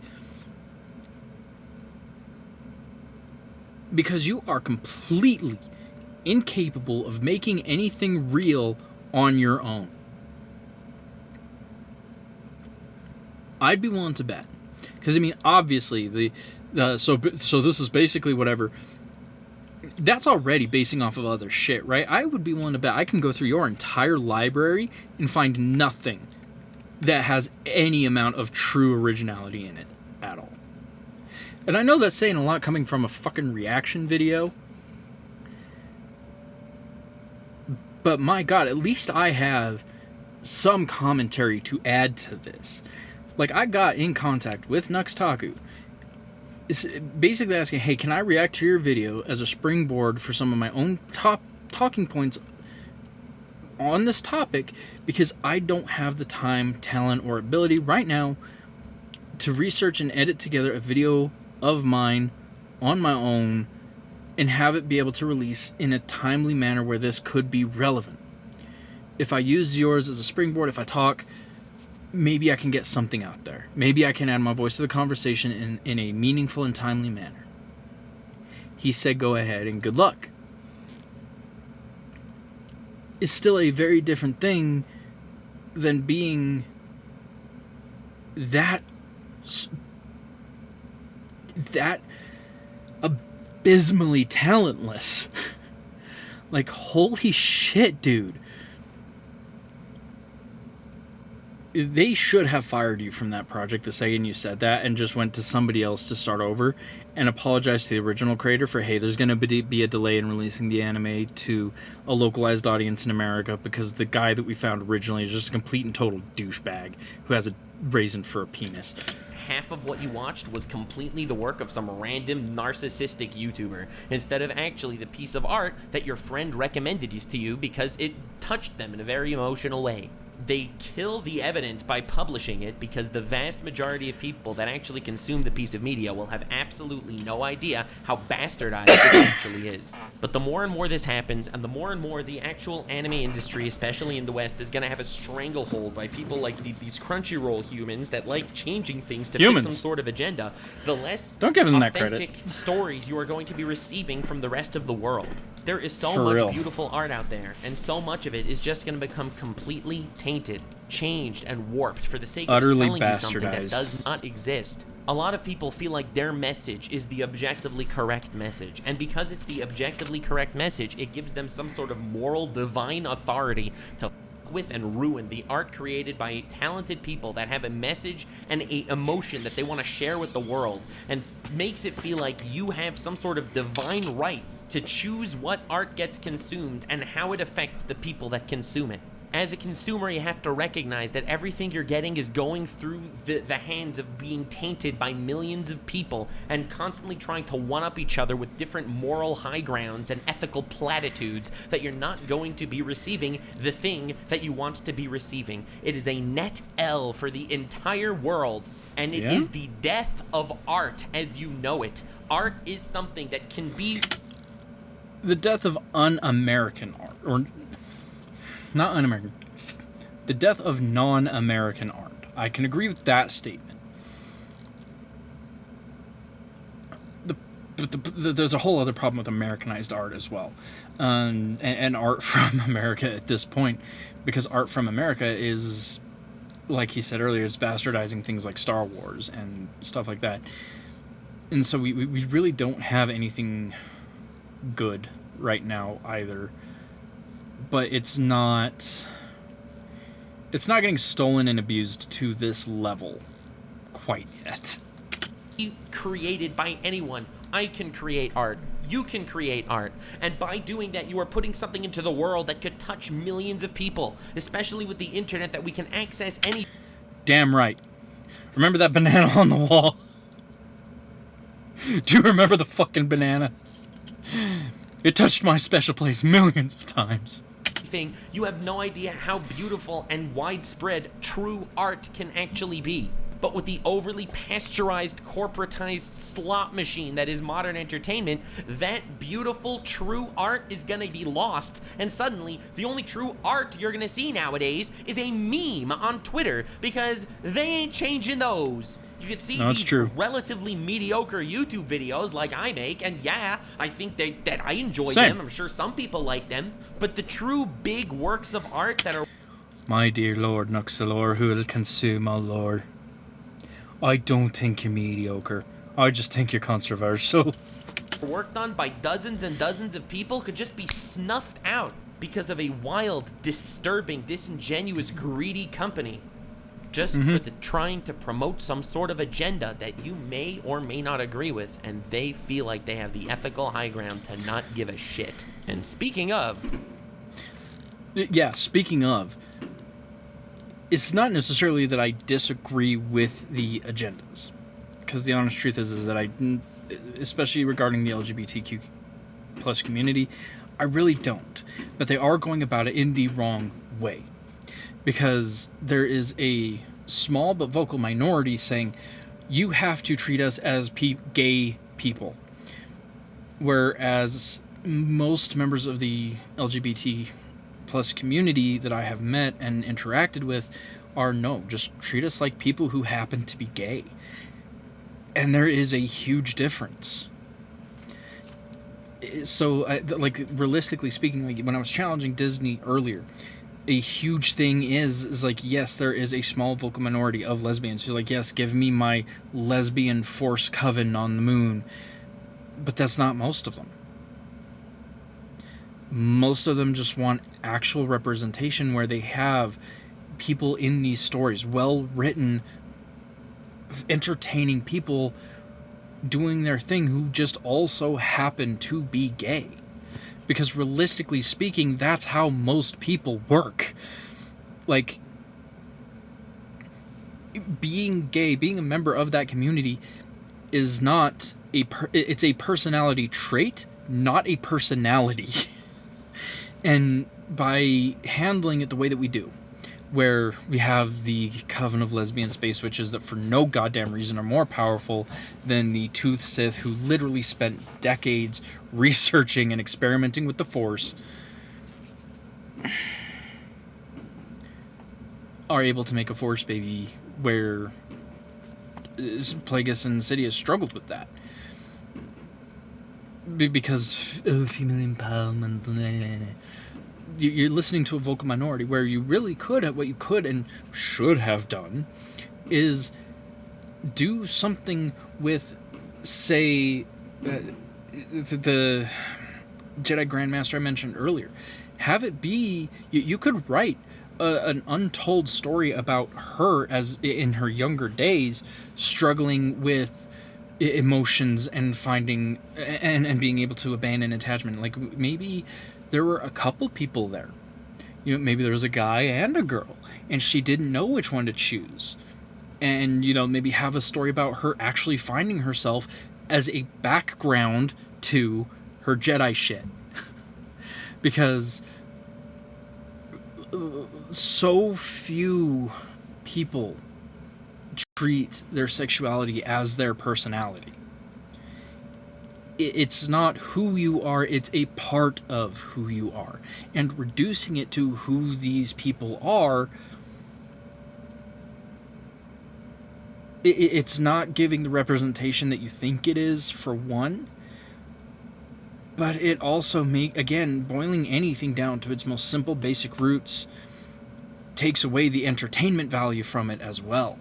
Because now, instead of a full story of a full person that you can tell, you're trying to tell a story around a fragment of a person. And it doesn't work. We're working about getting to probably the worst part of this entire essay. The corporate catastrophe, okay. I took distinct care to specifically be talking about specific series, shows, and movies that were absolutely butchered in the good name of pushing some sort of agenda. And I made sure that that was the absolute bulk of the video, purely because ultimately you have to realize it's happening before recognizing the villains. And while obviously there is no centralized eye of Sauron that's dealing with all this stuff, I do think that there are definitely a lot of contributing factors. The largest of them being Twitter activism. A nebulous, anomalous force that no one can actually possibly comprehend the great powers or fears that they actually hold upon the throats of man. But because of these nebulous concepts flying around, somehow, somewhere, a couple of bullshit-ass companies managed to somehow take powers in the ass crack of society. breathing the Twitter fumes that give their lives purpose and meaning. And they found a way to become the viruses to manipulate the flesh puppets that is modern media, contorting art into works of absolute debauchery. You see, I went really hard analyzing various series until this point from different perspectives, but you don't understand how long the list could be if I just went for broad abominations in this atmosphere. The Halo TV show being an abomination. The Witcher being such a travesty that Henry Cavill had to literally seppuku himself to get off the stage. Bro! The first 2 seasons of The Witcher were great, because of Henry Cavill and his desire to stick to the story that was already written. But again, that's heading more again into, I believe that the Witcher isn't artistic vandalism, but artistic theft. They want to take a story that's already been written, rewrite it to make it their own, because they are not creative enough to do anything even remotely original. It would not be that hard to write another story in the setting of The Witcher in a completely different place with completely different main characters and still tell the story that they want to tell. But for some reason, they are incapable of doing that without ruining the characters in the story that we already love. They just don't have that level of intelligence. The Witcher was not even about The Witcher anymore. It took The Witcher to make The Witcher, not even the main character of the show, focus on... To be fair, Geralt, I can't say was ever really the main character. He was just the focal character. And there is a difference. Princess Cirilla, in a way, kind of always was. But even then, it's really not like she was the main character. She was kind of a main character in a cast of main characters. Which, again, is something that I can actually bring back to Scooby-Doo, too. In Scooby-Doo, you didn't have a main character. Scooby-Doo was the title character, but he wasn't the main character. He wasn't even the focal character. He was a main character in a group of main characters. There was a whole cast of main characters, and really, the original story of The Witcher had very much the same thing. Geralt was a main character, Ciri was a main character, Yennefer was a main character, Triss was a main character, Jaskier was a main character.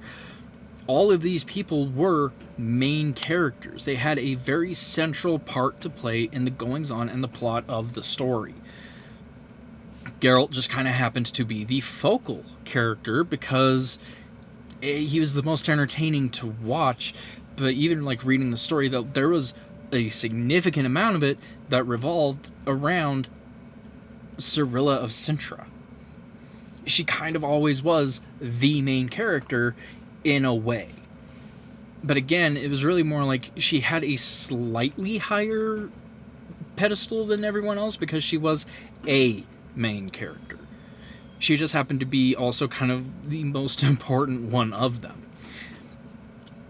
So I'm not going to argue that point. I'm not going to say that they made The Witcher not the main character, because that would be showing a pretty horrendous misunderstanding of the story that was told.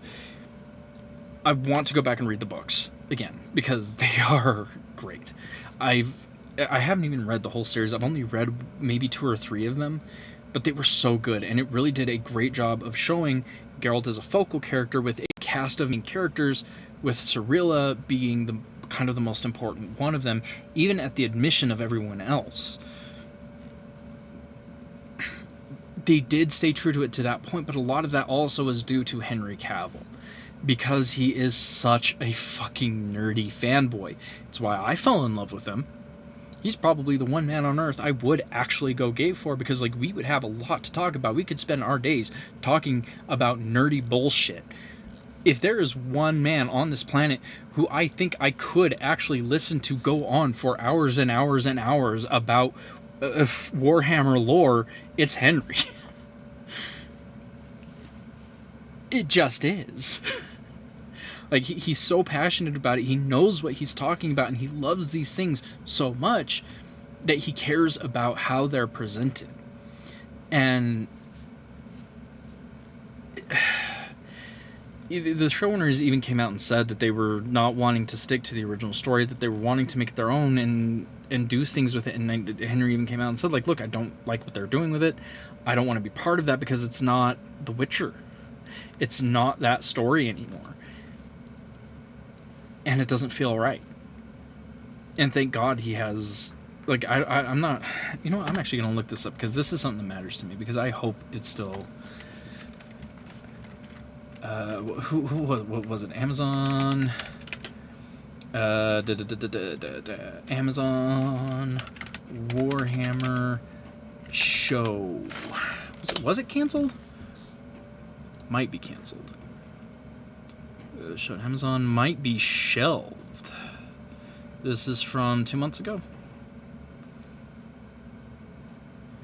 I mean, this dude's not right. Better be canceled than turn into another pile of corporate shit. Yeah, it won't get canceled. Cavill just won't be involved. He's probably already run into problems he had on The Witcher. Stupid lore changes, characters.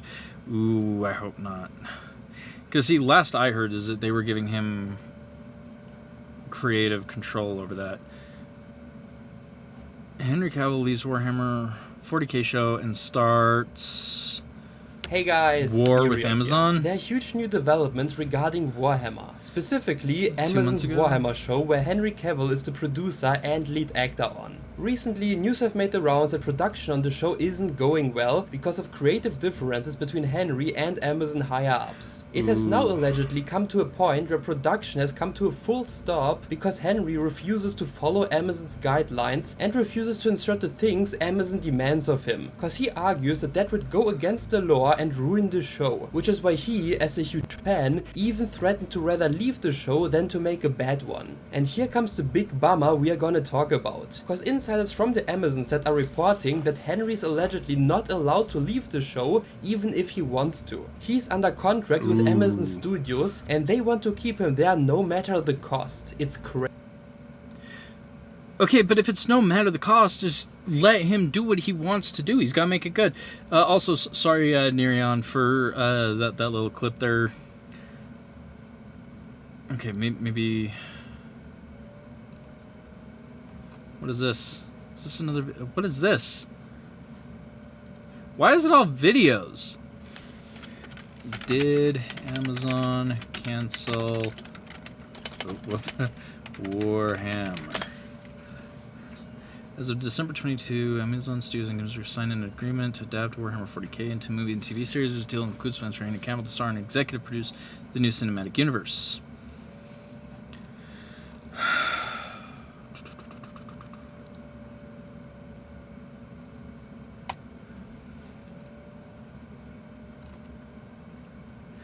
Looks like maybe, actually. Okay. So it might be getting canceled, which is unfortunate, but yeah, I mean, last I heard anything that he had creative control and was moving forward with it, which I hope they're going to do. Because, like, something that, again, I don't think that a lot of people realize is, like, you're taking these established IPs with established lore,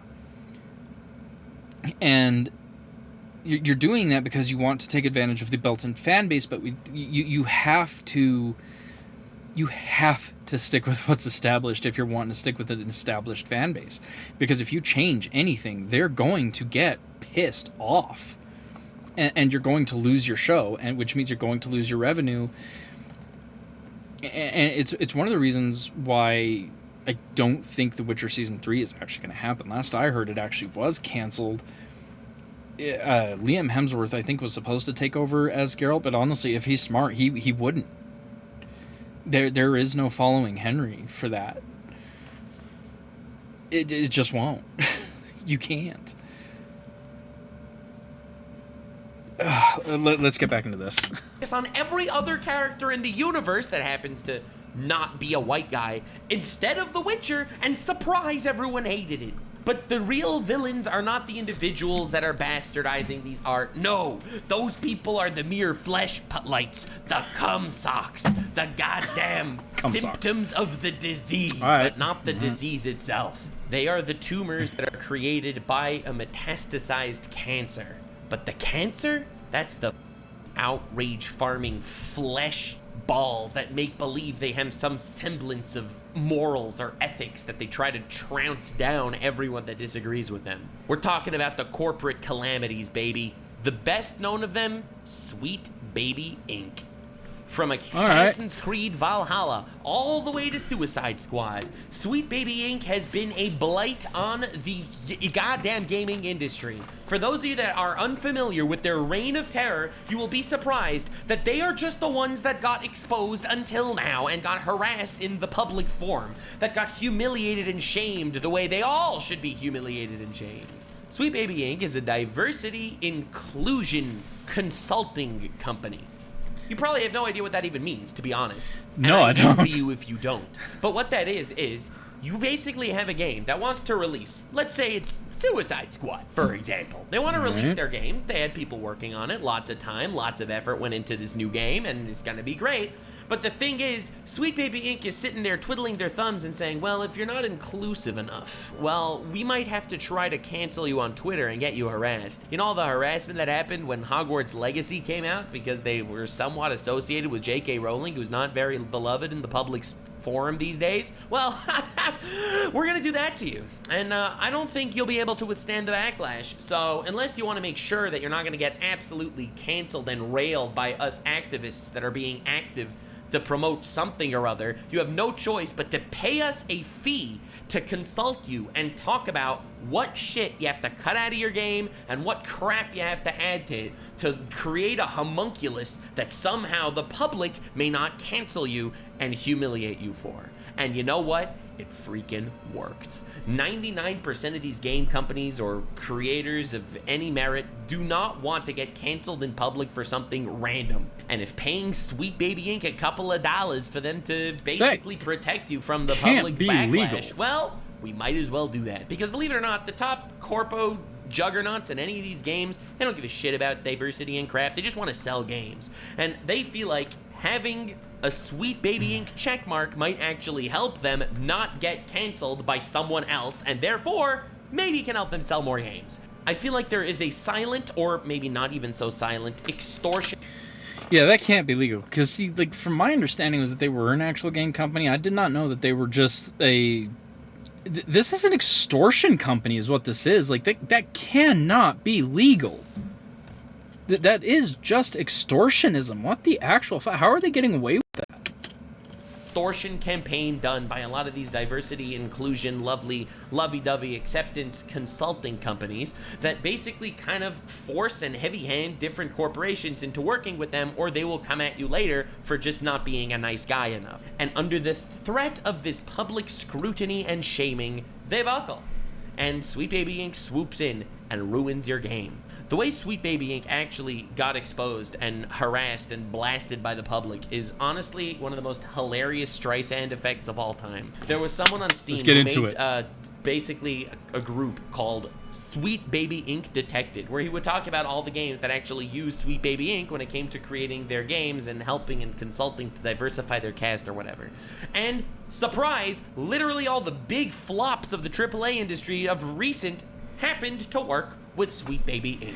Well, not a lot of people took notice. Maybe had like 10,000 followers at the time. And then Sweet Baby Inc. themselves, the goddamn cuckolds of the industry that are sitting in their chair and watching the action go down, go onto Twitter, start harassing the guys who made the freaking Steam list of games that worked with them, targeted them with harassment, basically threatened Steam to try to deplatform them and get rid of all their games or something because they are harassing them and shit.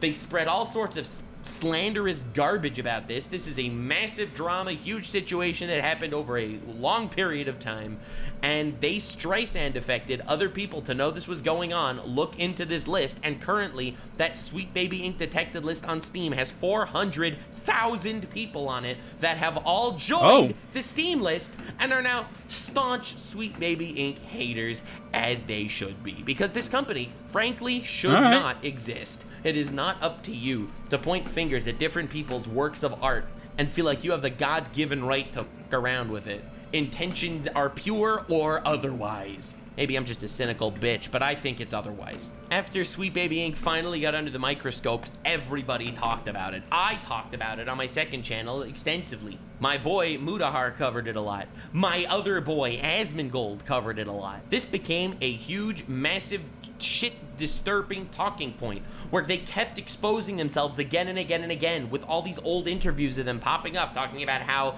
well, they just hate white people and stuff. It's as simple as that. And something that is locked in place. So something that does not want to change and something that is locked in place. So despite like the changing face of audiences, despite the changing face of conferences like this one, we still look at our core demographics and say, okay, they're white, cis, hetero males. And we cater... No, they're not. No, they are not. If you truly, honestly believe that the core demographics for the gaming industry are cis, hetero, white males, you are not looking at the gaming industry. The diversity of gamers worldwide is one of the most beautiful things I think I've ever seen. Black men, black women, Asian men. Literally. Men, women, and everyone in between worldwide are involved in this. This is not... White cis men aren't even the biggest demographic in the US. Maybe it's just the one that people look at because that is like the main demographic for shit games like Call of Duty. I might give them that argument. But like if you look at gaming as a whole and the demographic behind gaming, you're looking at huge variables to the point where it's really not even funny. It's like if you really think that your core demographics are fixed values at cis hetero white men, you're looking at the wrong shit. Cater almost exclusively. And the problem is that we don't just cater to them like, you know, here's something that we think you'll enjoy. We cater to them the way that we cater to like a picky baby. We feed them the same thing that we know that they love, and we keep on feeding it. We're like, here you go, you love it, eat this. Again, problems with really shit games like Call of Duty. But also, like, again, you're reducing an entire demographic of people to a fucking baby meme. You can't do that. You cannot fucking do that because, okay, imagine if that is your core demographic. Which, again, it's not, but imagine if for a second that it actually is, right? You're not going to gain people by doing shit like this. You're going to lose your demographic, which means you're going to lose all your money and your funding. This is the worst idea I think I've ever seen come out of shit like this. Eat this, so that then when they get anything else, they react as a picky baby would, which is be like, whoa, no, thank you. I do not want... The fuck are you talking about? What the fuck are you talking about? There are so few people that do that. Like, I love the original God of War trilogy, the original God of War games. I really do. They are phenomenal. The new God of War series changed almost everything about the originals, and I love it more. The same can be said for most of my friends, most of the people I've talked to. The people bitching about give me more of the same shit are the people who really truly love Call of Duty for no reason. Because realistically speaking, Call of Duty has shit gameplay, has shit mechanics, buggy as all fuck. There's a new one every goddamn year so they don't have to actually look at fixing the bugs because they don't fucking know how.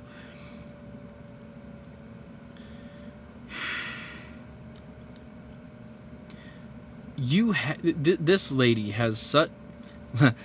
this female has such a colossal misunderstanding of this entire industry that there is no reason that she should ever be allowed to speak at a conference. I don't want this, and we've actually done this so long that what we're doing is creating an entire nation of picky babies And so this clip right here is kind of wild. Like it's again, I think the big problem is if you're like a normal person and you look at shit like this, specifically isolating the whole white cis hetero male crowd. If you're a creative working in AAA, which I did for many years, put this stuff up to your higher ups. And if they don't see the value in what you're asking for when you ask for consultants, when you ask for research, go have a coffee with your marketing team and just terrify them with the possibility of what's going to happen if they don't give you what you want. Right. And so let me explain. She literally said to terrorize them. She literally said to become an in-company terrorist to demand what you want.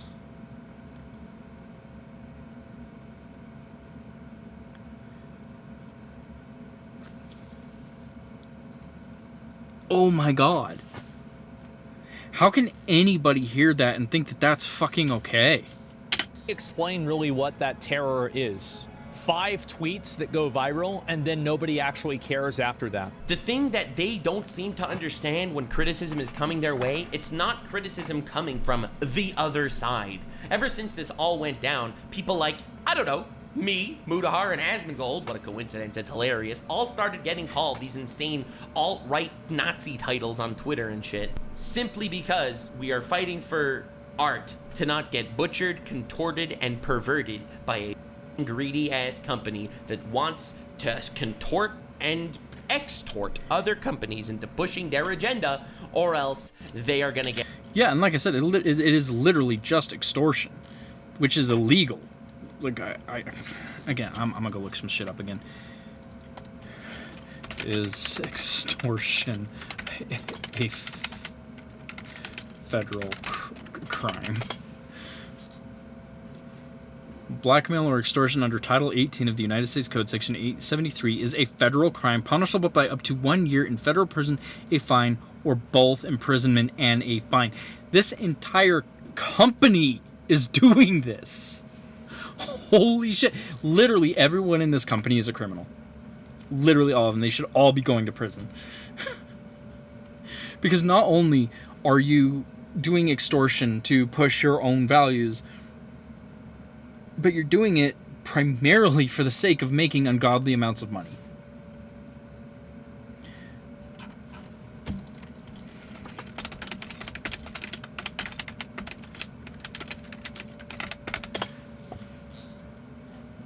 Let's see.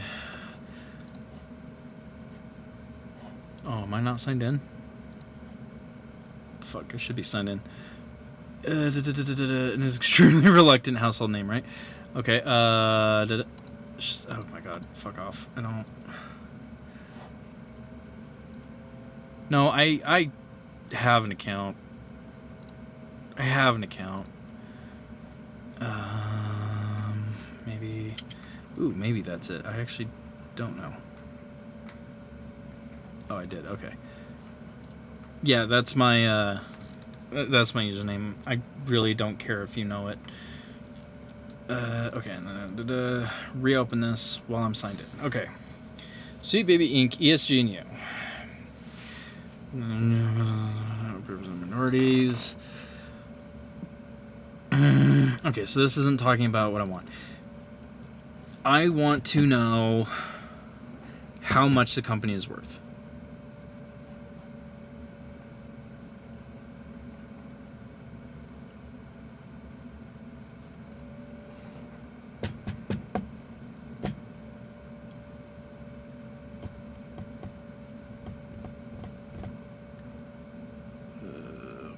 Fuck. Okay, so I don't think I'm gonna find that, but how much did Sweet Baby Inc. make last year?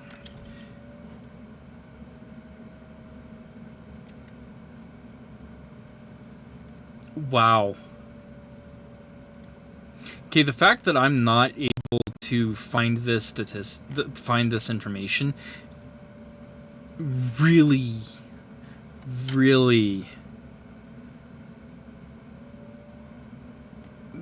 it's making me wonder how much if they're paying to keep this under wraps.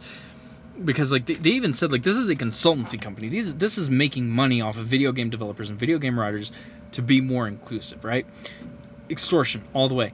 I cannot find on the first page of Google, which should be there, even a shred of information about this. Oh my god. Yeah, I'm pretty sure that they're paying to keep their finances under wraps so that they don't have to be accountable for that. You're gonna get slandered in the public eye. Damn. Instead of defending yourself, much easier to just call your opponent a Nazi, right? Because if you just dehumanize your opponent, well then, no one's gonna listen to them. Am I right? I'm not gonna go into this whole 5-minute debacle about Sweet Baby Ink right now. I'm listening. You can check out literally a billion videos on the internet covering this, from me to Mudahar to Asmongold and everywhere. But what you may not be aware of is the fact that Sweet Baby Inc., once again, is not the evil juggernaut here. They are not the raid boss. There's something. They are not even one of the demon generals. They are just a mid-rank dungeon mob, and there's a million more of them. Allow me to introduce you to Gamer X. Gamer spelt with a gay in it. There was this other massive situation recently where Pokemon went into the trash can, and they decided to update everyone's avatars to turn everyone fat and ugly. It was a pretty huge buff, honestly. It was pretty great. Y'all remember that? You probably don't. No. It wasn't a major I stopped deal. playing It wasn't a long time ago. huge thing or anything. All they did is simply tweet out that we want you to look more like your avatars, and then they morphed every single one of them to look like Nurgle from Warhammer lore.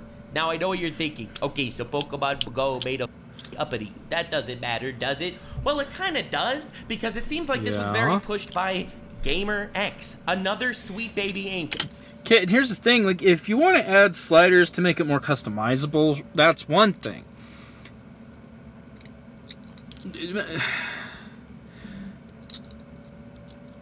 Like I'm all for adding some of those sliders, because you know what, maybe some people do want their avatar to be a little thicker like they are in real life. I don't have a problem with that.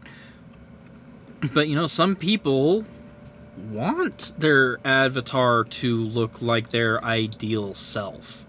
Might kind of be the point of having an avatar sometimes. Because, you know what, we all have some fantasies about how we want our bodies to look and function that aren't attainable in real life for health reasons. And I say health reasons like, oh, it's going to kill you. Like, no, but like, I have arthritis on my knees, and I have had a problem going on with my internal organs for 2 fucking years. Trying to get up and exercise to lose weight is so ungodly painful that it is just unreal. I want to get back into lifting weights. I want to get back in the gym. It's like every time I get close to being able to do so, something else happens. And I'm overweight. I am not uncomfortably overweight, thank God, but I'm overweight. I don't want my character being my weight, because that's not how I want to be. I don't feel good. And realistically speaking, like, I'm not going to make my Dragon's Dogma character my weight, because honestly, that is not fucking believable. You are not going to be this big if you are running around a continent trying to save people. No, you're gonna be pretty fucking fit. It's almost like being active will just do that. Who'd have thought? Just with a different freaking name. It's the same company, and they've been doing this to tons of games and media that everyone's been hating on for all their wacky changes, butchering all forms of customization and trading it into this gelatinous blob of love and acceptance. They just diagnosed every person playing all their games with Lizzo and went on with their life.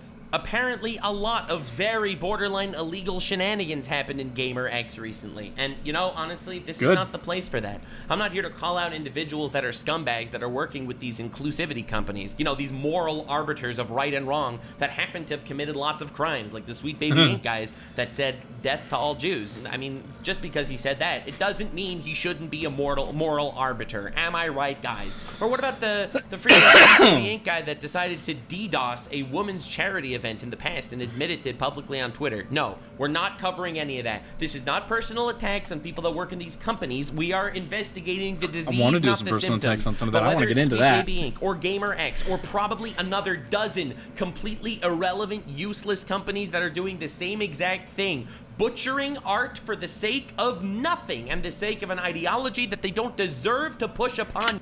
Let's be real. It's not for the sake of an ideology. It's not for the sake of any. It's for the sake of money. Like, if they are extorting these huge companies over this ain't for art or... the only thing it is for money. That's all. That's all it is.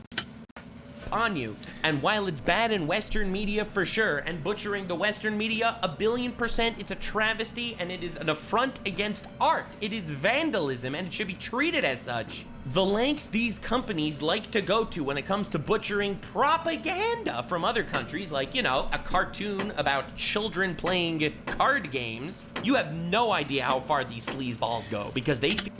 He's talking about Yu-Gi-Oh! I think he's talking about Yu-Gi-Oh! Feel like they will never get caught. Crunchyroll is a very, very popular anime streaming service. It's been around for a very, very long time, and they shame people constantly for pirating anything. They will sponsor YouTubers to make anti-piracy videos all the time because they want to shame you and to feel like you are not supporting the very, very small, tiny niche anime industry. How often do you have people talking about in their sponsors of their videos, especially about 5 years ago, this video is sponsored by Crunchyroll, everybody, big shockaroonie. Definitely go to Crunchyroll to support the actual industry. Do you love anime? Well, this is a niche hobby, and support the industry by going to Crunchyroll. They're gonna take all that money you give them and probably pretty big make their niche. own anime, like called freaking High Guardian Spice, where they proudly tap themselves on the back and proudly roar into the air as they say, "Don't worry, guys, we have not hired a single straight white guy ugly as on hell. the entire production team of this."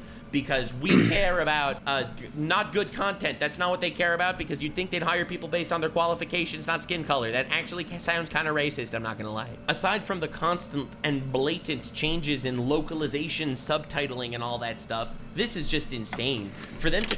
Well, and here's the thing. Not hiring a white guy because he's white is racist. And there are a lot of people out here saying, oh, you can't be racist against... this or this because they're the oppressors, and no, I am too broke and too worried about my own shit to oppress anybody. Discriminating against me because I'm white is racist. Literally, the definition is just discriminating against a person because of their skin color. You are discriminating against me because of my skin color. You're racist. Sorry, but you are. Being inclusive doesn't mean being anti anything. It means being pro everyone. Is that really so hard? For them to try to convince us that we need to support Crunchyroll because they don't believe in piracy and piracy is theft, but you also don't own the stuff you pay for. If you don't own what you pay for, then piracy ain't theft. And also, don't sit there, twiddle your thumbs, and make it feel like we have a moral imperative to support you because you're supporting our hobby. If you're gonna... I'm not gonna lie, that also does make that sound like a phenomenal protest. Like, that sounds like just a great method of protest right there. Gonna take our funds and create absolute garbage out of it like High Guardian Spice. And the real shockaroonie is Crunchyroll started as a piracy anime website. It's only when they felt like a more lucrative route they could actually take is through actual licensing that they went full 100% kosher and decided to go all this entire reign of justice route. Crunchyroll, the second Space Marine Legion of the Imperium of Man, ladies and gentlemen. And this is, again, just a symptom. I don't want you to think that this is the disease. They are not the disease. Let me introduce you to Discotech. Discotech is a smaller, less successful Crunchyroll that works on retro anime and retro games and a lot more niche topics and stuff like that. And I did a deep dive on Discotech specifically on my second channel, Nuxanor. It'll be linked in the description if you want. Dimitri Monroe made a really freaking good video about that. Again, I want to make clear this entire segment of the video is not going after these individual companies as much as pointing out that this is a blight on society and art. Remember that big lovely complex change I was talking about?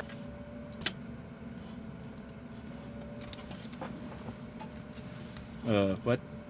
Identity politics, and honestly, very massively discussed topics that, quite frankly, should be discussed, I guess, according to my very personal random bias that shouldn't matter to anybody on the planet at all. Totally. Twitter's Japan trending section was talking about every single social issue and discussion going on in the US of A, ladies and gentlemen. For a long time, people were questioning whether the actual trending page was a legitimate trending page that just decided on what was the most trending topic based on discussion in a given region, or if the trending page was somehow crafted, maybe, handcrafted by the corporate overlords, trying to push certain food in front of you to consume.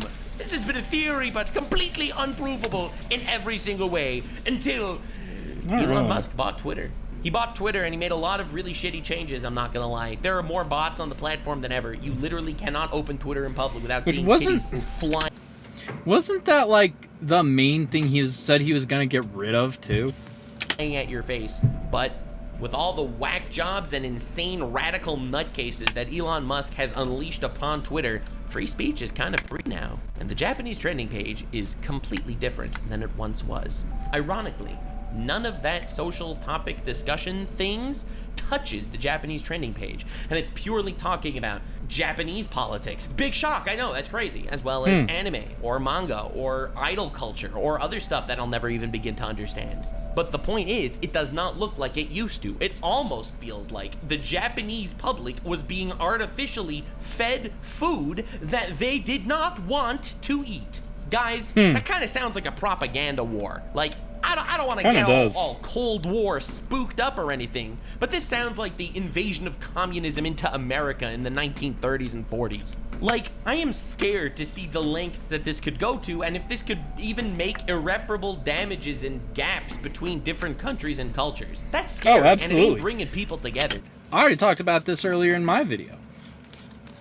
We've got that problem already. You add social media into that on top of it, I'm surprised World War III hasn't already started. So to answer my question just a few moments ago of how far will they go, I think they'll go as far as they can. And the minute you give them a finger, they will take a hand. Now they're changing a joke that calls someone flat-chested into calling them a tomboy, even though that's not a comparable thing at all and didn't make sense in context. Or maybe you'll have a cute girl from Dragon Maid saying how she hates the patriarchal society or something like that. All right, that's not really changing my life. But who knows how far this will go? Where will this end?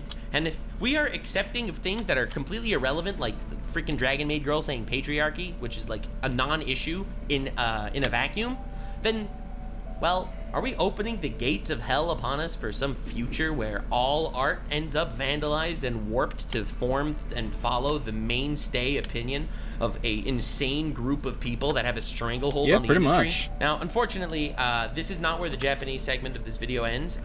When I was on stream looking into the discotheque stuff and the lovely complex dub and stuff, I was hit by a really terrible, awful piece of news, and I am still shaking to my core. So I'm just gonna play my actual reaction to a very tragic event that happened in Japan, very much on this topic. Roll the clip. Despite me seeing this largely as a positive incident, for both the attention it garnered and what it revealed to us, today I'm going to have to leave you on a more somber note than recent. While out of the hands of all those involved at Discotheque, the timing of this event could not have been worse. For those unfamiliar, Lovely Complex is a very famous entry in the shoujo genre, whereas just 2 weeks prior to this incident, another shoujo artist, Hinako Ashihara, took her own life. I don't bring this up simply to elicit an emotional response. The reasoning for her death ties directly into today's discussion, as right before her passing, Ashihara protested the TV adaptation of her series Sexy Tanaka-san. A shoujo writer killed herself out of protest for a bastardized adaptation. Wow. And then a month later, Discotheque comes here and bastardizes another shoujo adaptation? You've got to be kidding me. That's dystopian. What? Prior, she was promised by the producers that the series would be handled with care and with little change, but this didn't come to pass. She felt immense frustration at the liberties taken with her own creation that she poured her heart into, with the note the police found after she passed further compounding these reasons for why the event took place. Ken Akamatsu, a member of the House of Counselors and author of Love Hina, had this to say on the incident. Something that shouldn't have happened. In media mixed projects of manga and novels, this has been a frequent occurrence for a long time. Original developments and character changes that the original author did not want have become a problem. I think it's becoming less common. However, there's still a lack of thoroughness in terms of prior explanations and contracts regarding secondary use. This is a problem for the original author, but the original author also needs a place to go for advice and knowledge, in case they're not satisfied with the explanation beforehand, or something happens later that is different from what was promised. Though I don't wish to dismiss the fact that there was certainly more going on with Ashihara that would lead her to commit such an act. Well, yeah, obviously you're not going to say that it was purely the adaptation's fault, but it definitely contributed. They butchered her piece of art. She put her soul and love into it, and the absolutely... No, what he's saying is absolutely correct. 110%. You cannot take somebody's baby, butcher it in front of them, and tell them that there's nothing they can do without consequences. And the consequences in that case... Like, yeah, there's probably a whole bunch of other shit going on that led to that. But Jesus, man. Like, wow. Absolutely butchered it after promising that they wouldn't. And she ended up doing the unthinkable. This is the same as the localization shit. What is even going on? It still shines a light on why I care so heavily about these things. This affects people. It's something these creators put their all into. Their heart, their soul, their dreams, and their ideas. Which makes it all the more ridiculous that Discotech's statement was not only a masterclass in gaslighting, but those in charge like Justin Savakis were actively mocking all those concerned on his social media. While Ashihara's situation... He was. Next time an I don't even know what that means. Crowd tries to insist that there's a wokeification conspiracy where us translators are injecting politics into stuff, I'm gonna point and say, nah, if we did, we'd get fired. Just like Jello Apocalypse. Oh my god, you gaslighting piece of shit. You've all been doing that. You've literally all been doing that. Anti-localization, got it. You've all been doing that. Localization in the good old days changed Brock's rice balls to jelly-filled donuts, okay? Which I think also is obviously bullshit and stupid, but what are you doing? Like Justin Savakis were actively mocking all those concerned on his social media. While Ashihara's situation shows it's not just an issue that affects solely localization, it is certainly an issue. It's adaptation in general. If you're adapting a work, how can you do this? You're adapting a work that someone put their heart and soul into. And your job was literally supposed to adapt it to another audience, either a live action audience or another language. That's your job. Your job isn't to pervert it. Dude, this is despicable. This is fucking awful. And it ended with this poor girl taking her life because of this. What are you doing? What is wrong with you? Art is someone's thought child. It's something that someone created. They put themselves in this art. To vandalize it is to deface them and to dehumanize them. And it's awful to see literal, actual manifestation of something so awful and tragic, and it hurts my heart every time I even think of that story. I couldn't bring myself to record it myself again a second time, so forgive me for just showing the clip of me actually reacting to that news the first time I heard it. The full video's on Nuxanor. No, that is more than completely understandable. I will never record me doing that myself again either. Holy shit.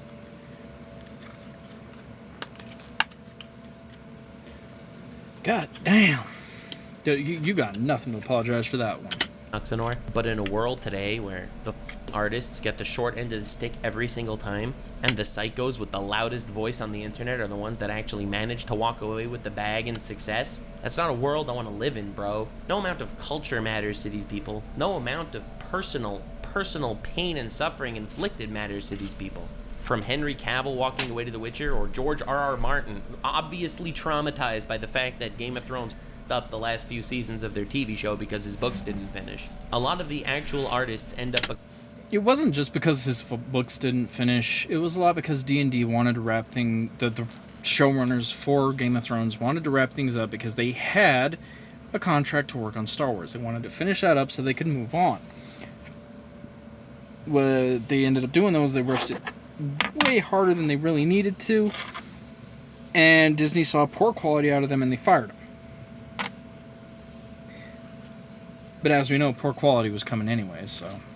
End up becoming victims in these stories, but since the artist is not the one with the loudest voice, the artist is not regarded. They're paid into silence and threatened with harassment and threats for not being inclusive enough. And suddenly, you're left with a homogenized paste of absolute shit because the modern gaming industry is dog shit and it's garbage because no one's willing to take any risks, and it's much safer just to go the route of paying Sweet Baby Inc. to deform and turn your shit into a homunculus. The fact that Netflix is so used to and so comfortable this entire concept of just changing shit for the sake of public acceptance and maybe good PR or something, that they decided to change. They ain't getting good PR. They are not getting good PR. I want to make that much at least very clear because they are not. People are furious with Netflix. We wanted a good Witcher adaptation. We were starting to get a good Witcher adaptation, and then we heard that Henry Cavill left and why, and it ruined everything. Change actual historical fact about Cleopatra when they released the Cleopatra show on Netflix is it goes to show how far the brain rot has gotten. Did you know? Well, it's not just that either, because here's the thing. If you actually look at this shit, these adaptations, all of this, none of them are lasting long. Witcher went for 2 seasons. That's not much. Cleopatra hasn't been renewed as far as... Actually, you know what? I'm going to look that up too. Did the Netflix Cleopatra...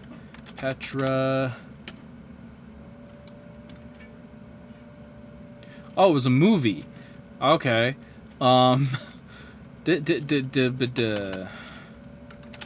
Get good reviews. Overall, the Queen Cleopatra TV show. Okay, so IMDb is. You know what? Fuck it. Let's just go to Netflix.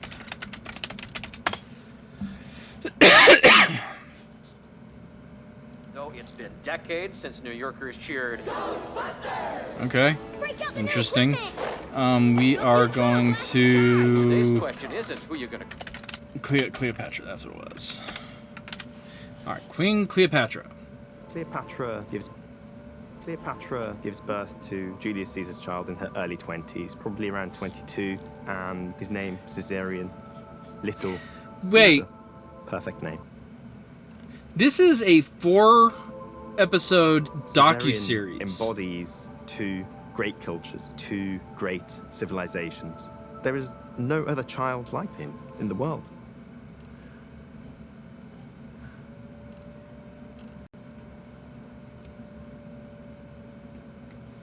This is a 4-episode docuseries. Why in the hell did they change fact? Okay, this right here is a huge fucking mistake. Oh my god. So not only did they take Cleopatra and make her black for undisclosed, undeterminable reasons, they also cast one of the worst possible people they could to do it.